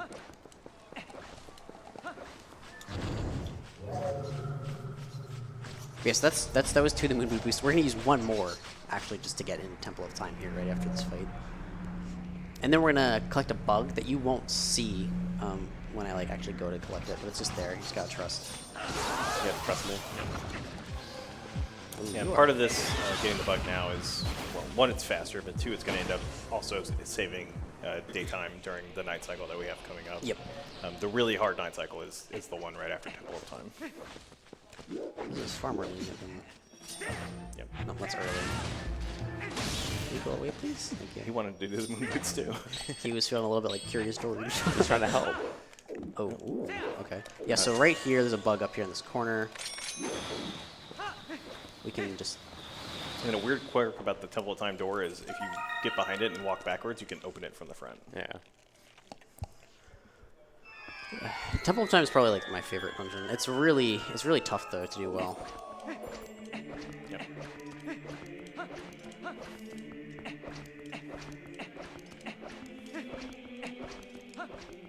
Yeah. Key thing for Temple of Time is we're going to try to, or we are going to actually collect everything on the way to the Dominion Rod. So the big key, all the Poes, all the heart pieces. Because we can actually skip the whole section of bringing the big statue back to open the door here. So you're going to see a lot of really cool strats in this dungeon. That was crazy fast for 6 rolls. I've never gone that far. Yeah. You can see a lot of cool strats in this dungeon that are sort of in effort of like collecting all that stuff before we get to the Dark Nut room where the Dominion Rod is. A lot of backslicing here to climb ledges. Yep. Unfortunately, that means we lose a lot of really cool movement with the statue. Optimizing that section was really difficult before, but Ooh. you win some, you lose some. Well, I guess we don't need a lantern for that one. Put that away early. I'm actually going to skip Uku here. I think I'm close enough, yeah. Going to do an LJA over Uku. Picking up Buku here isn't really an issue. It's just slow. Yeah, and the trigger to grab a coup here is very small. It also varies, actually. Do you know that? It moves. It moves, yeah. I didn't know that until I turned the triggers on. Does it move with like Uku Jr. or something? Yeah, I think it's because of okay, Buku Jr. moves up and down in just circles. Yeah, I hadn't heard of that before. Yep. So a lot of the gates here were not placed very well with regards to the targets. So you can kind of just grab the targets and then jump slash over the gates and skip sort of solving that puzzle. Yeah. And you're going to see it here too. Although this one is a little bit more tricky because you have these Lizalfos in the room that are trying to attack you. Yeah, the target's also much closer to the ground than the other one was. Yeah. You're going to see Ace basically knock him down and then immediately try and go for it.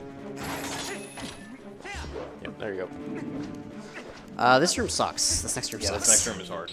It's because of the Lizalfos that are in here. So we're gonna do a long helm splitter, which is similar to a long jump attack, to get the Poe early. So we're going to try to get just one single Lizalfos lured over to this gate. You only see 2, but there's like 6 of them. Yeah, there's a lot here. And then we can throw the boomerang, and on the way back do a helm splitter. And we get a really Bad angle. Bad angle. Yeah. And as long as you have the right angle there, you get a really big and long one, as opposed to the normal one, and you can actually grab the top of this gate. Okay, so that's pretty good. Because like there's like 4 more Lizalfos over to the right that you didn't see. Oh wait. Oh, you got that too. I had that happen the other day. Okay. Well, let's wait. Yeah, it feels really weird. You would think that there'd be like some condition when you knock down a Poe that it needs to be in bounds, but I haven't seen that before. Sometimes they just slide out Yeah. of bounds. Yeah, like I lost a whole minute to waiting to a Poe. So the one I mentioned earlier that can be annoying, the one right when I started playing, the one in Zora's domain, I had that clip out of bounds immediately after I killed it. And it like falls to the and bottom. it just kept falling It plummets. until yeah. So it took like 30 seconds for it to come back up to me. It was ridiculous. So another cool trick here, normally you're supposed to grab the 2 statues to raise the platform while you're on it. But there's a cutscene that plays of the platform raising, and you can actually get onto the platform during that cutscene, and then just like side hop off of it before it has the chance to go back down. yeah, even if you spend the cutscene by failing here. Okay, Okay, it's well, gonna show us so the back. here, well now you get the backup. Even if you spend the Ooh, cutscene, no, that was bad. That was really early. you can still get up here. That was still very early. It's a little bit tricky in 100% There just we because go, you there we have go. Backslice. you have backslice, which can if you press A too early, Yeah. you'll do that instead of jumping, but it's not too bad. Yeah, it was good recovery. All right, best room in the game. Best room. Yeah, this room's nice. That's capable of doing this. All right. So you're normally supposed to use a Dominion Rod later on to move these statues onto the switches, but That's good. I guess the devs didn't do a very good job checking the background collision of like the railing there to make sure you couldn't just chuck the statues over them. And so if you stand in the right spot with the right angle, you can actually just chuck it straight onto the switch. All right, to be fair, It is very precise. yeah, this Yeah, is, it's this very- is it is really very hard. precise, yeah. Yeah, it's not something you're really gonna get. Like you have to spend a lot of time trying to figure it out. Yeah. It's really The only reason that's good. The only reason this ever got found is because like a bunch of big nerds play this game, like a bunch of like gigantic nerds they just play this game and sit here for hours trying to see if I don't know what things you're are talking possible. about. That doesn't describe me at all. Yeah, I have not spent hours trying to figure out. I level wonder second if the optimization person who before. specifically did that is here.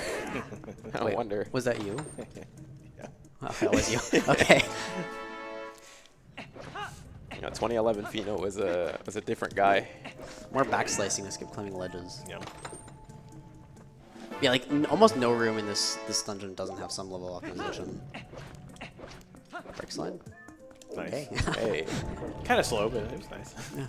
Got out there some in there. we gotta think about the style. And coming up in this next room, we're going to see a couple cool shortcuts. We have to swap the Two of them? switch 2 here for 2? to move the walls, but we can actually skip shooting one of them by just claw shotting through. Again, just kind of a poorly placed target here by just claw shotting through the little hole right there. And then right after that, we're actually going to see another long helm splitter to get to the other heart piece early.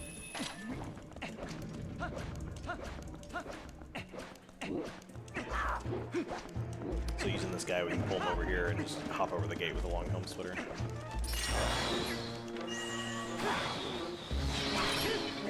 Nice, nice. Yeah, those aren't that precise, but it's just annoying because if you do fail it twice, you have to lure another enemy over. And Yeah. right there, you are limited to 2 enemies, whereas like in the other place, you have a lot of enemies. But it's also very hard to lure only one over.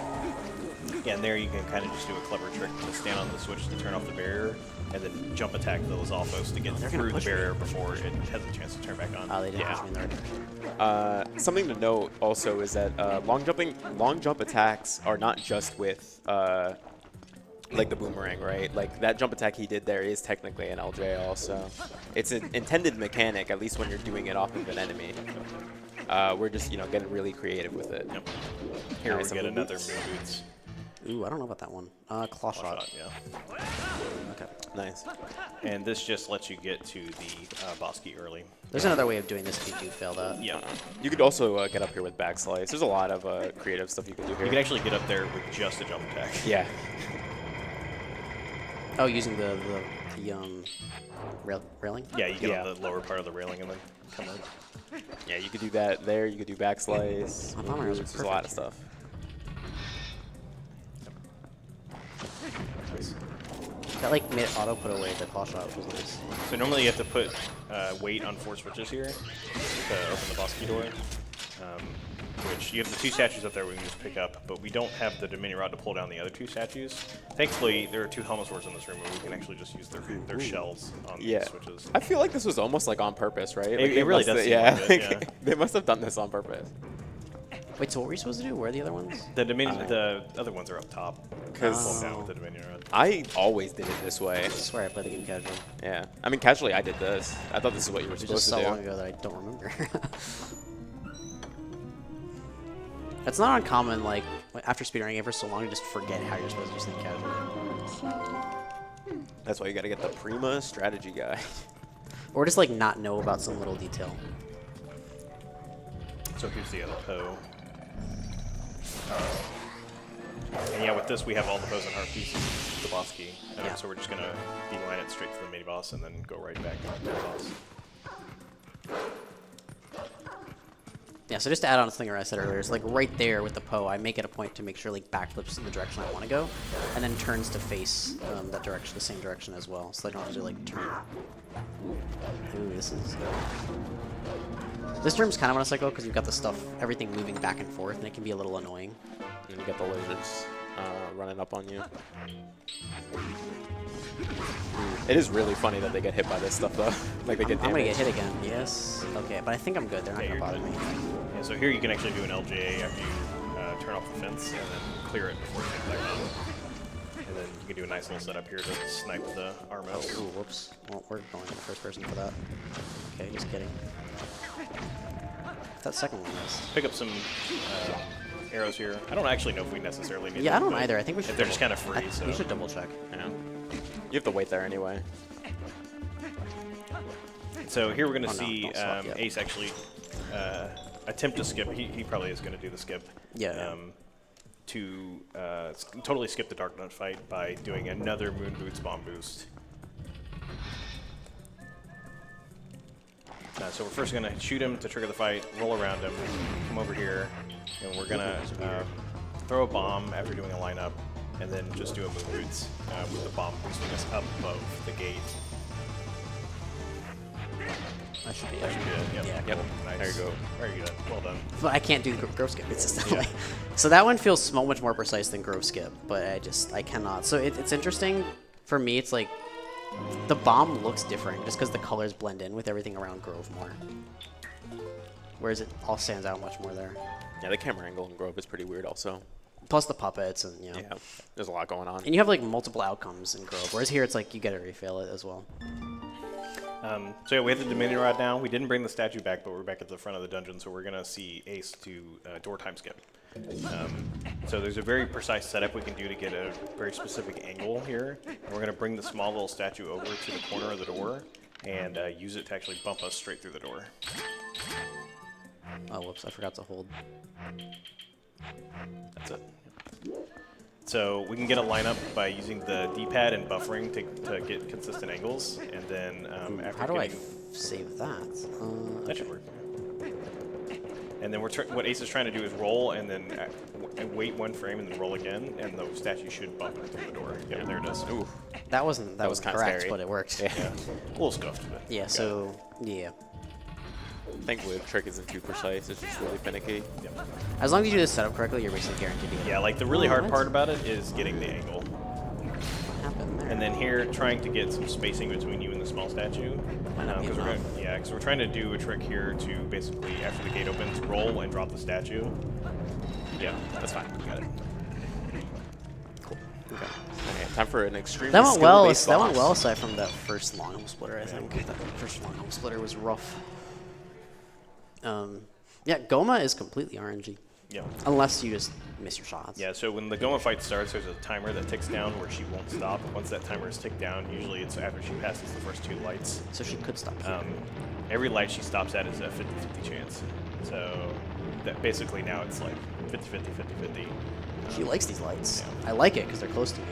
I don't like that. Yeah. She's gonna hit this one. Yeah. And then, yeah, you just shoot her and hit her with the Dominion up once. That's. What is that? Hello? Did you get a glitch? I think I've seen this before. I don't remember what causes it, though. That was something. Because I was throwing the rod. Yeah. You did see that. Yeah, we Yeah. saw it. Okay. I'm not crazy. Oh, nice.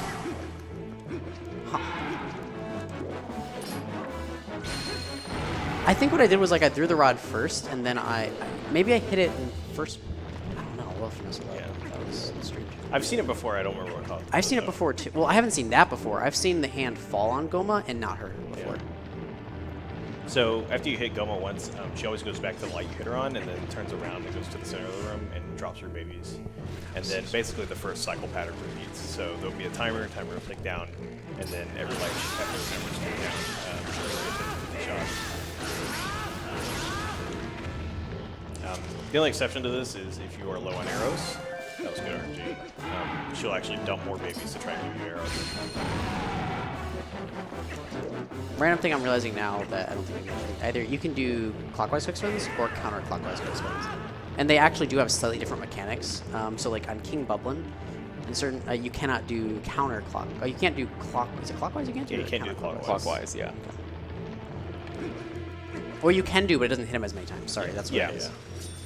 It's similar to Star-Lord, but for Star-Lord, both work. They just look different. How we feeling, Goma? Goma, how we feeling? Chad, how many times do you think Goma's gonna walk around? Chat, how do we feel about Goma? Yeah, and so for the last little part of this fight, you can go up and slash the eye, or you can actually shoot it with 3 arrows. She's dead. What do you mean? Or, She's dead. or you can shoot her with 1 bomb arrow. Huh? Huh? Menacing.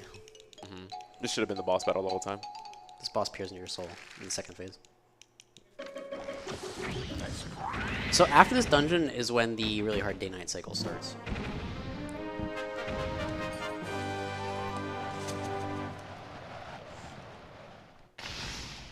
And it'll be close to an hour until we're in a dungeon again. Yeah. Around like 50-ish minutes, if everything goes well. It's a really fun section, though.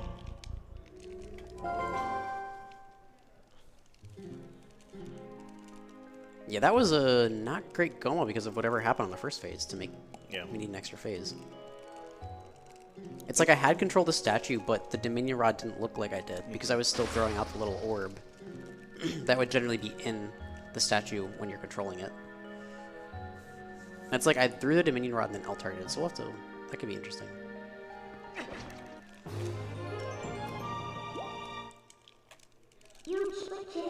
So before we start that night cycle, we actually have a little bit of cleanup in this outside temple time area. Got to get 1 Poe, 1 heart piece, 1 bug. And Temple of Time, what? Oh, yeah, sorry. and yeah. This is something I always forget about Yeah. until I'm like right here. I'm like, oh wait, yeah, we gotta do this first.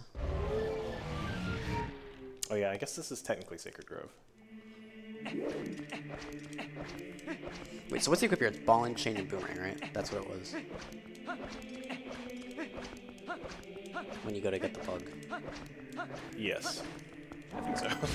I actually don't remember. Yeah, so- Ball and Chain because the connecting cave. Right? Yes, I think so.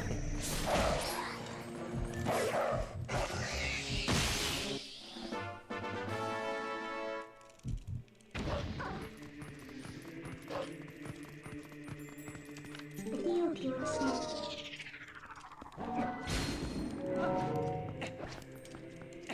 dropped our roll.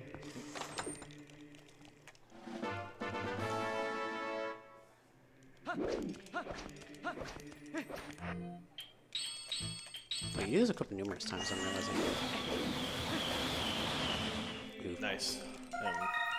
Yeah, so sometimes, and you've probably noticed this a few times when I did some bugs earlier, when the bug is coming back in the boomerang, you can scoop it out of the air sometimes. Like before the boomerang, yeah. Yeah.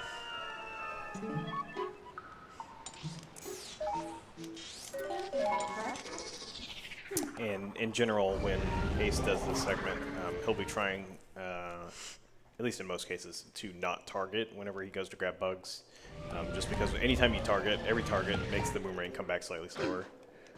And This takes more time to set the target. yeah, and we're on a really tight night cycle, so trying as much as possible here to. Nice. Yes, like everything matters here. Like even talking to NPCs an extra time, or like a bonk or something, it can all the little things add up so quickly. You have like, I don't know, what is it? It's like maybe just like 20 to 30 seconds of leniency, perhaps. It depends on your, depends on like how much optimization you use. Yeah. Oh, I have not been doing the quick spins. Oops. And yeah, thankfully, it actually does waste time to get those rupees while snowboarding. So if we needed them, we would have to get them, which would waste stay time. But thankfully, we got them earlier, so we're already maxed out on rupees, and we can do the fast snowboarding on both Yetta and Yetta. Snowbidding? Snowbidding. Or bidding. And yeah, I think Ace may have mentioned this earlier, but in general, during snowboarding, you're going to want to try and do quick spins as much as you can, within reason. Because Link just moves slightly faster in the air than he does when on the ground, for most of the snowboarding at least. Yeah, you have to be careful though. You can't change directions anymore once you're in the air, so it's really easy to like accidentally void out of bounds or like bonk into a wall, not losing more time than you would have saved. I think any percent used to, and I would imagine it still does, and all dungeons actually do this without clearing the mist in this area. So it makes it very scary. Yeah. There is a good visual cue. Why was that so slow? A really good time is like, you can get a 108. Usually you get 109s. So we need to go back to the top and race Yetta now. Just wait for it to Which curve. is slower than warping. Or sorry, we need to get back to the top. We can warp, but it's slower than just voiding out here. But voiding costs day night because it's a trade-off. Yeah. And so now we're going to go back and do Yetta. We're actually going to do that one more time because there was a Poe in the connection cave behind us that we still need to get. Yep. You race me?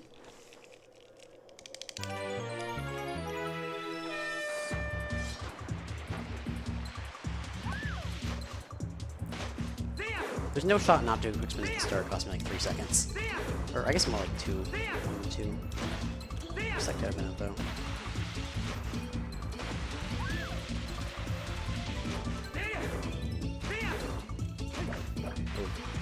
Could have got my third one in.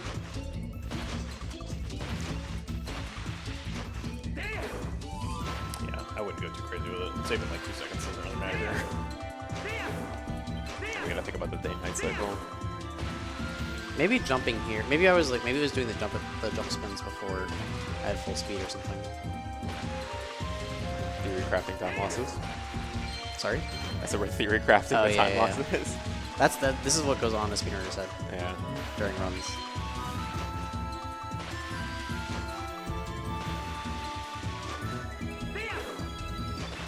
This one should be better. Yeah, this already looks good. Unless I Yeah, don't Oh, no, you're good, you're good. This will be a 109. Just kidding. Yeah, just It was exactly the It same. was at the same time as last time. I think it was. It was slightly better. It's slightly 110, better. 25. Last time it was 110, like 80 something, I thought. Yep. So again, coming up here and doing this LJ over the railing because we need to go back to the top one more time.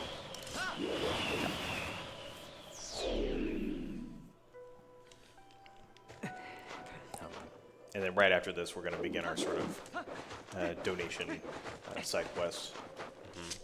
We're going to donate a bunch of rupees to open the bridge in Eldon Field and then open Malamart. And you should follow Link's example and donate. I was searching for that somewhere. I couldn't find it. I'm good with the segments. They need to start paying me as a show. That'd be really good. I'm working in cactus. small optimization I didn't find out about until last week when Pheenoh told me. It's faster to zoom out on the map and then activate the warps with Z. Because it doesn't stop. If you, cursor. yeah, if you have to go between like sub areas on the map. Very tiny optimization. Yep. Yeah. That's the type of thing you get from tassing. Yeah, so time isn't passing here, so mistakes don't really matter. That means it's not really easy to make mistakes here. Yep. Yeah, in general, like Kakariko, interiors, caves, and grottos, time doesn't move in any of those places. Yeah. All right, we'll call this guy SVA. Yeah, there's a big Zelda speedrunner called SVA, and his profile picture is that Goron. Yeah. So we call him SVA. Gotta donate to SVA. Bomb arrows go over. So much like earlier when I skipped blowing up the rock at the top and then warped away, Ace is going to do something similar here where he blows up the rock to the entrance and then... Ooh, I was too far. Yeah. From the door. And then you can't open the door, yeah. I didn't realize it was so far. Good thing it doesn't cost day 9. Yep. Yep, and this is sort of like the beginning of the Italy Memory side quest. Or I guess it's technically a main quest. Where we have to go through a big chain of like trade items to get to the horse call in order to unlock Ilia's memories. Other than glitchless, this is the only speedrun you're gonna see this in. This is gonna be hard to target. Okay. Yeah, we stand by the horse meat grass for that one.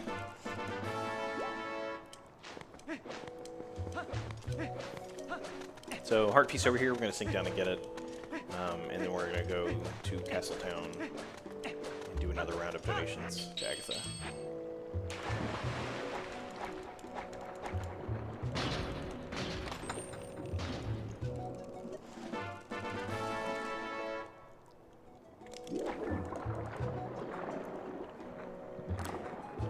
So can't warp underwater in this version, so we have to swim up to the top first.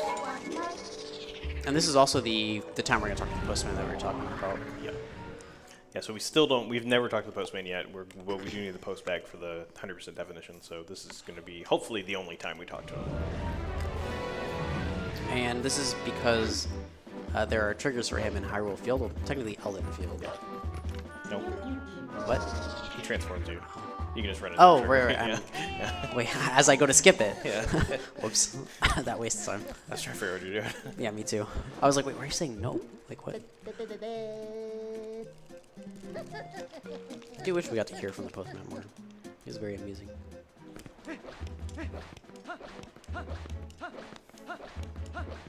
So this is going to be the only time we do 3 visits to Agatha. This is the only one where we're not going to donate all the bugs because we have more bugs than we have room for rupees in our wallet. And so it's more advantageous to just give her some, fill up our wallet, and then we'll come back later and give her the rest.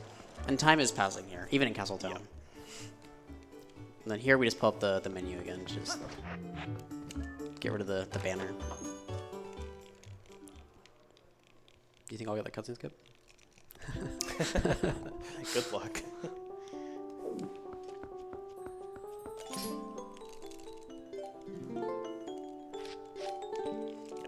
So with this one, we kind of have to be careful because we need to make sure that we get the right amount of rupees. So we either have a choice of not completing 1 pair or leaving 2 singles. So Ace just completed usually the pair that you would skip. So I'm assuming he's going to keep 2 singles. I just thought of a good reason to donate the single instead of the doubles, so that way they don't feel left out. Oh. They have someone, yeah.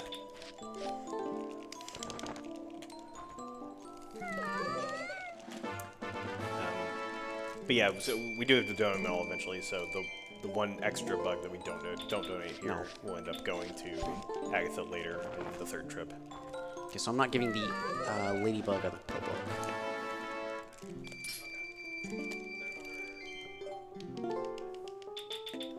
Oops.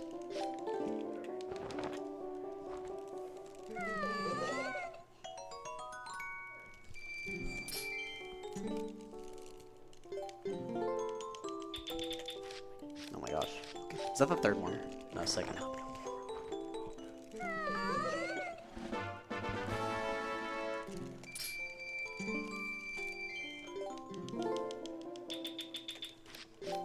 then because we're not giving her all the bugs,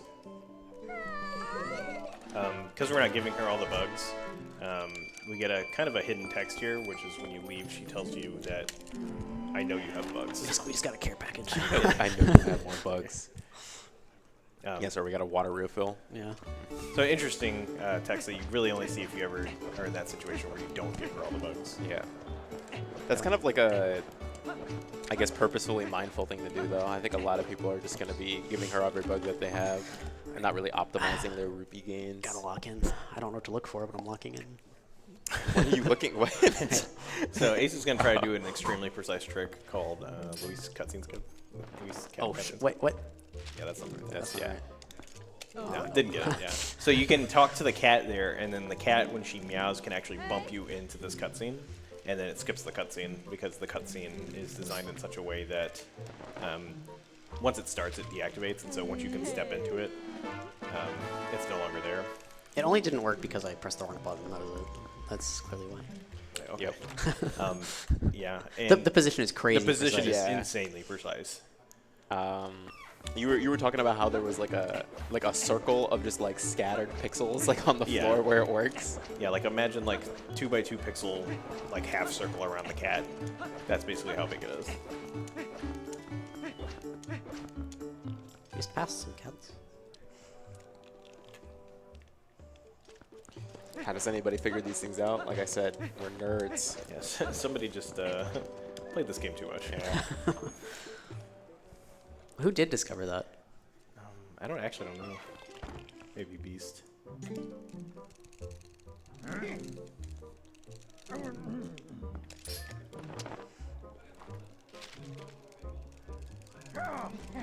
Yeah, so here we need the medicine scent. I don't know if it's actually required for the definition, but you need it to spawn Luis once it's nighttime, so that you can then get the flag to go with the wooden idol, which is then required to get the horse call. Wait, you can decide on that. Why did I do that? Yeah. So we're gonna grab the medicine scent there, leave, and then we need to do the mini game to have the Goron get his hot spring water into Castletown. But before we can do that, one, we need to pay a donation to fix the bridge, but two, we also need to talk to the Goron to start the hot spring mini game. And clear the postman. And clear it, yeah. So we're gonna see Ace come out here, talk to the Goron, transform, talk to the Goron, and then immediately walk away because we're ready to do the donation and start the mini game.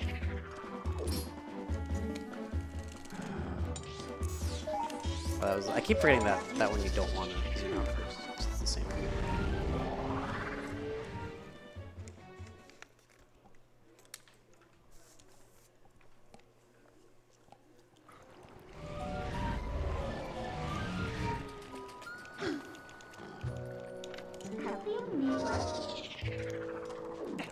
So turning to human here, because if you try to go into the village at this point as Wolf, you'll end up scaring the townspeople, and it'll trigger a cutscene, and then you have to like reload the area. It sucks. 400, right? Yes. Yeah. So we already donated 600 earlier, so we're gonna donate 400 now. Oh gosh. Yeah, got to be really careful not to overdonate here. It's actually quite bad. And then we're gonna use the remaining money to buy the Helion shield.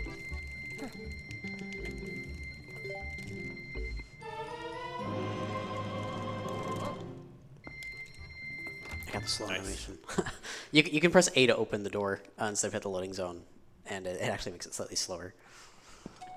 So hot spring water minigame had a change recently. It's kind of spooky. Unfortunately, it's past Halloween, but we're still gonna do it anyway. Yeah. Yeah, just So a the little old late. strat here was we used to go around the outside on the left to avoid all the levers, but it was found by Beast that you could actually cut straight through the middle if you do walking a certain way. I thought I was gonna walk off for a moment. Yeah, which is a little scary because you basically are going to have levers spawned around you and trying to hit you the whole time. It's a game of trust. It's a game of chicken, Yeah. honestly.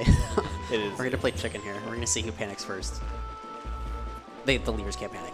It's just us that can I mean, panic. it's unfortunately very bad to fail because it ruins the night cycle. So I could just reset and then go back to the previous save and be fine for game. That's the first shot, right? 1, 2. That should be good. should be fine. First levers didn't despawn. Just gotta watch this last one right here. Yeah, the one right here in front of me. Oh, both of them? This might be That's okay. You got it. okay. A little spooky. Please. Okay. Yeah, that was. Huh.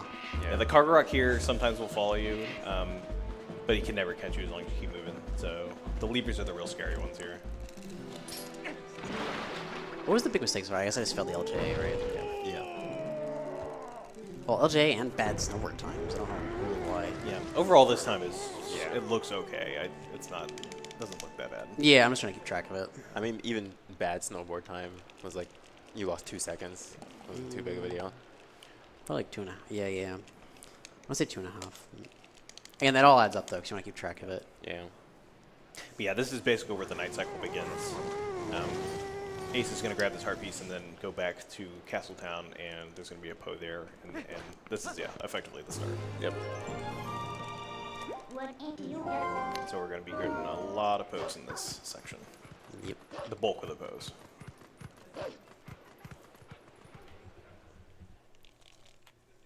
The previous route would actually have this Poe here not spawned when you got here, and you could tell how, like, whether or not you were doing well based on whether or not, oh, that's fun. If you were fast, you would get here before the Poe had spawned. Why did that miss? I was targeted, right? Yeah, I don't know. It was weird. I think you like hit the. Maybe I was like too close to. I was too close to it. So we need to make our way over to Luis to get the wooden idol. On our way over there, we need to stop by Giovanni's as well. Once we got the 20 Poes after Arbiter's Grounds, that made it available for us to get the last bottle, which is the bottle for your gears from Giovanni. So we're going to come in here, talk to him, and get that, and then leave immediately. Yeah, and that 20 Poes text box kind of meant to prompt you to come back here. Yep.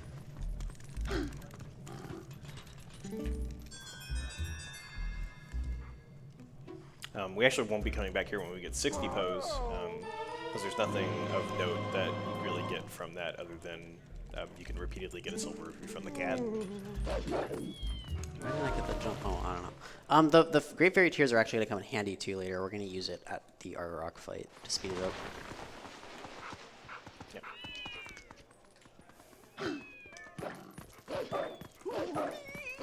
So again, doing dash cancels in Castletown, it's like basically the only area where it's faster to do this, because of Wolf Frank's low or limited top speed. So gotta talk to Luis to actually spawn the Stallhounds, which will then drop the wooden idol, and then we can come out to South Castletown and get the rest of the stuff that we didn't get earlier when we came through here for Helm Splitter.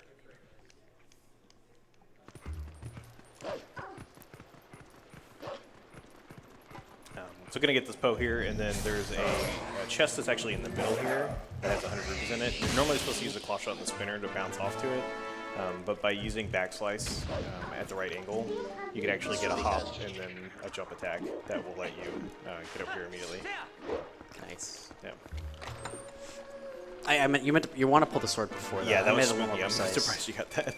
Yeah, because needing to pull the sword, I don't know, it's a little more, makes it a little more tight. And then for the Stallhounds here, after you kill them all, Ace is going to try to get in a specific spot to prevent the cutscene of the wooden idol topping out. Oh, I've completely forgotten where it is. Yeah, It's this one. down a little more. Oh, is it down more? Yeah. Yeah. So you can skip that cutscene if you stand at the exact spot where the idol spawns. It'll just basically spawn into you. It kind of sucks because it's like the queue is like a black line, and there are a lot of black lines there. Yeah. The queue is like one part of a brick in a sea of bricks. It's a very standard Twilight Princess queue where it's like a smudge. A smudge on the floor surrounded by like 3 different smudges that are all the same color. So now we're going back to Cat Gorge, and we're going to clean up everything and sort of swing it back through to Lake Helia and get everything there as well. Cave first. Yeah. And this is the big reason why we wanted to get the Postman when we did, because there's several Postman triggers here that we would have to avoid if we didn't. I don't really know if zooming the camera out here is important. It's probably not needed. I wish I could do... Is there a good spot prior to this to do this equip? I don't really know. Probably the best spot to do it would be while you're jumping over to that chest. That's a good Like point. in the middle of the air. Yeah, so the webs here can actually be destroyed not only by lanterns, but by bomb arrows and by the ball and chain. And so for some of them, it's faster to shoot them. For others, it's faster to swing the lantern. You also can leave the lantern out and save a small amount of time. Yeah, I'm not willing to risk it though. it would probably be okay, but towards the Ace, probably shoot this one. We did use extra earlier. Yeah, I used a lot of extra bomb arrows too, so I probably need to be a little conservative with them. You are supposed to shoot that one, by the way. Yeah. And then, yeah, heart piece here, and then there's a Poe on the other side. And we're going to see something that we haven't really seen yet, but we're going to see again later on when Ace finishes K4 Heals, which is when you kill a Poe and you go to rip its soul out, the game will actually count it in your inventory the moment that Wolflink pulls the soul out. And then right after that, there's an animation where it shows the soul and everything, blah, blah, blah. But in situations like this where we need to kill this guy and then immediately save warp, we can grab it, rip the soul out, pause, and then before the text plays, save and reset. And we're going to see that again later. You can also check the Poe count there, because Yeah. if you save later, or yeah, if you pause, it will show you the Poe count there. So 40 is what it should be. Poe heart pieces. Yep. And then we're going to see a cool strat here. So we have to get one Poe by the tree, and then there's actually 2 heart pieces over in this like sort of floating island area, or not floating island, but there's like a pillar sticking out of the void. And we actually use an LJ to not only grab one heart, but then LJ over and then open a chest that has another, so we'll get 2 hearts back to back. Also, you can kind of get trolled here by a Kargarok and the Bakala, Yeah. so we want to hope neither of them see us and try to attack us. Looks good. Looking good for Yeah, them. it looks good. So we use these vines to kind of line up a position. Ooh, I think I would have stepped too far. Nope. Okay. You can basically just do a double LJ here. Oh, the Kargarok was coming over. I didn't want to say hello. Nice. So yeah, gonna get the 1 heart from the chest and then immediately get the other heart. This strat's so cool. And then I keep getting a backflip there. Void, because we want to now ride Epona over to Lake Helia while getting some stuff on the way. And the closest horse with grass is right here, so voiding is the fastest way to get back to it. My last roll might have been slower, because I think I could have howled at the grass. Howled. I think I could have reached the horse grass before. Lagging this area is crazy sometimes. So not only do we have to pick up Poes, there's actually golden bugs here as well we have to pick up. This bug is in the most weird location too, that one. I've always questioned that location. Yeah, they were procedurally generating that one. Yeah. Randomize the coordinates. Is it inbounds? Good. Keep it. I guess that's supposed to be one of the first ones you find, I suppose. I guess it is in an earlier section. Yeah. So this is where the bugs and posts start to get really annoying, unfortunately. I don't know if that's going to work. Yeah, you got it. Oh, hello? Yeah, that's another. I've almost why never seen that happen with It's this tough to target those because sometimes they fly away. Oh, it was because it was high. No, I know why. It's because it was high in the ring. I threw the ring low. And then we call this the cluster Poe. You can fill in the missing word there. Yeah. Because you have to kill this Poe while getting attacked by Stallhounds, Bokoblins, Kargaroks, the works. Please. Yeah. That was also a good Thankfully that example. went okay. This is a little bit of a cluster. Yeah. That was also a good example of what we were talking about earlier with turning on sense after you've already attacked the Poe. Or after you've already recharged the bow. Yeah, so I should have waited a little bit longer to release. Also, that Poe went really high up afterwards. It was kind of... Oh, you said you want to save the spurs for this one, yeah. Yeah. Yeah, in this little corridor, opponent's top speed gets limited, so you really want to save your spurs for getting through here. And then, yeah, Ace is going to claw shot up to the area where earlier in the escort I blew up the rocks so that he can actually get to this, saving him a little bit of time here. It's teamwork.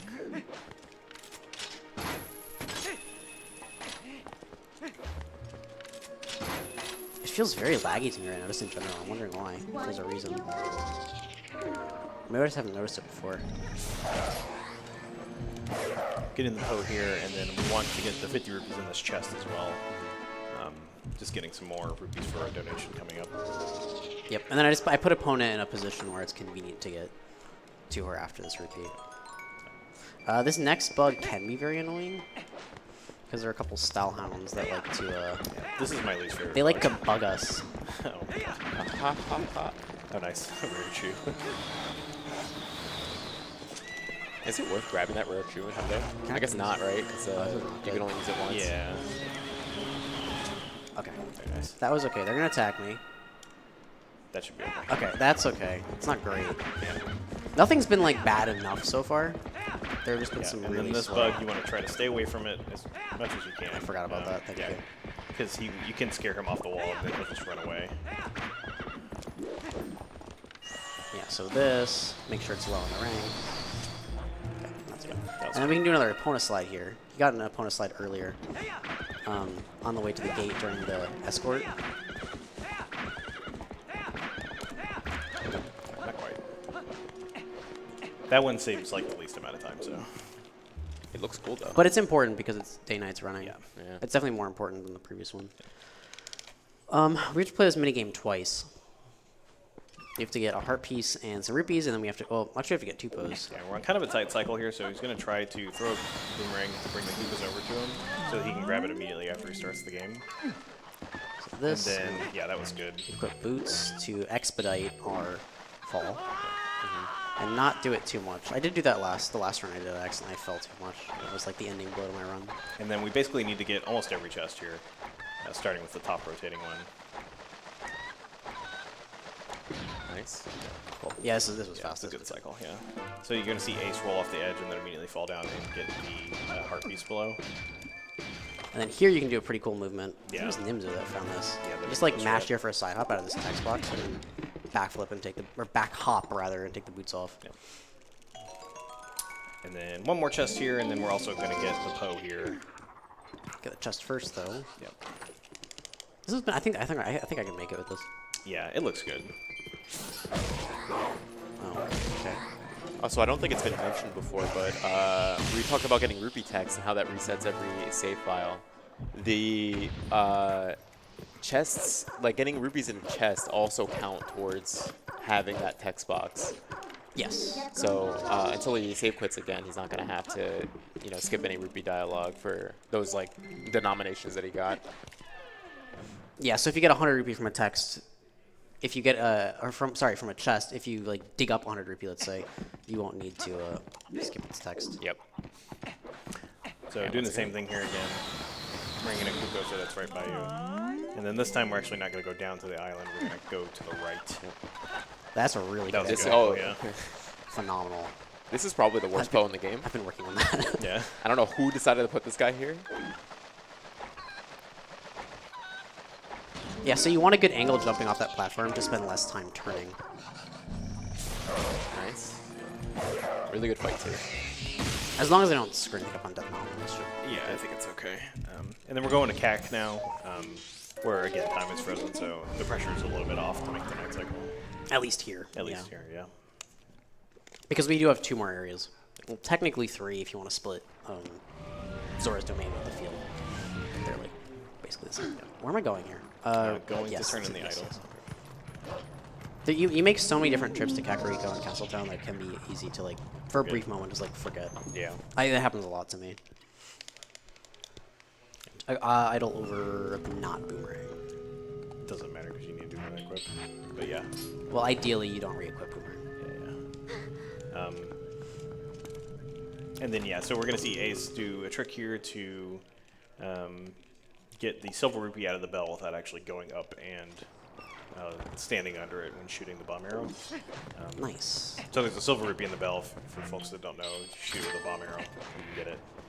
However, with a combination of the boomerang targets and the bomb arrow, you can ring the bell, have the boomerang grab it. I think that was early. I might have shot early. Nah, we're good. This. Yeah. Oh, damn. Yeah, and you can skip the text with a backflip, but it's kind of hard. I mean, you can skip it with like any side hop or whatever, but yeah. And then we're going to come up here and get a Kuko and take it over to the other 2 Poes that are up above Barnes Bombs. Just slightly Nice faster than jump. going up through Barnes Shop. We love random jumps.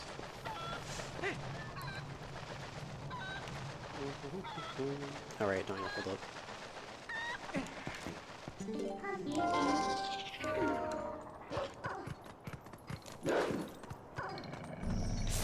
dashing there, despite the fact I definitely want to. Something I've been wondering about the pose, which I've never actually checked.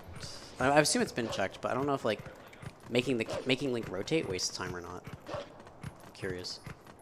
I'm not sure. Because he rotates towards the camera or to face you. Yeah.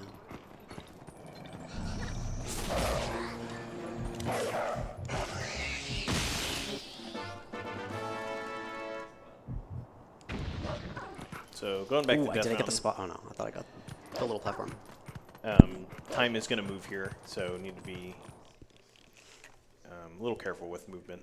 Yeah, this is the last like difficult area for time. Because after this we just get 2 poses and we're done. Yeah. And so in this area we need both a Poe and a heart piece. We're going to end up using the Goron to get up to an upper area where the Poe is. I'm a little skeptical with all the extra boomerang throws for like that one bug. We'll see how Unfortunately. it goes. Yeah. It'll probably be close either way, but I think you're good. As of Yeah. now. When Ace does the Those are warp good to rolls. Upper Swords River coming up, we'll know if he's going to make the Night Cycler or not. Yeah, so fun little trick here you can do where you can roll out of this. Ooh. Oh, didn't get it. Just kidding. Um, Just kidding. And then just jump up here and you can get this Poe. This one's always so spooky to me. Yeah, 'cause you can very easily like shoot off the fall edge. off. Yeah. The camera usually freaks out too. Yeah. More rupees here. All these rocks have 20 rupees under them. So I'm going to grab them on the way over to the heart piece. And you can manipulate which direction they fall in by like where you move the rock from. I think it's barely possible. I'm a little scared though. We'll see. So basically, if the stars are still in the sky, at like when we load in after this warp, it's pretty likely I can make it. Where am I going? Over here. Up here. Yeah, so we have one Poe in Upper Swords River, and then there's a Poe in the linear portion of Hyrule Field on the bridge. And we need to get both those Poes before it turns day. Ooh. Yeah, it's looking... We'll see. It's gonna be close. see. It's possible, but Yeah. it's gonna be close. Stars in the sky. I mean, it's basically possible.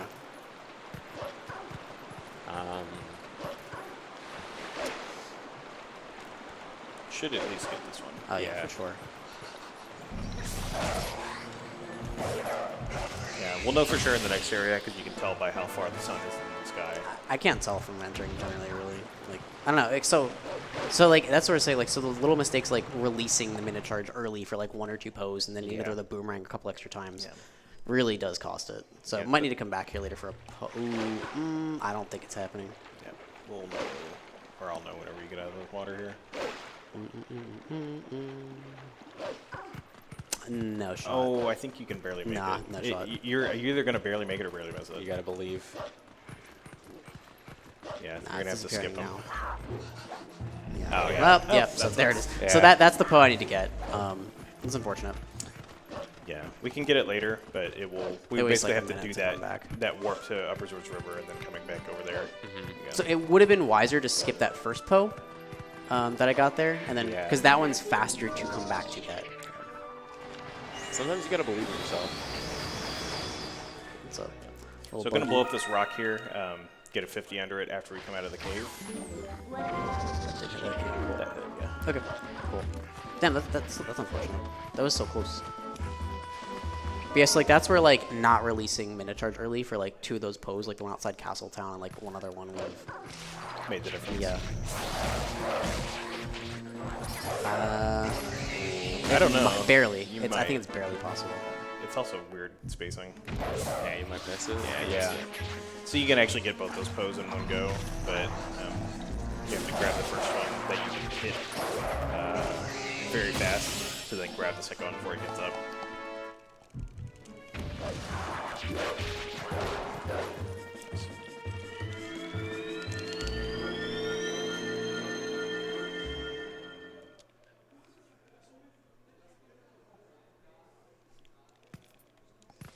So I'm gonna grab the 50 over here, and then there's a heart piece that we have to ride the spinner tracks up to get to. And then, so we're going to do that and then actually come back this way because there is a heart piece in the ice cave over this way that we also need. I only need one yellow. Yeah. These rupees should be counts nice.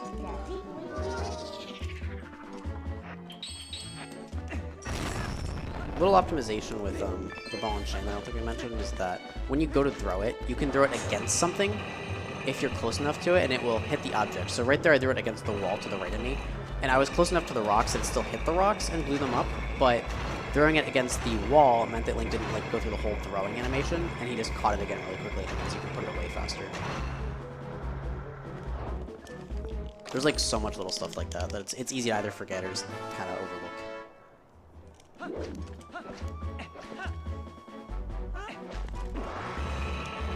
This part's fun. You can ride the spinner tracks and get a bunch of speed. Fling yourself back.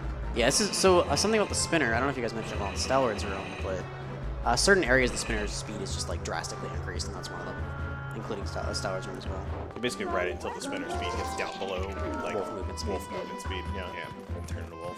It's really a shame that there's not more spots where your spinner is like a viable movement option. Yeah, it is very fun riding it around when you have high speed. Yeah. So one bug we got to grab here before we go to the ice cave. World's best bug. Yeah. Oh, he saw me. Yeah. He Unfortunately, saw me. this bug is only hard because the enemies make it hard. I can throw it before he gets to me. Yeah, but as long as you... Oh, yeah, that's good. That's good. Nice. You know what? You're going away. Yeah, mortal I don't draw like- him for I don't fun. like you. Yeah, so like right here, again, throw it against the wall. Oh, Yeah, okay. that didn't work. Just kidding, on the So, wire. Ice Cave has 3 puzzles.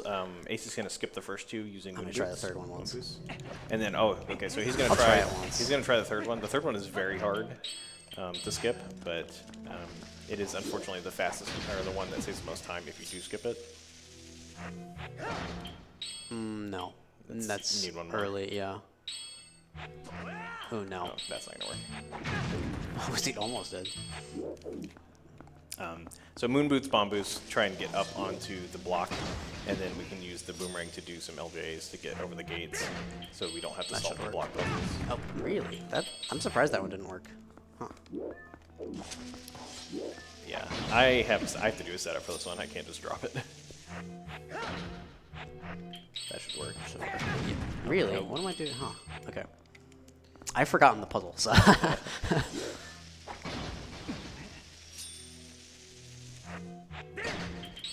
That absolutely should work. Yeah, there we go. Yeah, there. Okay. I think I was just a little early. So once you're up on the block here, you can do an LJ to get onto the gate.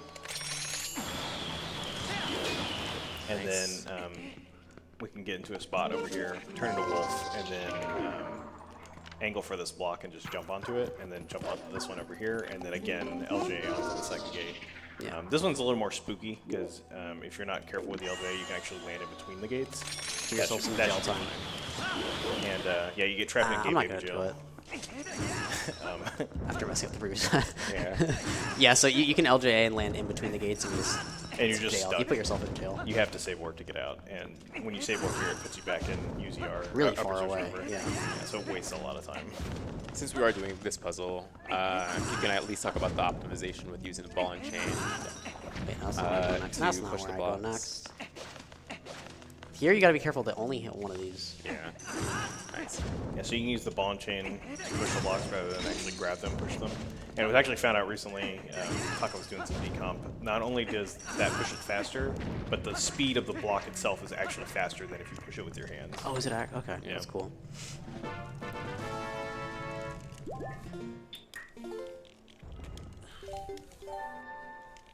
And so this is convenient. Once we warp to UZR, it actually set our safe spawn point.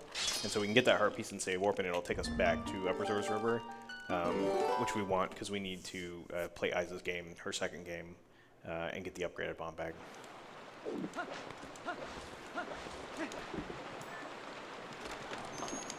Yeah, this minigame is deceptively like weird. Like controlling the boat is very strange to get used to. Yeah, the key thing with the boat here is we want to, as much as possible, be holding up because the boat has like a set speed to start that in the water, and then when you hold up, it goes up to another set speed. But anytime you're not holding up, that speed drops back down. And also, like, the slightest input does control the boat. Like, you can hold slightly left or slightly right, and it will control it, but it's, like, kind of delayed a little bit, and it makes it a little bit scary sometimes. You can, like, kind of want to overcompensate and end up turning too much. And so it's kind of like this like balancing act between trying not to turn too much in the wrong direction and trying to keep going as fast as possible while also pausing to then shoot the pots.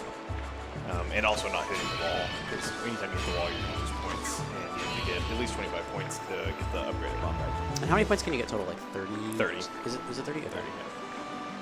I've never actually gotten all of them. Yep. So you can go to the left here, but going to the right is actually faster. And you can skip some of the pots as long as you don't hit the wall. We can just go for this here. I need to power first. It's going to be scary though.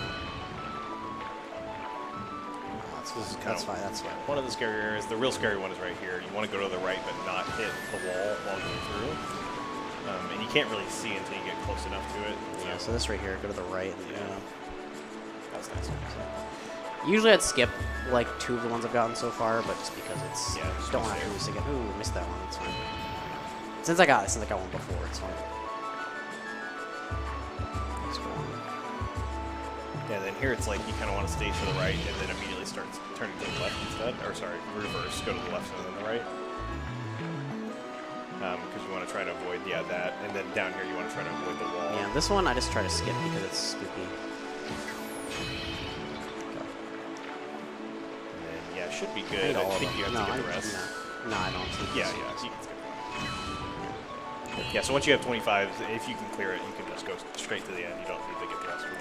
Also, as you you can lose points after, unfortunately. So you can use points here. Yeah, I found out one time that I was goofing around, and if you hug the right wall, the canoe will flip going down the waterfall, and you'll whack the wall like 4 times, and you'll lose points for it. So, yeah, don't do that.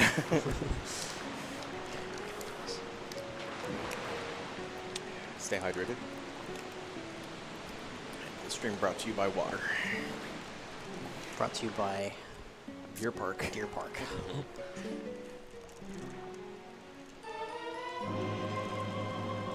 Now we are going to go warp the bridge. Yep. So we're going to go to the mesa and grab the bridge, which will open up cave ordeals for us later.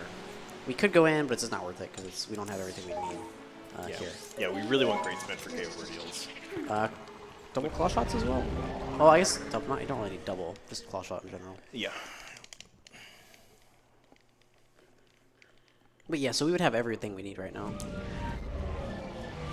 Just aside from great spin. And powered up Dominion Rod. Do you need that? Yes. Gotta move the statues. Oh, you can't move it without, oh yeah, yeah.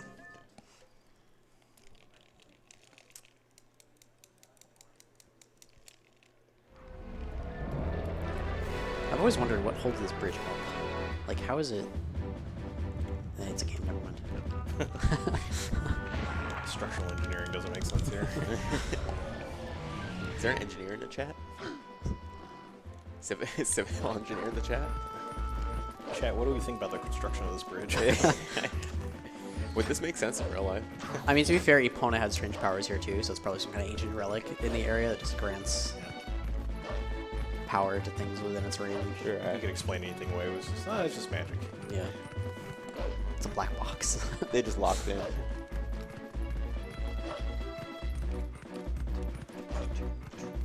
Right so now. running to Hidden Village. Yeah, go ahead. No, you go for it. Yeah, so running to Hidden Village here, we need to get the Skybook and also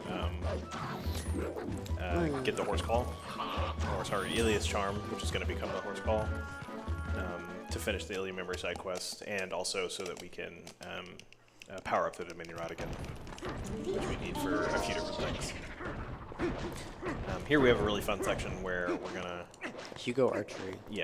shoot a bunch of bubblins, which we call Hugo Archery, because the bubblin at the beginning of the game that we do Sword and Shield Skip with is his big name, Hugo, so it's like a bunch of Hugos. Rather than one we would do Sword and Shield Skip with. I hope you've been doing your daily aim training. Please? Or maybe not. Look. That Overwatch is not helping this segment. It's not. It is actually quite hard to shoot some of those guys. Yeah. Yeah, and Oh my it's even gosh. more scary because you have Zora armor on, so every time they hit you, it's like double damage. So armor and Ordon shield. Yeah, that was rough at best. That position was not good. And then this shot here really sucks. There you go, nice. it's very easy to try to shoot that bubble, and instead you just hit the ceiling. And then this last bubble in here, you can actually get through the wall. Break slide. Nice. Yeah, that was a little rough, but it's okay. We do come back here later on to see cats. Yep.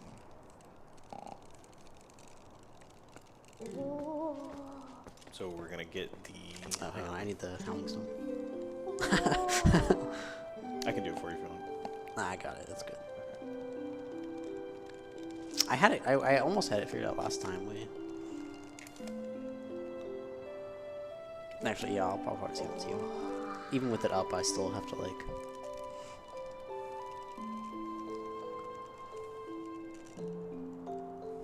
Wait, so center, down, center, up, down, up, Still up next to it. up, center, up, center. I think so. Yeah. I actually don't know either. I just like I hear the song and my brain knows. Remember those vibes we talked about? All vibes best. Vibe-based speedrunning. Yeah. Before we do that though, we gotta show Granny our rod. Yo. That way we can actually get the Ilias charm. Or no, the ancient skybook. Sorry.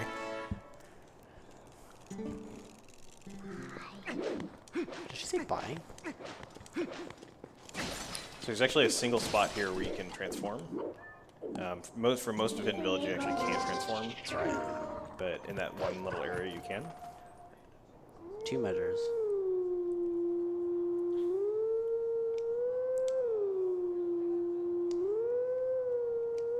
Nice. You did it. Nice. Very, very cool. Alright, That is- quiz time. that What is a hard song is one. that? What? Quiz It's time. the hero's theme.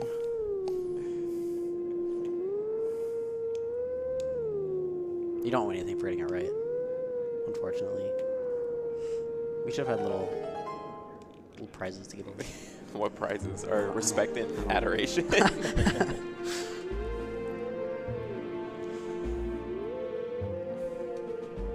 prize of chat clout.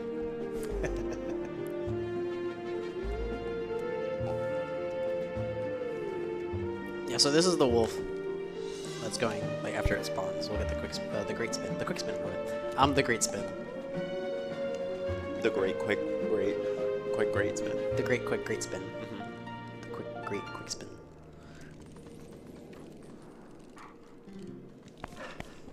Yeah, before that, we gotta go to city. Yep. Yeah, so we're basically done here. Gonna go back to the CAC and do one more donation. I can't teleport one. Oh, I don't need to do that there. It's also where I keep forgetting. That actually does take time. Sorry? Oh, yeah, right. He did say that. Yeah, I remember Beast mentioning that. Yep. Beast has done a lot of optimization, in case you haven't been able to tell. Yeah. He's found so many things and optimized so much. Very creative. He's on a humor. completely different level from everyone else. Okay, so the shop first. Yeah, so this will put Malamart in Castletown, which we need to get the magic armor later. And then we're going to buy the Hawkeye, which we're never actually going to use, but we need it for the definition. So 200 rupees to him.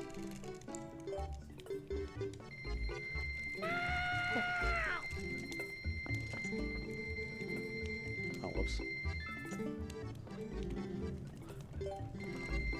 So he has 3 checks points in this.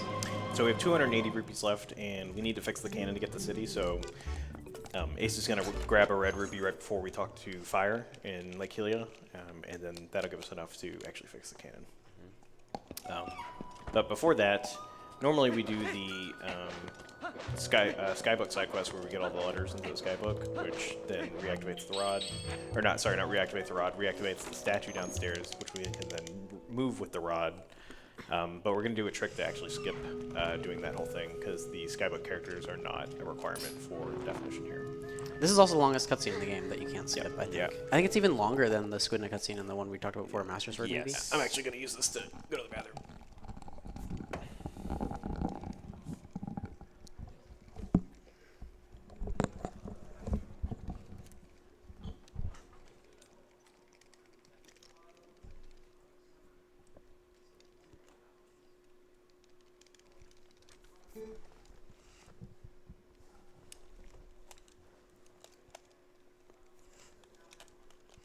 Yeah, so there isn't really too much to say about this cutscene or anything going on. We are about to go into city.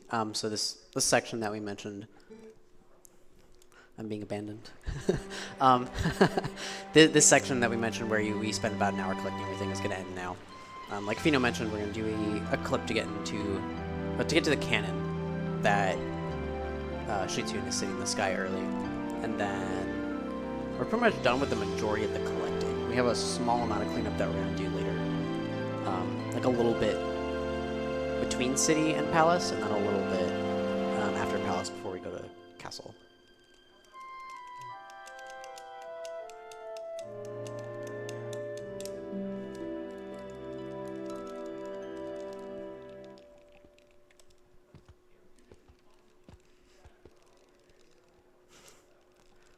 I always love that kid's just sitting there still.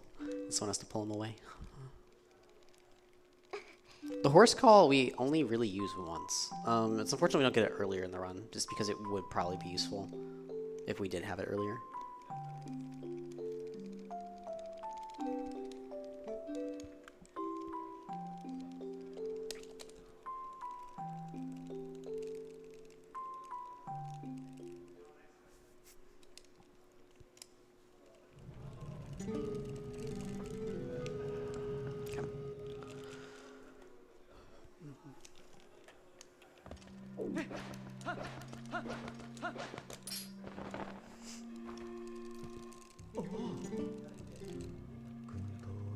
Yeah, so we're gonna. I'm gonna do a transform here as a wolf while against this statue, and then after transforming wolf, you can dash through it. It's kind of similar to the clip before to get into Goron Mines. It's much more lenient though, like the frame perfect roll that Pheenoh did through the Goron, but instead you clip as wolf,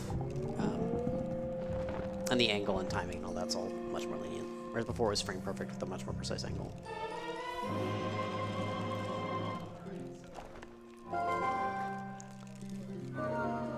Yeah, so we make use of the gap between the wall and the statue, transform to the right spot, and then just dash through it.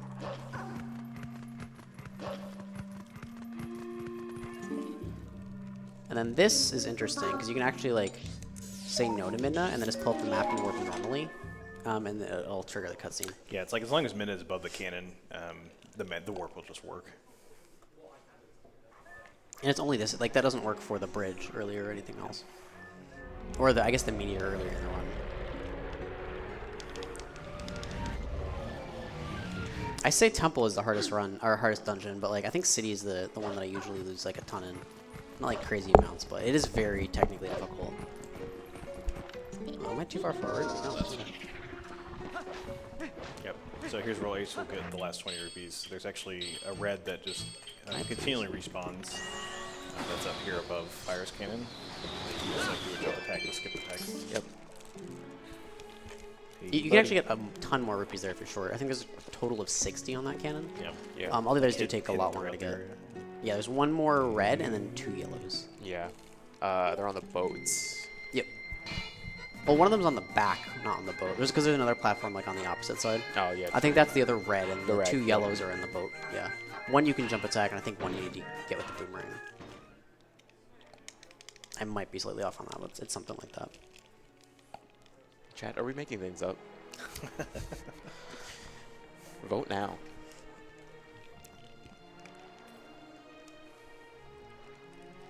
Yeah, City is very cool and yeah. doing well. City is a very cool dungeon. You can see a lot of cool scopes in it. Yeah, this is most people's favorite dungeon. Everyone describes Lake Bed as like an LJA playground. I don't think we described it as that, but probably City is it's more accurate for City in the Sky. At least the second half. There are a lot of long jump attacks in the second half. Just across gaps.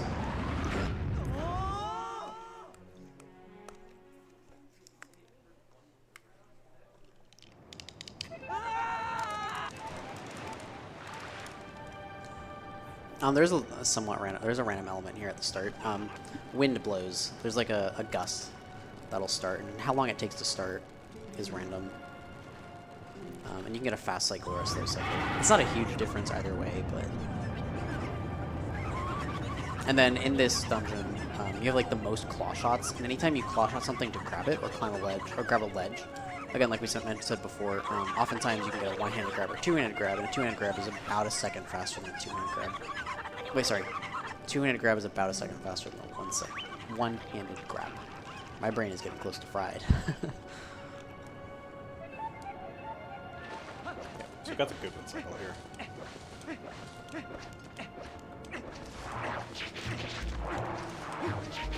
I for a moment started to look for the roll checker.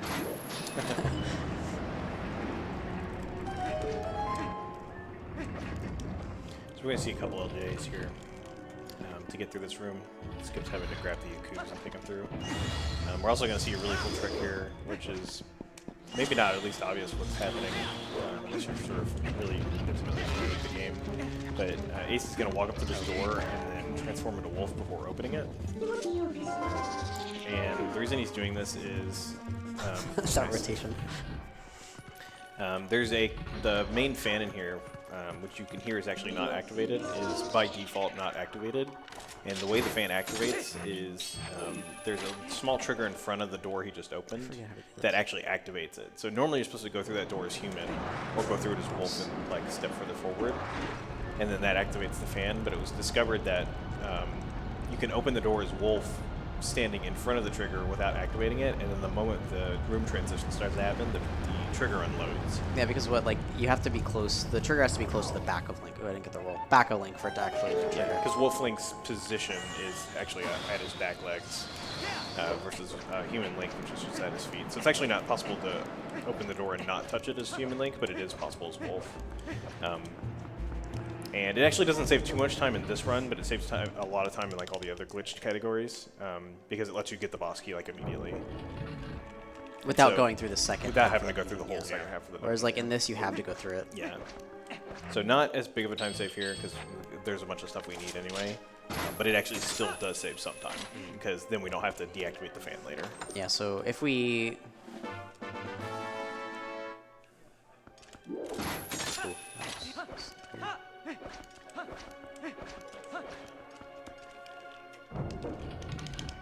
I was thinking of a separate thing. So right here, I'm going to do a cutscene skip. I'm going to jump onto the side of the bridge and then line up an angle and skip going up these stairs normally. And this skips Argok destroying this bridge. Usually Argok's supposed to destroy this bridge here. But if you do this, what it actually does is it sets your save warp point at the chest that I just opened, which is the start of where we want to be for the second half of the dungeon. If you trigger that cutscene, you get put at the very start of the dungeon. Yeah. Yeah.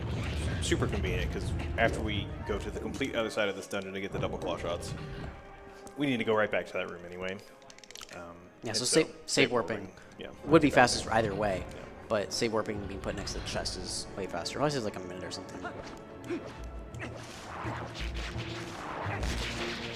Oh wait, no, that's not right. Got a normal full risk on there. What? Yeah, I was like, let me let him have access to me. So that's actually what Tath does. Is it cuts it off and then it like just jumps manips around it, jumping around you. How does it manipulate it? By just mashing at a weird different speed, or? I don't know. Yeah, Tath's like Taskmaster.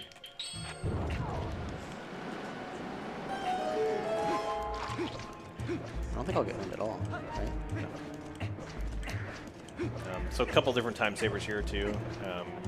Again, like Ace mentioned, this is really the LGA playground. So he's going to end up cutting through a lot of these rooms by just sort of going to the opposite side of the room that you're supposed to go and just LJing across and getting straight to the next room. It is also possible to skip that small key. Yeah. Yeah, there's a really crazy glitch where you can skip the first small key altogether, but it's not really viable for a long RTA run. This room is also really weird because there's so many different ways of doing it. Yeah, another LJA playground here. Can I get this? Can I not mess it up? Okay. You still saved I didn't void out, which is good. That was a nice jump scare. It did make 1A out. Yep.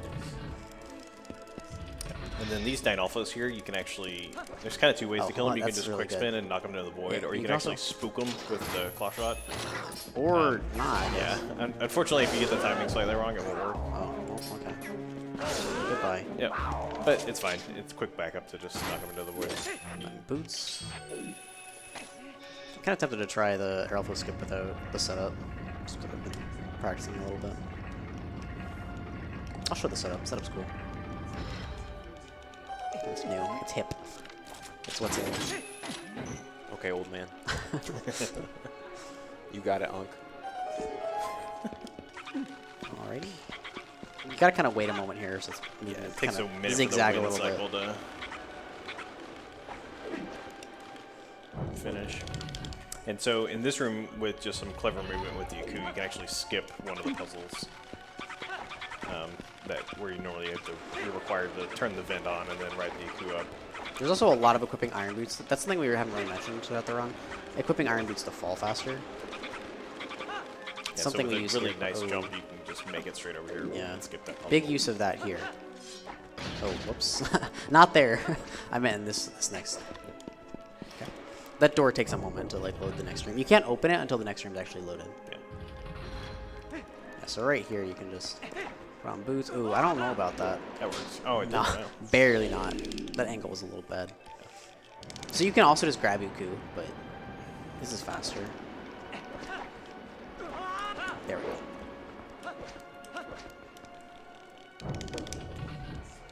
So a couple tricks you can do here.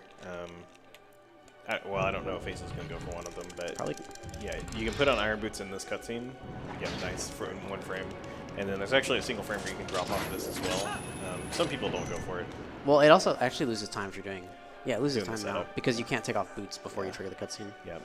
And then we're going to see Ace do a setup here where he's going to get into a position and then use C-up like item buffering to get a specific angle and skip the whole fight.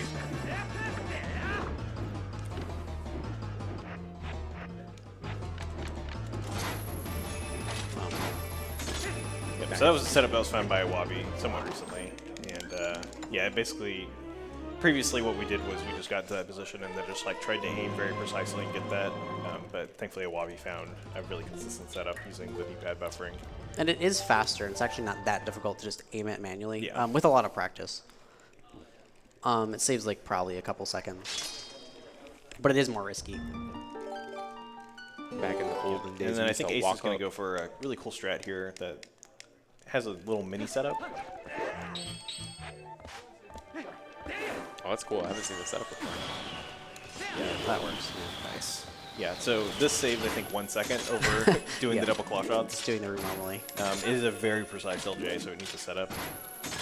But it looks so sick if you get it. Oh, damn, that was so close.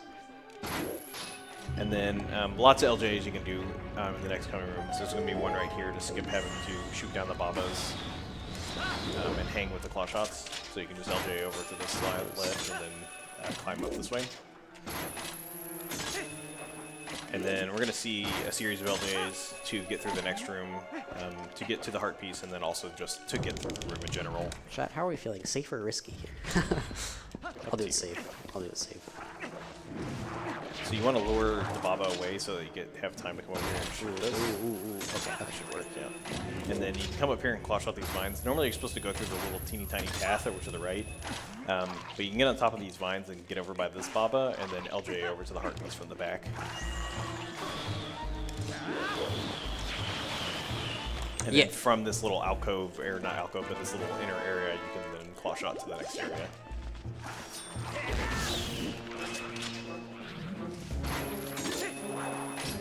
And then you're supposed to grab this next claw shot target up the top and then drop down, but it's slightly faster to actually just come up here and do another LJ.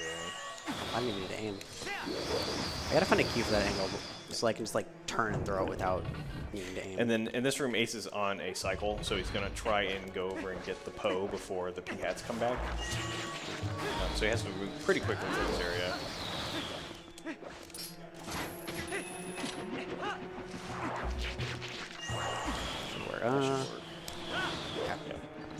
So you can grab this Poe from up top. And then, yeah, he was so fast that he's actually probably going to have to wait for the other P-hat to come back when he goes to grab it. And then instead of doing this really long puzzle, we're supposed to hang on the P-hat through the little crack in the bridge over there. Ooh, that was Ace is really just going to fast. do an LJ to get over to the last heart piece here. Cool. Yeah, very fast.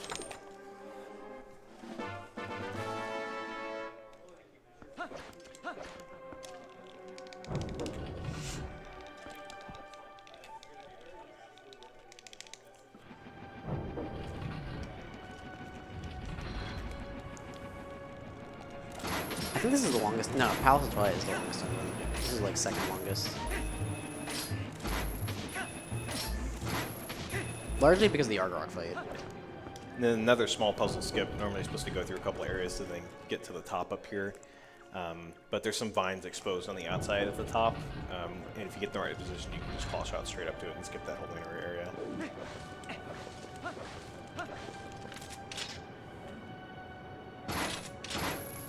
And then there's a Poe over here we have to get. We can skip this first rope with an LJ. And Eljaw. Yeah, and then by using target jumping, we can jump off the rope early, targeting the Poe, and then since it's back off, lower him down, turn it back on, grab him.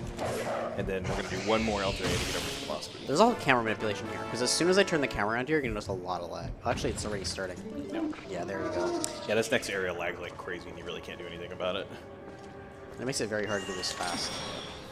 So LJ above the door, and then coming in here. The fan is actually deactivated because we never activated it in the first place. This is the same fan run before, and so we can just roll over, grab the boss key, and yeah, we're ready to fire our Argorok. I don't feel ready though. Might be underprepared. I don't think I've ever accidentally pulled the sword there. That should work. A little bit of an optimization there to land on the stairs. If you actually land on the ground behind the stairs, it's slightly too low for you to get an auto roll. You end up just taking damage. World's coolest backflip here. So there's a switch you're supposed to activate in that last room to turn these fans so that you can actually make it to the end. We're just going to do more LJs to get over there. Yeah, so get on this second fan over here and then do a double LJ. This right here is also an example of one-hand versus two-hand. Yeah, that's a one-handed, so now he's got to take the time to, like... I just could have gone with that with the first location without really adjusting. Cool. Nice. Yeah, so that's a really sick LJ as well. And then this room is really tough with the optimal strap. Yeah. It's a little bit easier now than it used to be. The strap was slightly adjusted. It's cool. It's really cool when done well, though. I didn't want to use that one, but it's fine. Yeah, so you can shoot the switch at the top of the bomb arrow from the get-go, and then as long as you're fast here, you can actually get up to that final fan without having to go. Yeah, that works. That works. So we'll see here. This claw shot here is the most precise one. Yeah. Actually, sorry, the one after this. Yeah.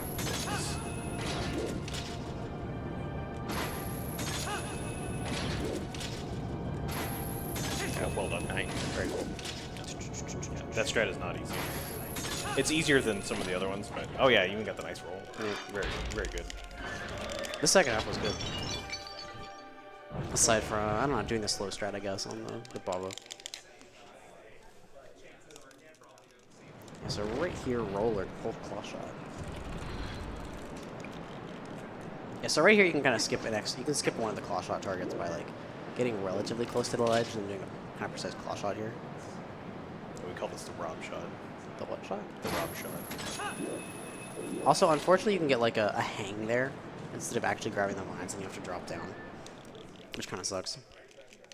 You gotta go back to the Poe. Just need to remind myself of that. Oh yeah. Otherwise, it's gonna be a 99% run.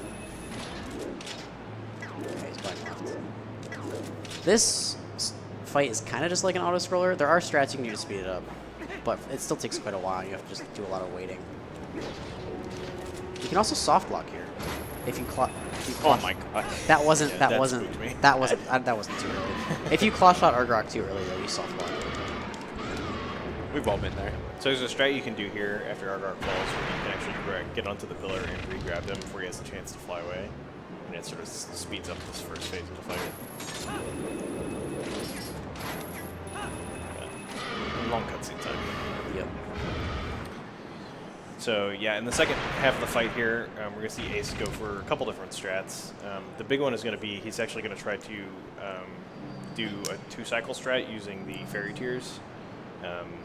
So we're going to see a strat where he's essentially going to get on the top of one of the pillars, wait for Argorok to blow flame at him, side hop out of the way, drink the tears, and then try and get on his back before the tears effect expires.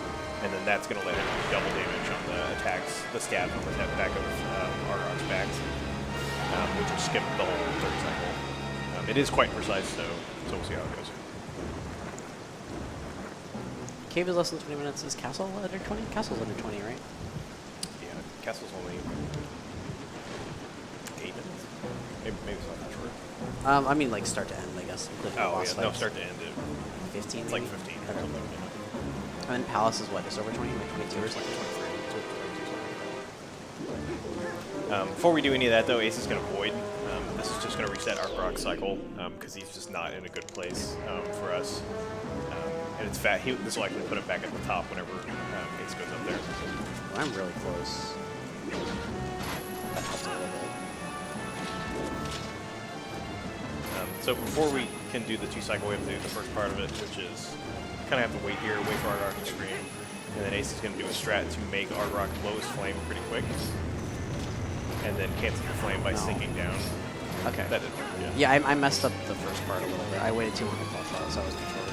And then he can just grab him immediately. You also can do that with one claw shot. Claw shot only one extra PR. Nice. I found that out. Wow. Is that the right one? The right one's behind me, right? Yes. So here's where he's going to try to do the 2 cycle.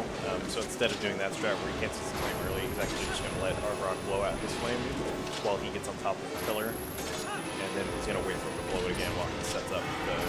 That was a fast roar as well. While he sets up the strat. So get on the top of this pillar, and then the setup here is kind of unique. It's like you want to get on the edge, get all the way over. And then we're basically waiting for Argok to roar and blow his flame again. Ace has the setup.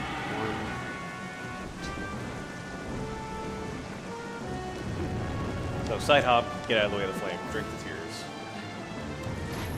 Yeah, Then we can claw shot up, claw shot over 2 V-hats, and then before the tears run out, we want to get on his back. That should still be fine.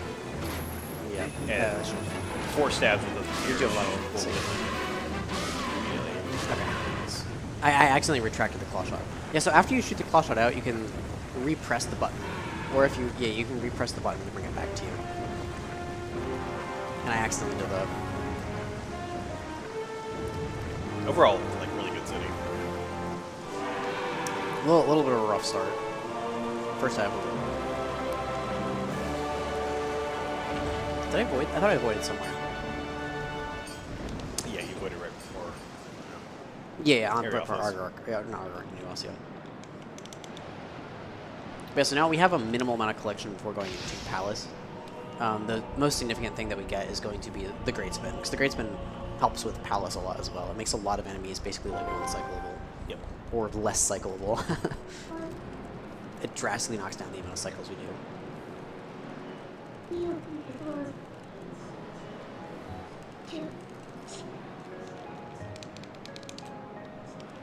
Yeah, the poe's the only thing we need to go get still, right? We don't need anything else.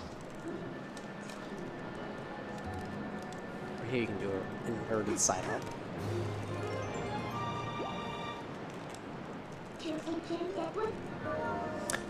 And then small strat we're going to see here when he's leaving city.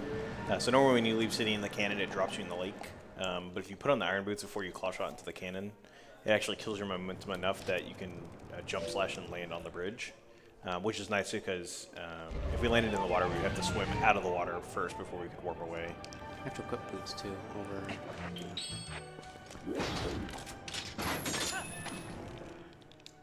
Very speedy.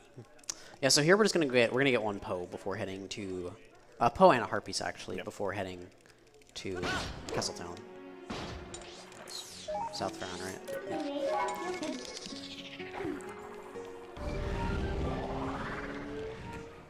Yeah, we're also gonna pick up the rupees that some rocks drop, just so we can get the rupee text now. We also need 15 rupees to play the start game. Or 2, yep. We're gonna get the bigger quiver. Bigger and quivering. Still quivering.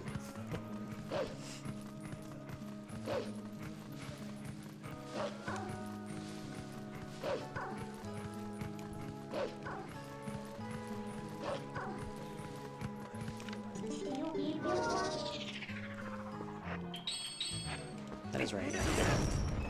Why does that? That's twice that I've messed up the ball and chain throw against the It wall. has to get like canceled in the like top left of the animation. It's kind of weird. It's really far. I don't know if I'm gonna get spot. I'm kind of in a worse spot now.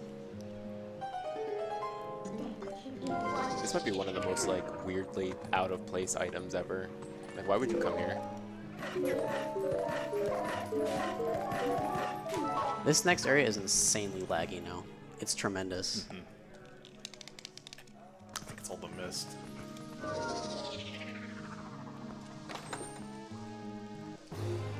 Yeah, like it's so bad it's worth going to first person here to put the camera away.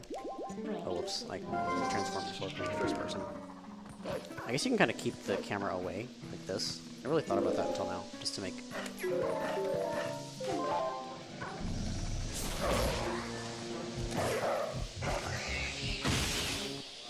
Now we are going to Castletown? Yes.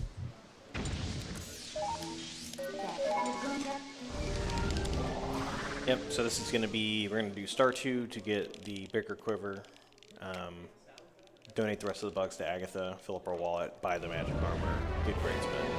Yep. And then we're skipping the postman here as well. Yep. Wait, leave claw shots as well. Oh, we don't have claw shots. Whoops, that was really high. I didn't mean that high. Yeah, so as far as Castletown cleanup goes, this is basically everything else except for the Charlo heart piece, which we will get right at the end before we go to Hyrule Castle.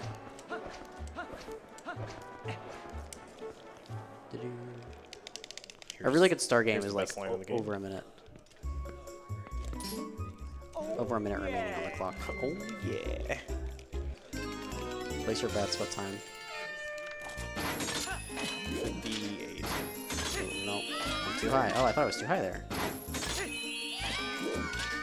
Yes, for Star Game 2, it kind of looks like they're spread out randomly, but there's actually an intended pattern. If you sort of figure it out, it kind of like goes up like in a diagonal up and then back down and then back up to the center. That might be too low. That should be all of them. 101, Yeah, nice. very nice. I spent like an hour in there recently.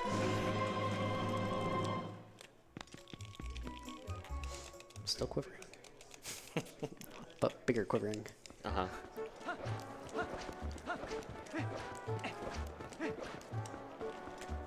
Same thing here as before. Item wheel to get rid of the banner at the top so we can open the door faster. Assuming I can put it away. It's actually really hard to like put it away after you have so many items on the wheel because it's easy for it to like just let it keep swapping items. And you can't put it away while the cursor is like moving.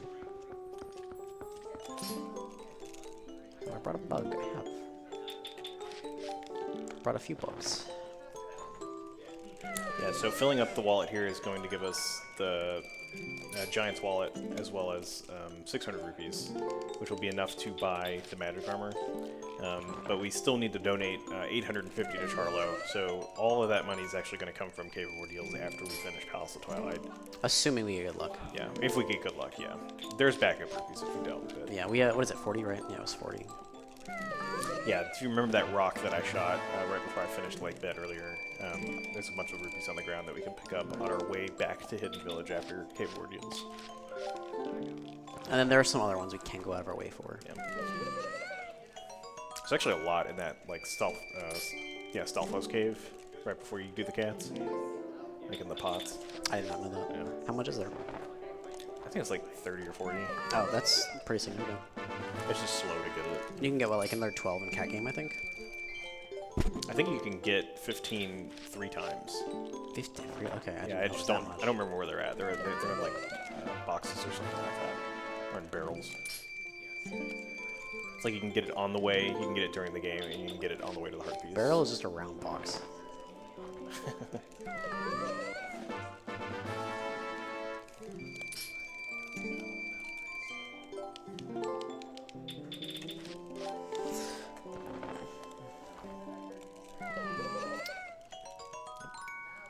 And one more.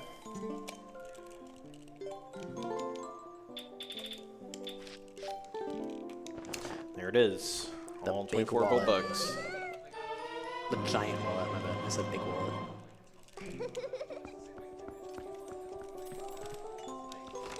Yeah, so now we're just buying magic armor, getting the great spin. and then we'll go to Palace. Palace is really cool. It's kind of glitchless, aside from LJAs, but it's really cool. I shouldn't have rolled there. Also, the lag in this area is crazy. Yeah. Because of how many actors are loaded. Plus, you have the water, because the water, yeah. Oh, really, that game's about to stop. I wonder if anyone's ever crashed here because of that. They got real ambitious in Castle Sound. Dino dance in the chat. This guy's got moves. Alright, this armor will never wear. I forget the text. It says there. It's like, you bought it. You are smart. You bought it at Mellow Mart.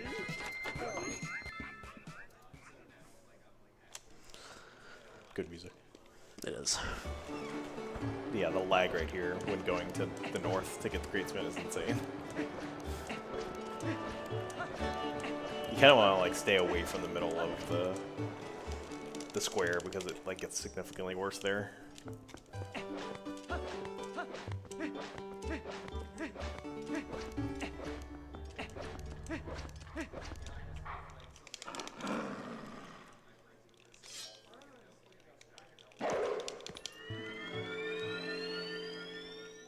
The spin of greatness. Yeah, Link's, the sound Link makes when he does a great spin too is like kind of ferocious. They really were like, yeah, we want just sound, just like he's out for blood.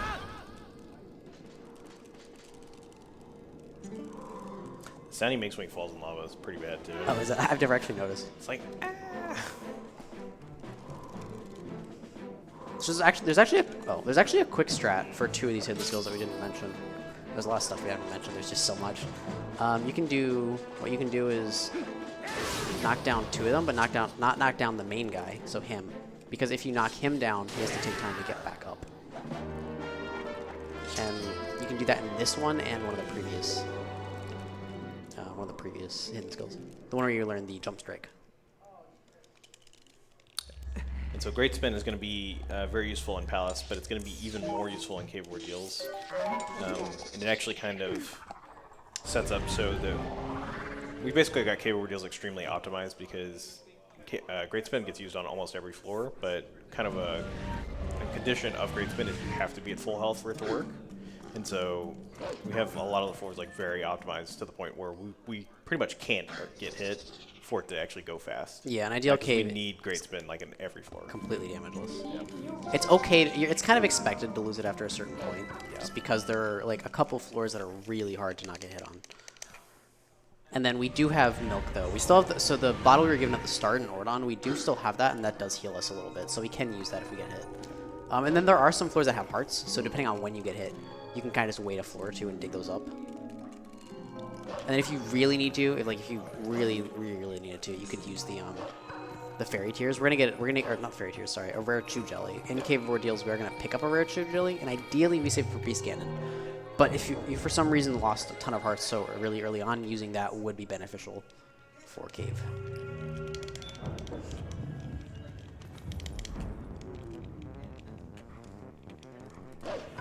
That being said, a lot of it too depends on like where you get hit in Cave. I want to Cave, I didn't get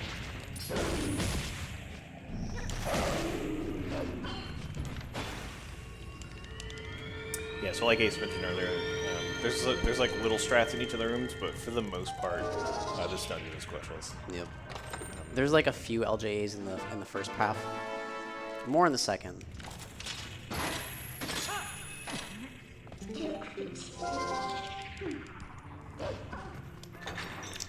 It is possible to kill the Xant heads in 1 minute charge, but you have to be in a very specific spot, and it's not always worth it.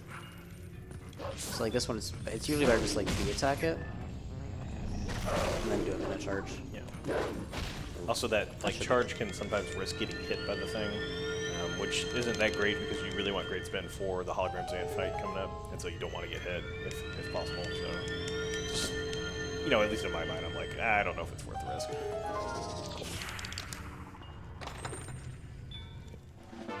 Small strat here to skip the claw shot target.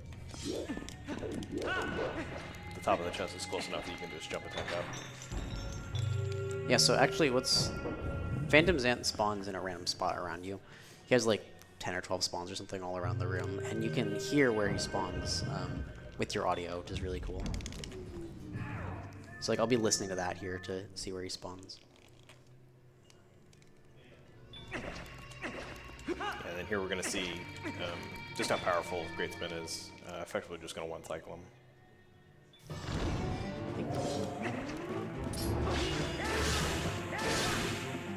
Oh, whoop, no, I was kidding.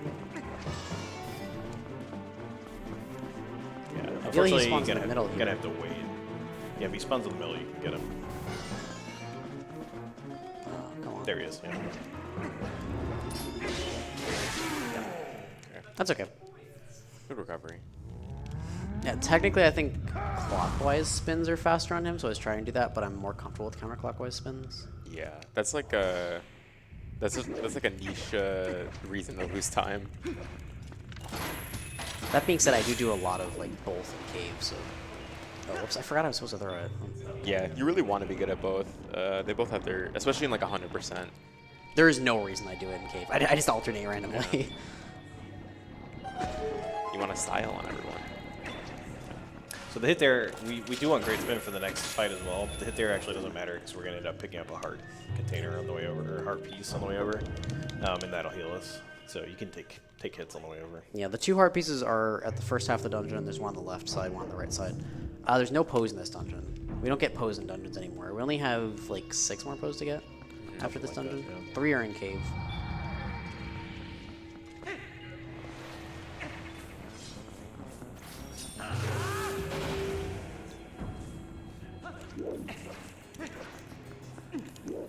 And then this right here, we didn't mention L sliding, but we're gonna use an L slide here to skip a trigger. L sliding is just hitting the L trigger and then sliding, like using the control stick in the control direction to slide after shooting the claw shot. And the trigger we skipped there is just one that drops some shadow vermin. You can easily dodge them even if they do drop, but it's just a little... Does anyone know why that happens or why that works? The L slide skips it? I have to assume it's checking for the Saul to be in your hand for it to activate it. Yeah. Gotcha. And it's not technically in your hand until after you're past it. I did not. The soul there was a waste of time. Stop. Okay. Yeah, if I remember right, the Saul here is actually the exact same actor as the pot. It's just like retextured. Oh, really? Yeah. The pot actor is like a general like carryable actor. It does behave very similarly. So there's in like terms of how you all the interact. big and small like red and blue pots and the Saul are all like the same actor.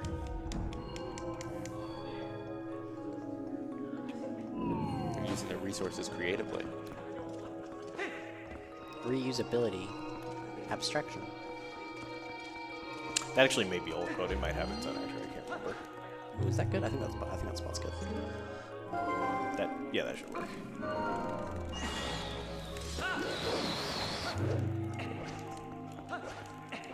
Basically, when that cutscene with Midna starts, you want to be in a specific spot so that you can just throw the boomerang immediately.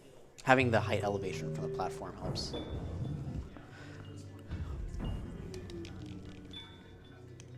This room is not fun. It can go very poorly. The keys are kind of mean in this room. Oh, I learned the faster strat by just Yeah, you gotta wait a little bit. yeah. And you can also... Oh, nice. You didn't need to do it, but... if you're kind of slow on that, you can actually, when the Zant head shoots the ball, you can bounce it back with a shield attack, and then that'll stun him and gives you enough time to actually get over and kill him. Yeah. So there's what I did was I ended up waiting on that first platform for like the first platform that moves like forward and backward. I was waiting for the platforms that move left and right to be in a certain point in their cycle before going forward. And you can just kind of go for it without waiting, but it's much more scary. So this sandhead we are actually going to kill with. I'm going to do the strat. Alright, so I can go back to the center.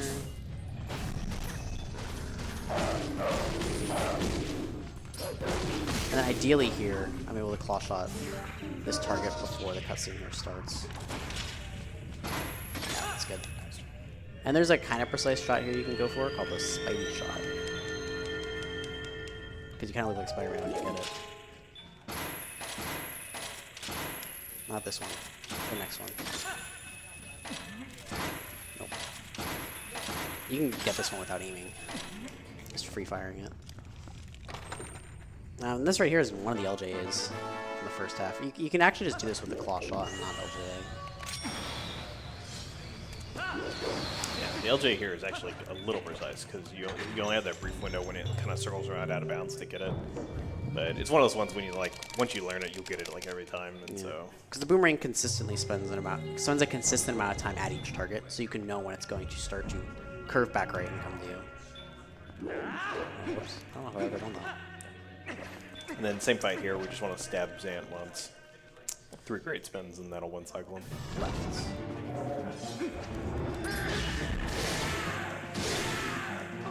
Oh my gosh, really?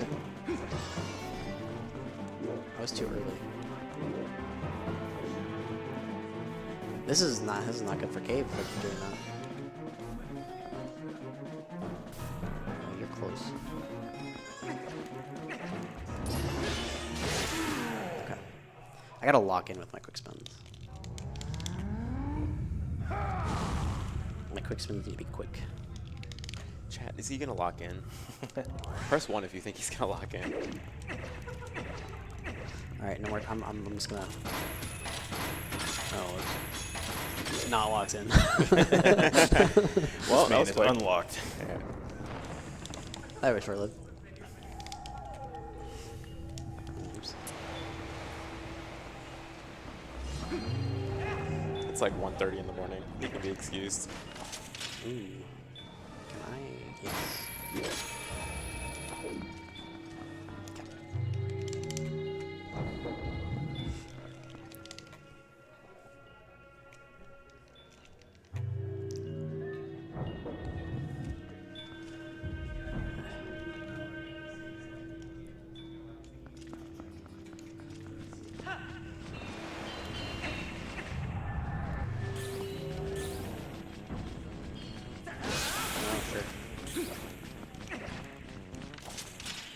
Yeah, the mortal draw can be kind of annoying because like you can go to roll.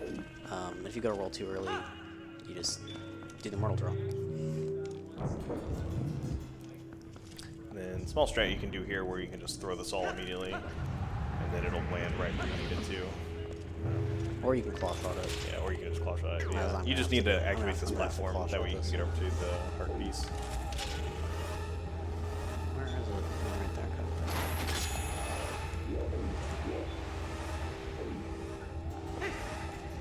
Cool. And then you have to wait here. I made the mistake of not waiting. And that's also easy to wait too long.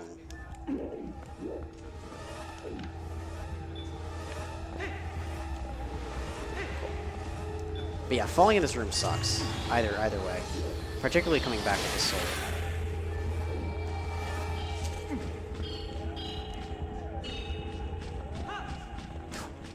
That's a little close. It was. I genuinely didn't think it was that close. And then when I jumped, I was like, wait. I hope not. Right after I said it. And then there's a single frame here, you can throw this all, or well, depends if you want to I go wonder if for you it. can probably go for like 3 buttons. 3 buttons will probably do it. No, I don't know. And then if you don't get it, you can just kind of drop it and then then activate the claw shot. platform and Yeah. claw shot it.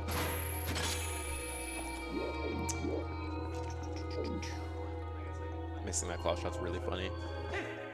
And you can just kind of do this for that humble. It doesn't actually do anything. Inside out. Yep. Yeah, It looks cool. it does look cool. You can actually get the void out and get Link to scream as that cutscene fades in.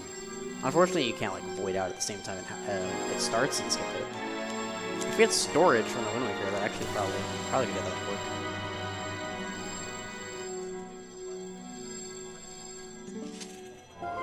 So now we have the light sword and we can do the second half of Palace. Which is really only like 4 rooms, but they're big rooms.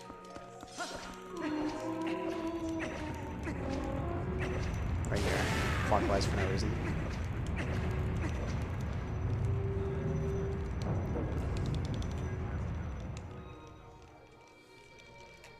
So this room trying to activate the 2, or throw the 2 like souls into the holes to activate the stairs as fast as possible while not transforming into a wolf with the smoke. Oh, I didn't swing. Okay. Rolled too quickly. It's kind of a pain because the smoke actually blocks the holes if you don't clear them out. So you kind of have should to be like fine, throw them blind. Yeah, it's fine. I have the angle that the camera's gonna. Yeah. But generally, it's not too bad. Yeah. So what you can do is you can kind of you don't even have to swing the sword very long. You can basically swing it for like 1 or 2 frames, and then roll. And it clears. Yeah. And I just kind of preemptively pressed A there. Oh, I don't need the heart. And then here's the start of, you know, several LJs we're going to see in the second half here. Sort of just speed up the platform cycle here. And then you can do a little trick here where you can activate the platform here but not get on it. And then after you get the small key in the chest here, you can just roll over and the platform will activate immediately. That's too far back, right? I don't know. I might not be. Oh, it wasn't. And then, just like with the other platform, you can do an LJ here to skip having to ride the whole thing over. This one's a little scary, though. Yeah. It's not that bad, but...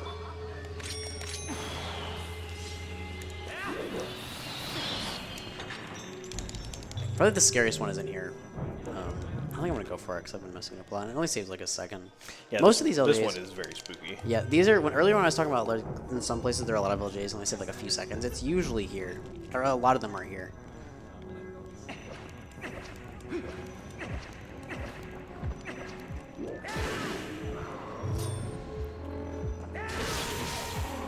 Also, the great spin, it's worth noting, has a very, very high. The hitbox for it extends incredibly high and incredibly low. Yeah, I think if you turn on the collision viewer, isn't the like quick spin in general just like this big dome? Yeah. That like extends around like. It's like a house appearing around you. So kill that Zant head, and once you hear him die, we can void and go back to the front of the room, because the other ones spawn. And then we're going to try to do a cycle here where clear the fog here. That was a weird spot to do it in. Yeah. Yeah, that's not going to work. I can't see. You're like way too far forward. Yeah. Okay. I'm on. Please? Yeah. Okay, that was weird. Yeah. So now you can go up to the top here, grab the boss key, and then honestly, you might be on the second cycle here. I don't know. We'll see. We will see. And then go down and drop and kill the other Zant heads too. I don't think the car wrecks are near me. I think I can On the final L target.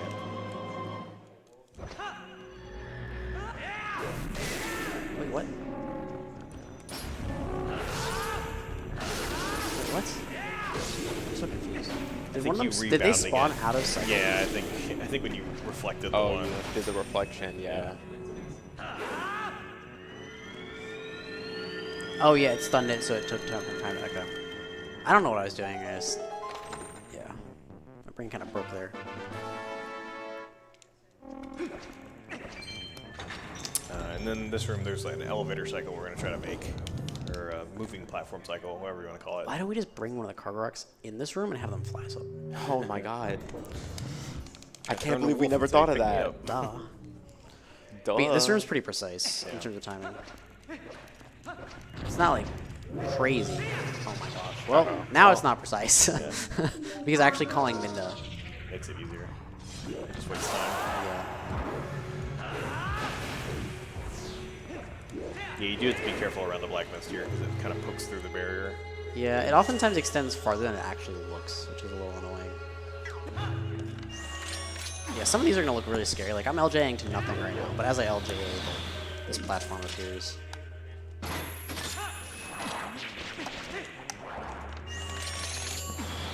Hit the pot. I still flexed it. I've had the pot, like, make me fall. Oh, really? Yeah. I have so much time, I'm just going to claw shot. That always looks like it's going to hit me.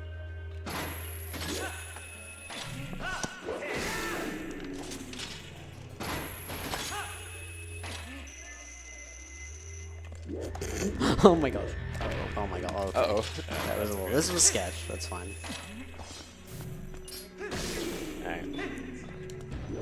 That was not locked in. Yeah, if you're very fast there, you can actually reflect the ball back to him and stun him, and then get over to him before he despawns.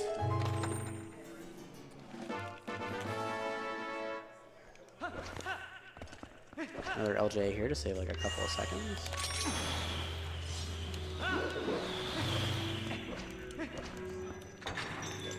And then in this room, trying to get back up to full health. That way we have great spin for Zant. It does save time on a couple phases, notably the first one.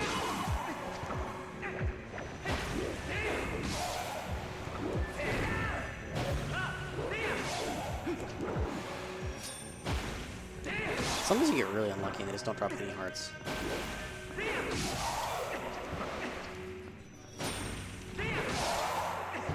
Come on.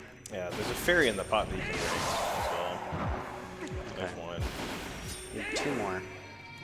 Oh, that's it? That was it, yeah. Check the pot. Nothing. Wow, you didn't get it. Nowhere else? Yep. Yeah, I think these are all RNG. Oh. Oh, there you go. Very lucky. Don't know if it was worth it. I don't either. It would have been better to do the combos. Yeah. That's fine. Wanted to show off great spin. I did. Yeah. Funny, it only matters for the first. Yeah, literally the first one hit, anyway. yeah. Yeah. Yeah, doing combos would have been faster. Oh well. The price of content. That's that's also where like not getting hit earlier would have helped. Getting hit like 1 last time.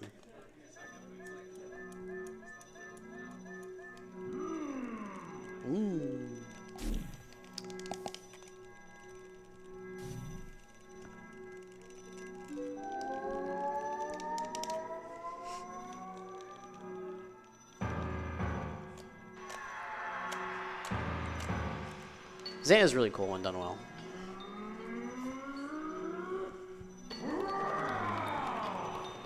Every fight can be basically 2 cycles. Nice. That's good luck. And 2 hops for each one? Okay. Nice. This one has a 1 cycle. But I think it's a 2-frame window for it? Yep.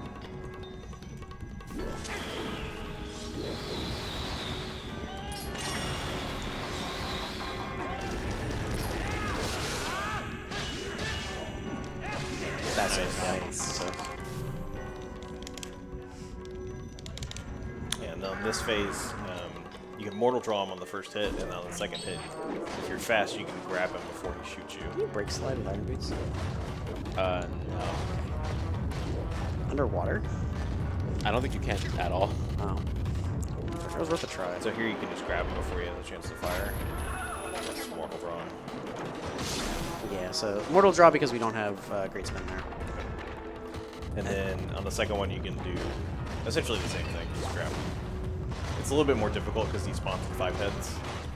So you have like 5 different heads around the room, and he'll always spawn at the one that's furthest away from you. So you kind of have to like swim over to him as fast as possible and then grab him before you have a chance to fire. What? I love how it's really. Yeah, it gets decided when the Sandhead mask is like its nose comes out of the ground. So you kind of want to wait. Ooh, what do I? Is it? It's this. Yeah, that one. There we go. I didn't expect to get that. The item wheel. You have like 1 or 2 frames here to get the item wheel. Oh wait, what was this right here? Just jump Just spin on quick first? spin. Oh, jump spin or quick spin. This is just a stab.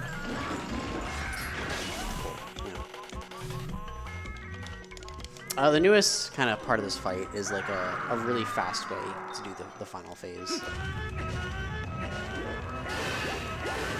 You can move in a specific way and manipulate Zant.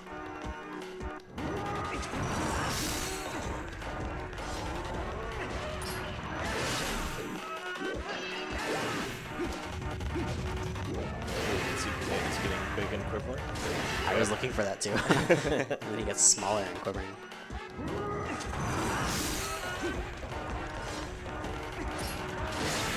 Nice. That was very fast. You can just like stab him for the second phase generally, but it's easier to do a great spin because it has a much wider range. Yeah, so this right here, there are cues. It's basically scripted if you do all the movement correctly, but there are cues for it.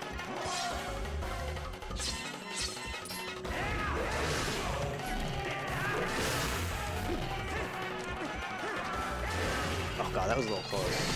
Nice. Yeah. Still basically got it. Yeah, I mistimed the side hop. The side hops were almost off because he spawned to the right of me and just barely missed me.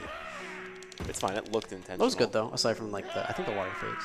The water phase was one that was a little bumpy. Yep. Now we have the best part of the run.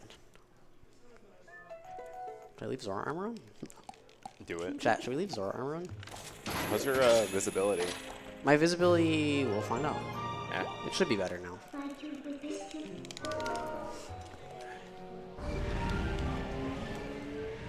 Yeah, because it has seemed better so far. Yeah. There's been like a few dark spots, but not like Yeah, it hasn't been as like consistently dark as Cave of Ordeals is. Yep.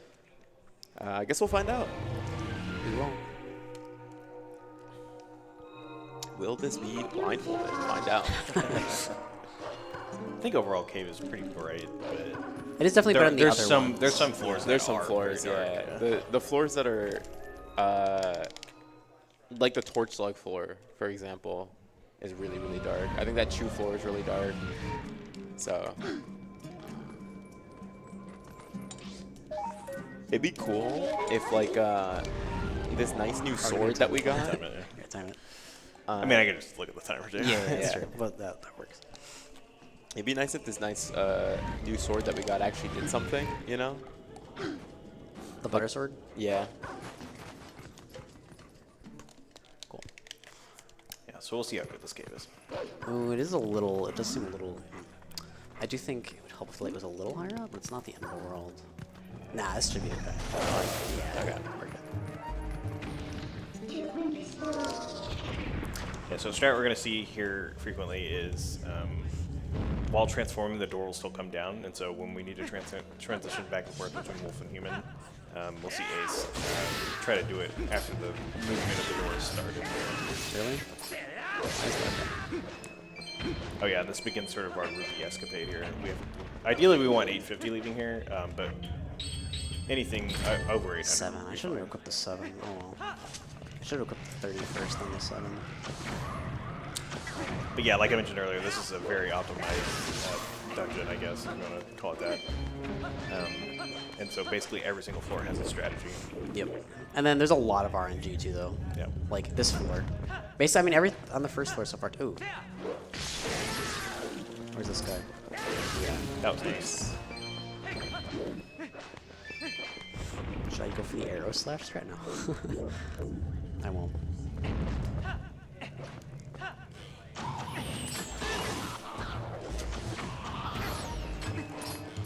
Yeah, key thing here is we don't want to get hit. We have some backups, hearts on certain floors, milk, rare true jelly if we really need it. That's almost part of the reason why it's almost not even worth unequipping Thor armor. Like, it is worth unequipping to make sure you don't die. But if you do get hit, you're just going to lose a massive amount of time. Yeah. You should drink a purple Jew jelly. Where are my yellows? They're not giving me any yellows. This is probably the roughest floor on the first 10. Just because, like, you can clear it quickly, or... Yeah, doing this one quickly is almost entirely dependent on the keys, like, being nice. I was kind of hoping you would follow me. That wasn't terrible. Oh man, just missed 2 yellows, 3 yellows. Did I actually? Yeah. Crazy Tektite, this is kind of random because you don't want to land on a Tektite. Like Oh, that. that can happen, Okay, yeah. very cool. There Well, goes we the got milk. It's fine. Yeah. There goes the 60 milk TP. immediately. Yeah. It's not really worth like taking the time to wait. Well, yeah, that's pretty rare, if we're being like super honest, to land on one. Happens maybe like 1 in 15 times or something. Of course, it happened while you were talking about it. No repeat over there. Couple of repeats here, still green. So repeat count is very. Yeah. And then on each 10 floors, there's a fairy that you talk to. The fairy will auto-transform you back into human, so... Fairy doesn't heal you though. Yeah, unfortunately. I feel like the fairy should heal you. That'd be too easy. So what we're going to see on every, like, 9, 19, 29, 39 floor is Ace will transform into a wolf to then jump down and get there slightly faster. While waiting for the door To to sort of open. take advantage of those transform times, because the door will open and the fairy will auto-transform you back.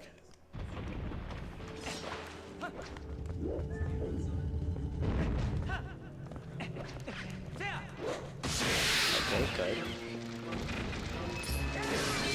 Very nice. Where are the yellows? kind of worth it on this one. To get the extras right now, yeah. Just because of how low I'm. Can I roll immediately? Yes, I can. This chew here, yep, okay. Yep. Yeah, with this guy, you really don't want him to be in the middle of the room. Kind of makes it annoying. Wow, that's fast. Wow. And this next room, if we get good luck, you can actually grab 2 of the worm dudes out of the bubbles Yeah, at a time. Yeah, that should be fine. And kill them both as opposed to doing one at a time. Might be able to do both. Yeah, I think you can. I don't know if that was worth it, but Got some more yellows. Nice. Oh, a couple nice. more yellows is good. Yeah, so we want a lot of reds and yellows. Or sorry, blues and yellows, yeah. Usually get a yellow from like the first ones here. And then there are actually quite a few, well, not quite a few. There's 2 floors that have rupees that you can actually dig up. One has 100 and then another one has 200. So here's going to be 100 we'll get. And it works out kind of conveniently because we need to be wolf on this floor anyway, 'cause it's the fastest way to the bubble. I killed all of them on 3. That's really nice. Oh my gosh. I gotta spend some extra time getting get those right now just because it's low. Yeah, a little bit of time waste, but yeah. What is this, the keys? Yeah, keys.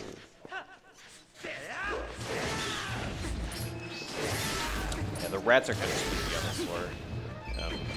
Because they're a little hard to see and they just tend to sneak up on you and get you. That should be all of them. Yeah, I think that was. This. Nice.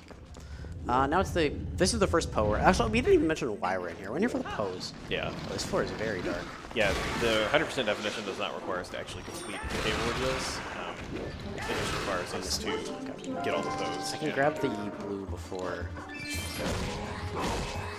And then, yeah, there's 3 Poes in here.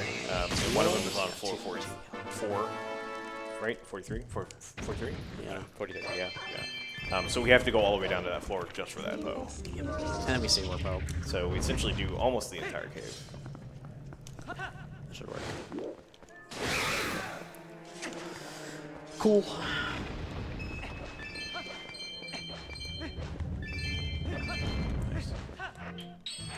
So here's the rare true jelly. If things go well, This guy is too close to me. save this rare true jelly for the beast cannon fight to make it go faster. If it doesn't, though, we'll use it here in the cave to give us health back. Yeah, this is a little slow. That's fine. Yeah, ideally you don't want any of the chews to merge here since they're invincible while they're Oh my gosh. merging. And it just takes longer to kill them. That's important. That's why I didn't get hit though. That's what's important.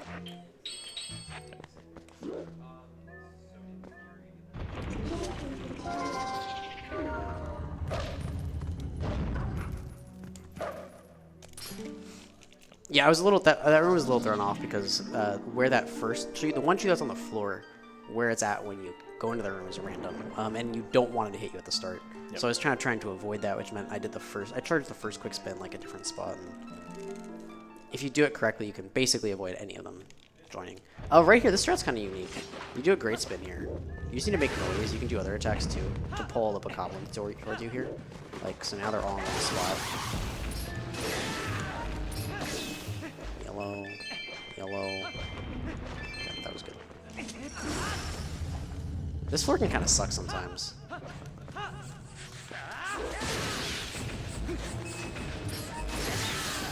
This is actually a good one to get hit on. So if I remember right, this is one of the ones with hearts. There, yeah.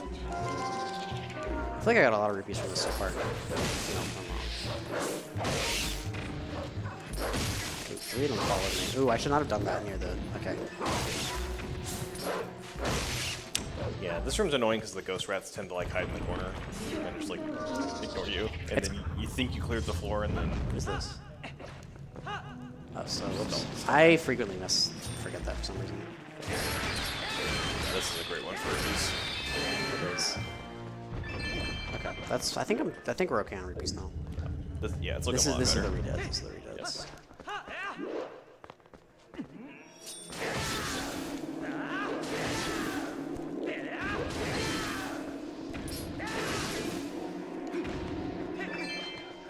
So, Great's been very powerful on them too. Get them before they scream at you.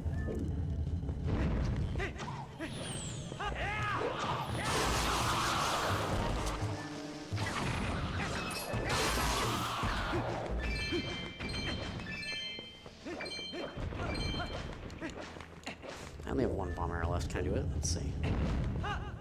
Let's see. Oh, two of them. No, that's not happening.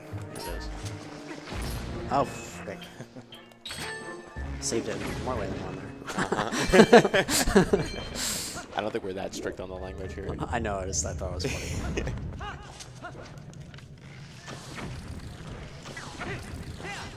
He's too high up, yeah. Yeah, so really want to leave cave with at least I think we're looking 3 good bomb now. arrows. Yeah. I think we should be okay. Yeah. Definitely taking the time to pick rupees is good.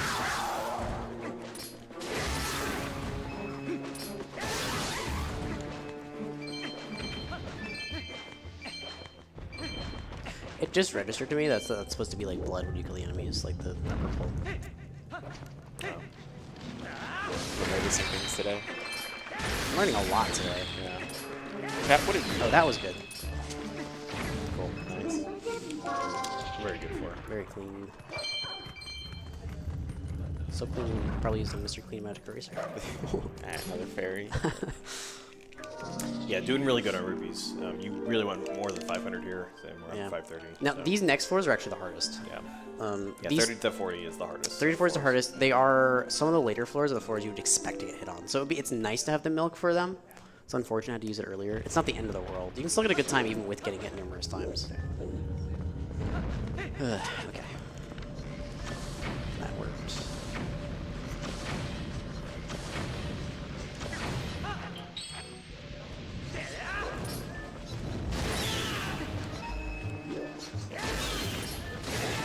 If you're really lucky, you can actually get all those keys in one quick spin. You can do a lot of floors. Although this is the scariest floor here when it Yeah. comes to getting, or one of the scariest when it comes to getting hit. Because everything is fire.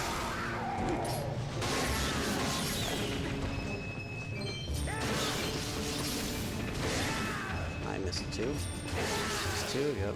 Over here. Not bad. That was good. Also, Rupee's really good now. Yeah, I don't need to worry about yeah. Rupees. Oh, That, yeah. that turned around so fast. This floor is scary because if a Redead hits you, you will get hit by the Poe, basically.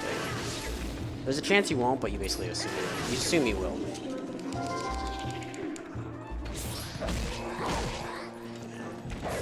How did the Rupees turn around so fast? That's crazy. It was we were really rough on Rupees after the first like 15 floors. Let's see how many we can go. This one we don't transform on because the next floor is really good as the wolf. It's also another floor with the invisible rats, which can kind of suck because it can take a long time to kill them. The strat here is interesting. Basically using invisible rats. They don't None of them choose really joined. fast. Nice. Oh, some of them ignored you. That's crazy. There's one more.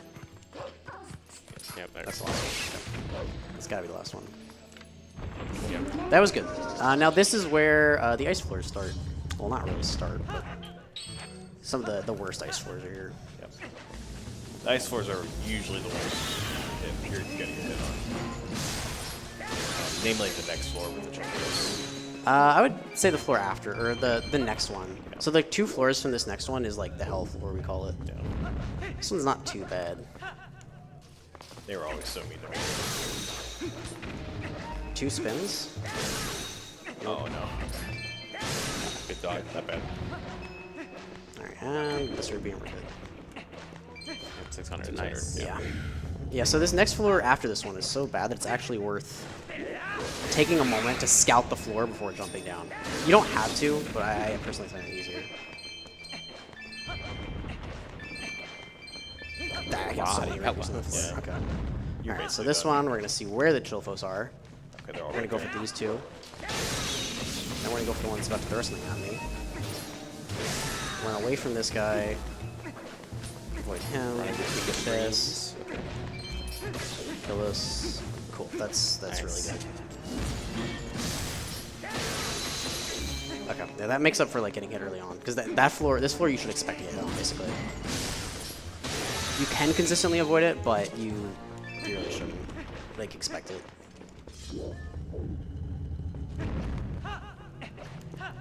And this for 2 dark nuts. Kinda worked out. It's really not too bad as long as you can keep them both away from each other. When they get together, though, they kind of just like Oh, this is gonna they suck. should be fine. No. Oh. Oh man. Okay. That's fine. Well. Oh. Yeah, their armor Alright. gets really About to get annoying. bullied. Happy feet. You're getting jumped. Yeah, guys. That sucks, because having great spin for the last floors is useful. You don't really need that. So, that might have been a one shot.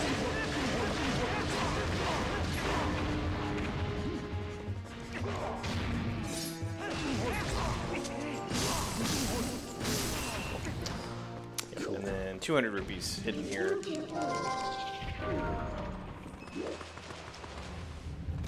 Is it hidden if we know where it is? Yeah. Fair enough. And then, yeah, we have 865 now. 850 is all we need. So we're more than okay on rupees. Don't have Getting to hit by get any the backups or anything like dark that. nuts is so silly after surviving the hell floor. Yeah. What happened? Did I just move weirdly? I think I just, yeah. Their position was like kind of weird too.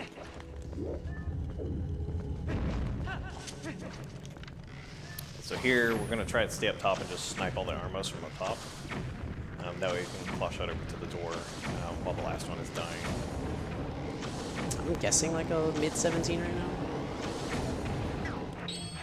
That's what I'm thinking. Oh, it's fine. You gotta That's wait. fine. You gotta Yeah, wait. you gotta here. wait anyway. So.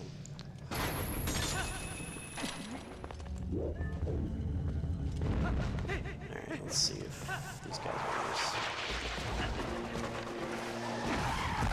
That should have been all of them. No. How did that one? I'm always so confused when one survives. That was alright, yeah. That was a good recovery. I know I don't need more rupees, but I'm feeling a little greedy right now. 886. This floor has a really good strat if you do have the great spin. You also will get demolished here if you get hit by too many.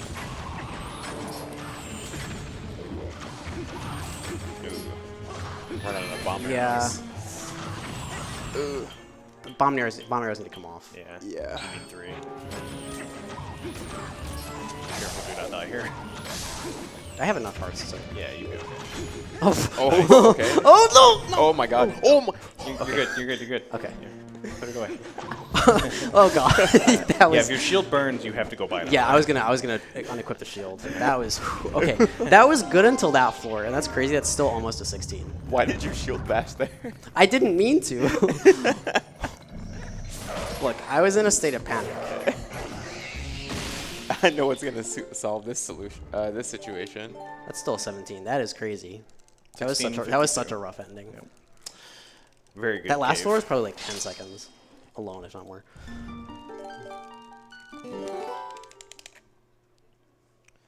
So now we're just gonna collect a couple Poes and heart pieces. Dude, my heart rate went up so much on that floor. Yeah. Like, ooh. Nice. The arrow knocking the other arrow out of the air. That's crazy. Yeah. Did you go back and get the? We did not. You get after hit village. Yeah. I just wanted to remind We do you. have to get that Poe, unfortunately. It's looking like a 630-ish. Ish. Yeah, that was a good cave overall. This is a couple really, really rough patches. Like, getting hit really early was silly. Okay, and then right here is the one use of the horse call. No, horse call first. There's a postman trigger right here, so we call Epona, and then we're going to LJ over the trigger and give honor and turn around.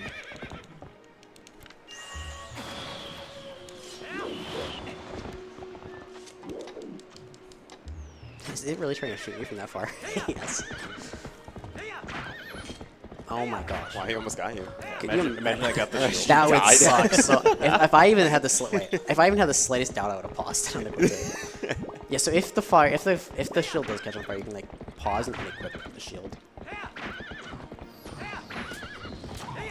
Yeah. So what happened there? That was rough. That last floor, that floor that I got annihilated on was rough because I still had bomb arrows, and you kind of, in my opinion, don't want bomb arrows on that floor because it makes it almost harder to clear it because of the, I don't know, it just does. I feel like it's because the arrows can, the fire arrows can like hit you and like set the bombs off and Blow them up in your face. yeah. What am I doing? My brain's blinking. It's very late. Okay. Where is my bomb jam? Why? How did I not hit that? Them. Oh, we're gonna see some cats now. Yep.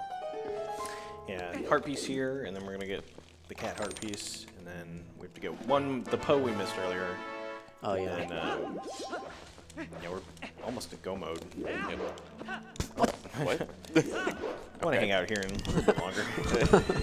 Okay, that's good.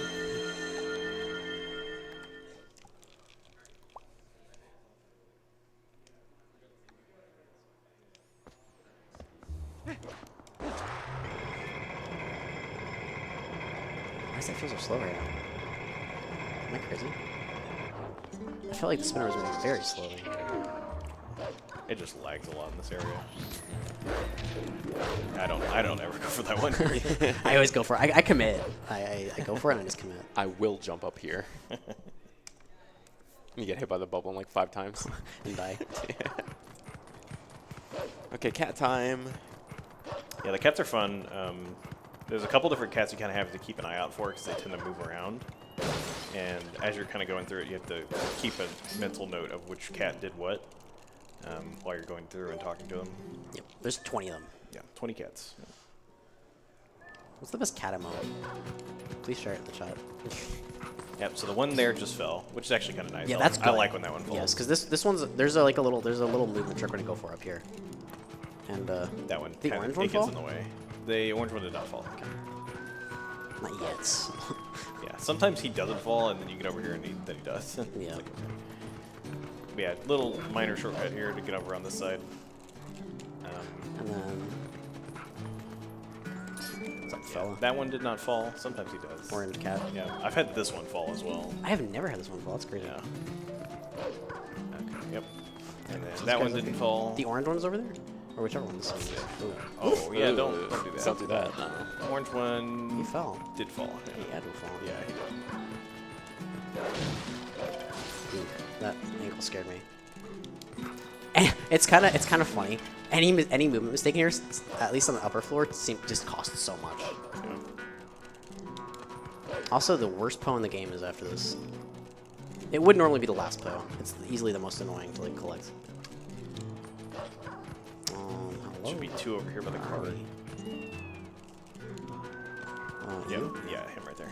16, so 17, 18, 19. Yeah, they're all counted for it. Because the orange one fell and there's 2 more after that.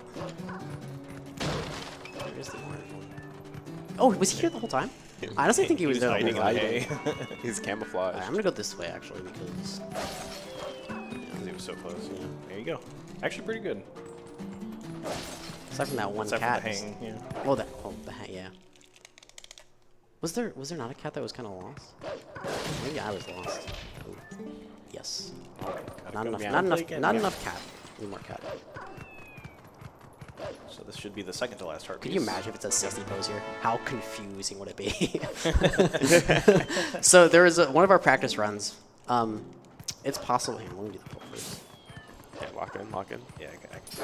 In one of our practice runs, you can have the Poe, that one Poe that we missed, have it be so close that you're literally ripping out its soul and then it disappears in the middle of ripping it out. And usually when that happens, it means you missed picking it up. But in one of our practice runs, we had that happen, and it turned out we got it, which we knew from that Poe right there, because once we got that one, it said, you have all 60 Poes. Yeah, and neither of us expected that. Yeah, it was very shocking. So actually, it saved time, as you pointed out, because it skips the text box and the full animation. Yeah. It's not worth. It's not worth it with how scary it is. Yeah. And you have to waste so much time that it wouldn't be worth that offset. Yeah. I guess you just run over here. Yeah. I don't know if I've ever had to go back. Well, no, I have really early on.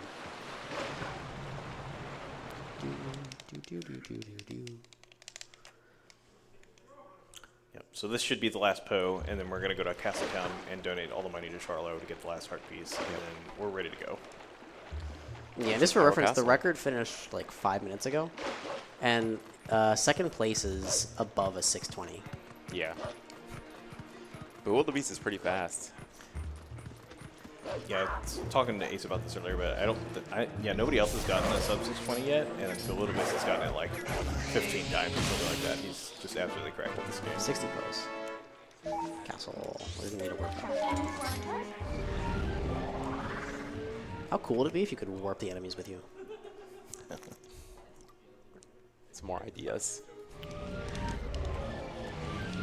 And then, oh yeah, one more postman skip here.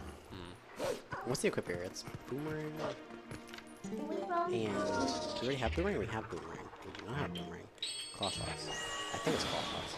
I think it is as well. Yeah, because you need it in castle, inside castle.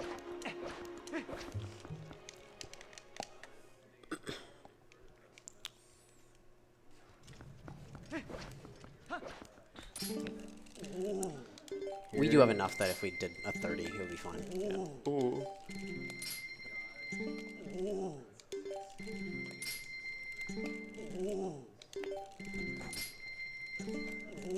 Extremely riveting gameplay. Mash simulator.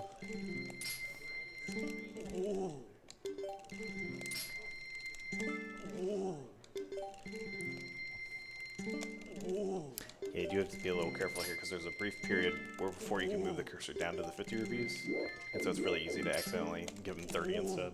It's not that big of a deal right now because we have so many extra rupees that we could give him another 30. If we accidentally did that. But if you just have enough rupees, you then have to have 10 additional rupees. Was it 2 more after this? No, one more. We had a lot. Oh no, yeah, one more. Yeah, you had so many extras. There it is. And that's 20 hearts. There it is. Yep. 60 pose, 20 hearts, all the bugs, all the upgrades. Yep.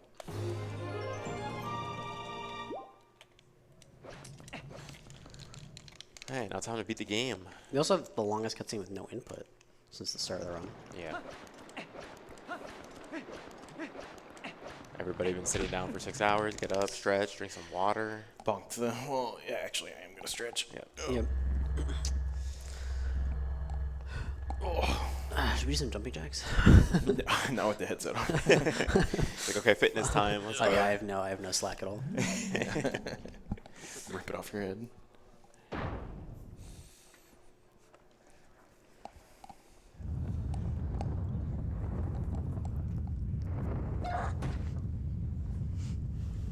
Minna's gonna turn into a goofy goober.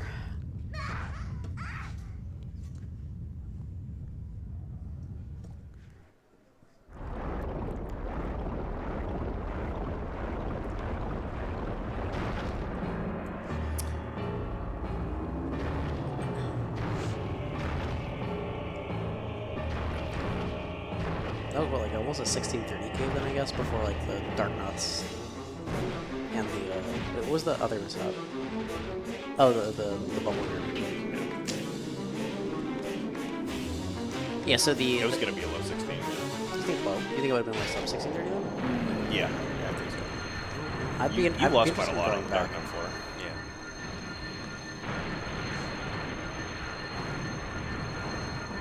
Other than that, that cave was really good. There were a lot of floors that were slow though, because of like having to run over for so many keys and rats and stuff just spreading out. And then getting hit early, yeah. Some small stuff with the rupees too, but Oh yeah, yeah, yep. I'm very over analytical of the cave ordeals. It's my most practiced.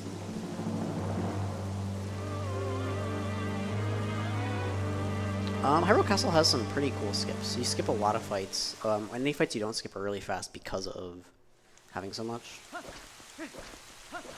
Ooh, that was not fast. That was not fast. Hey, get some final bonks in. yeah. Yeah, so there's a couple different barriers in here.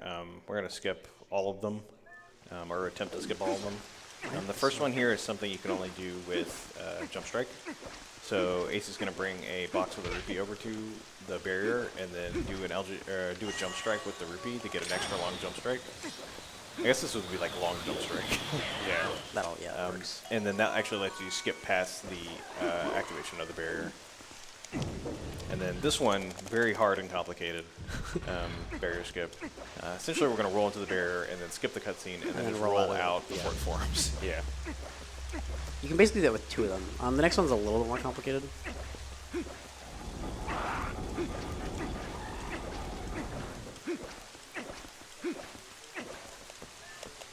Please. Right.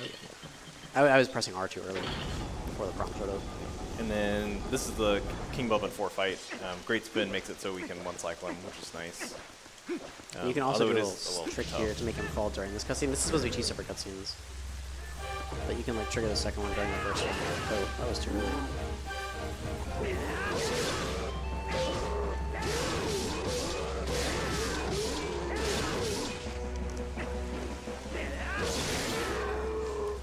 That little poke messed it up, but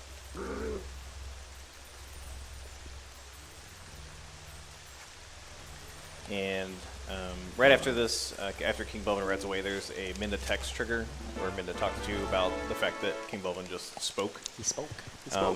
But there's a single frame where you can actually backflip, and we have to save warp anyway to avoid triggering that first barrier on the way back. So what Ace is going to try to do is backflip, and then before we hit the ground to trigger the Minda text, save warp out and get back to the front of the dungeon. You can also use boots. Yeah. I remember someone talking about that. Yeah, you can put on iron boots. Anything that takes you off the ground. Yep. Yeah, so I'm realizing it might be worth like equipping boots. Sure. No more fish suit. I think boots is easier, but that might just be like a confirmation bias thing. Well, no, because you could like you could do both. You could hold. Yeah. You could hold like back on the control stick and then mash A and X. Yeah, so like no one else will be able to see, but like hold back. Yeah, you're A out here and X, doing and way then too much. like that, and then hit the. The Mega pause Claw button. Grip. Why do I keep pointing the sword there? I almost did.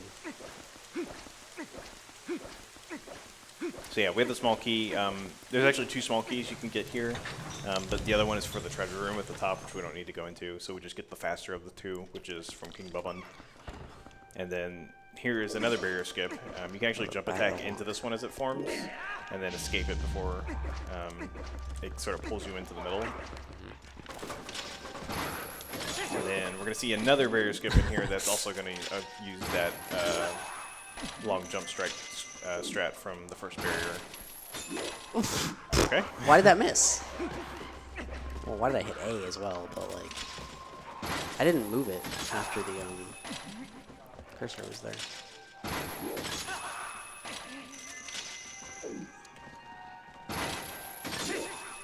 So we need the boomerang still. So we're going to use the ball and chain, destroy a piece of armor to spawn a rupee so that we can get that text for the long jump strike.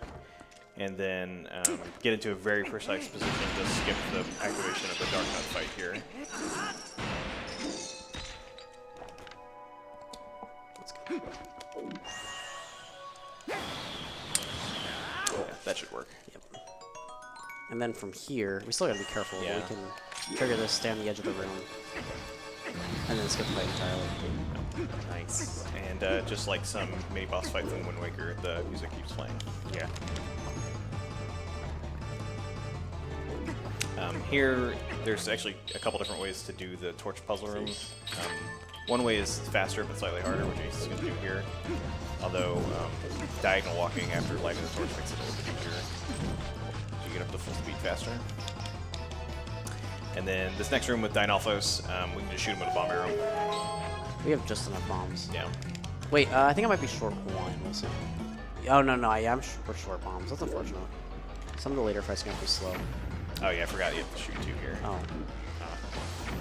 Okay. Well. Yeah, he's not dead. Yep. Okay. Sorry. We have solutions. Just kidding. Wait, hold up. Yeah, we're gonna yeah. do Great this Smith, yeah. There we go. Okay. Yeah, for the Dynalphos, if you can't kill them with the bomb arrows, the strat is... They kind of work like the ghosts in Super Mario, where it's like you can hit them as long as you aren't looking directly at them.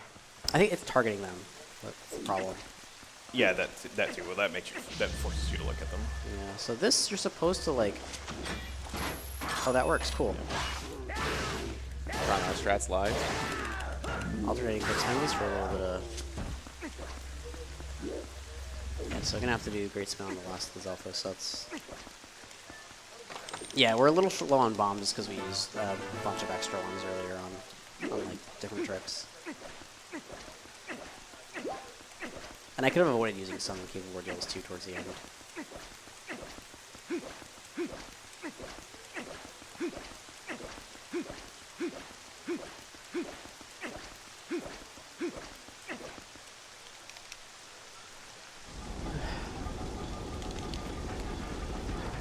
Our friends, they're here. I still can't get over the two arrows colliding midair. Yeah, that was amazing. That was so annoying. It's like, hey, this shot was perfect, but...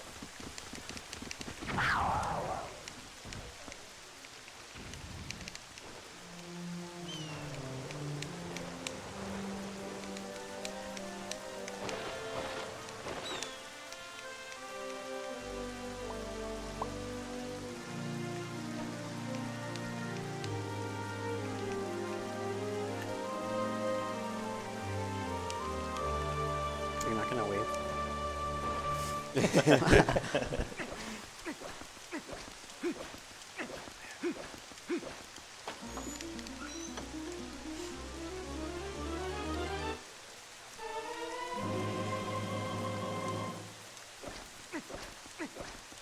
So, final tower climb. Have to get through a couple fights. Having the bomb arrows, unfortunately, does make some of them faster, but having great spin also makes it faster, so... I shouldn't use the bow at all, should I? Yeah, no. I Yeah, don't think probably so. should. This is gonna knock him down. Just get hit, or just don't get hit. Just turn on move link. That is a solution.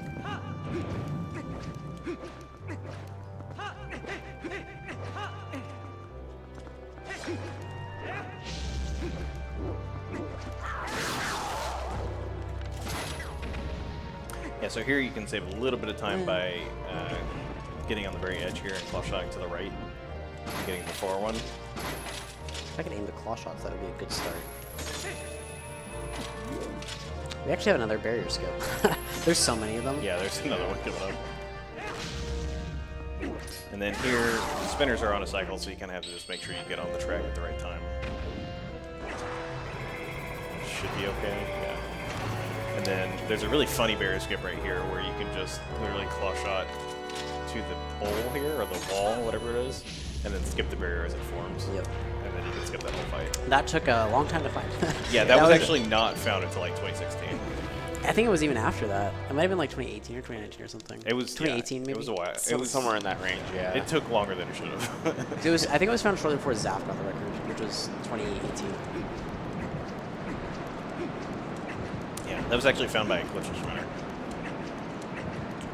When you find a trick you can't even use. They also coined DF walking. Yeah. All right, so Zelda. Yeah, Zelda's. do not pull up the D-pad menu here. Why not? There's a single I'm frame gonna do it. where if you pull up the D-pad menu, while that text is coming up, the game crashes. What do we got? You're better than me. I would have done it. That was very fast. Yeah, that was. World's fastest Zelda here. So how Zelda works here, you have to reflect your ball 3 times to finish the fight. Whenever she goes to do her attack, you'll either get the electric ball, the Triforce attack, or a charge attack. The Triforce attack, which is that one right there, you don't really want it because it takes the longest to execute. It also creates a little bit of lag. And it creates lag.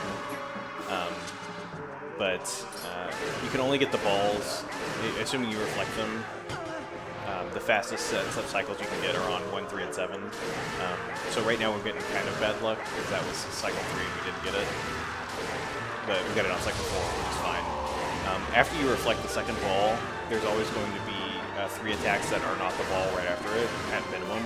There could potentially be more. But we're going to see the next 3 attacks be a combination of like charges and Triforce attacks.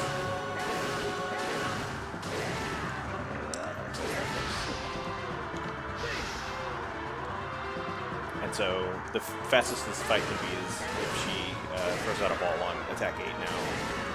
So this one right here is attack number 7. I haven't been counting. I've just been spinning. Locked in on the spins. And so if she throws it here, it was pretty good RNG.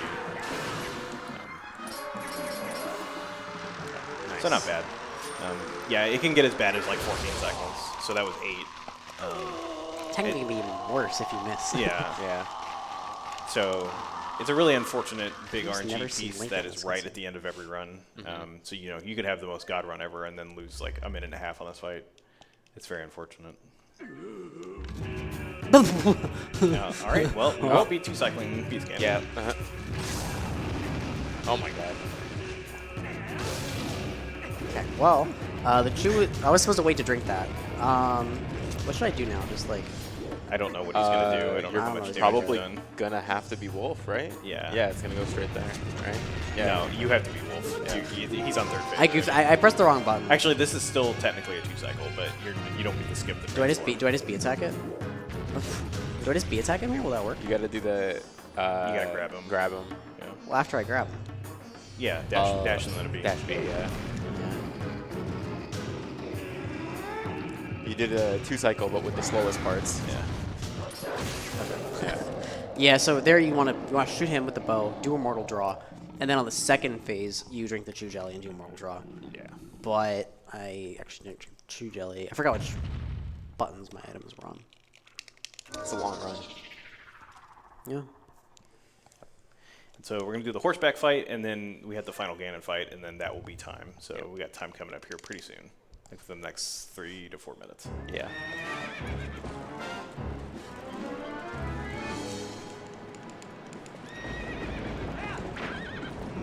There's a little bit of randomness to this fight, but you can kind of like make up for it by just controlling what you do to, or changing what you do based on what Ganondorf does.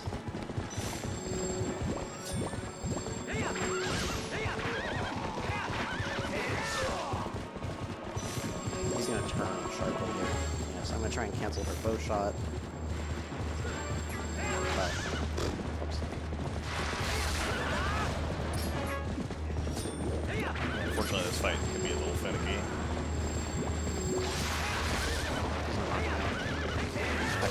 Okay. That was okay. It was a little messy. Alright. Time's coming up in about a minute.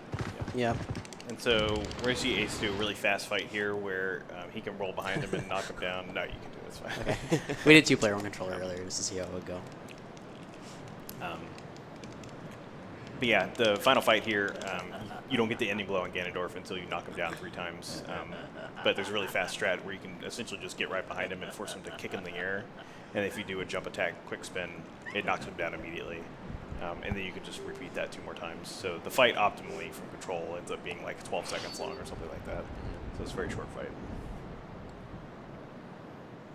Why does Ganondorf have the actual light sword? He's like that. They gave him the cooler weapon. Kind of looks like something out of like a Dark Souls game.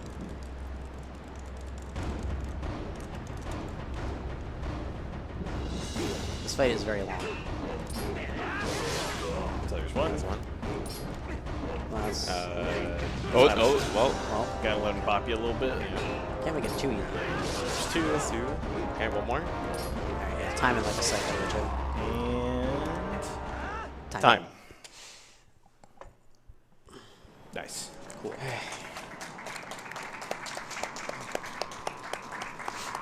That was good. That was good. Yeah, that went actually better than any of our practice runs. Yeah, it's a That was really smooth.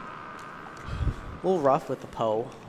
Neither some of you other lost 8 slop, minutes? but- Sorry? No, I said neither of you lost 8 minutes for no reason. That is correct. Neither of us lost That's 8 true. minutes, yeah. That was good overall for us. Yeah. Yeah, I guess I'll just give shout-outs to the TP speedrun community, TP decomp communities, TP modding communities, TP rando communities. Yeah, this game gets a lot of love from a lot of people, and I really love this category because it just shows off so much of the game, and it's very hard and also very fun. And yeah, just thanks to all the folks that are here, and Zelu and Ace for helping me with this run. Yep. And, yeah. And also Beast again, because he Yeah, he Beast, would have yeah. been here if this run was later in the week, but he couldn't make it, unfortunately. Yeah. So, yeah, thanks for watching. Yep. Peace out.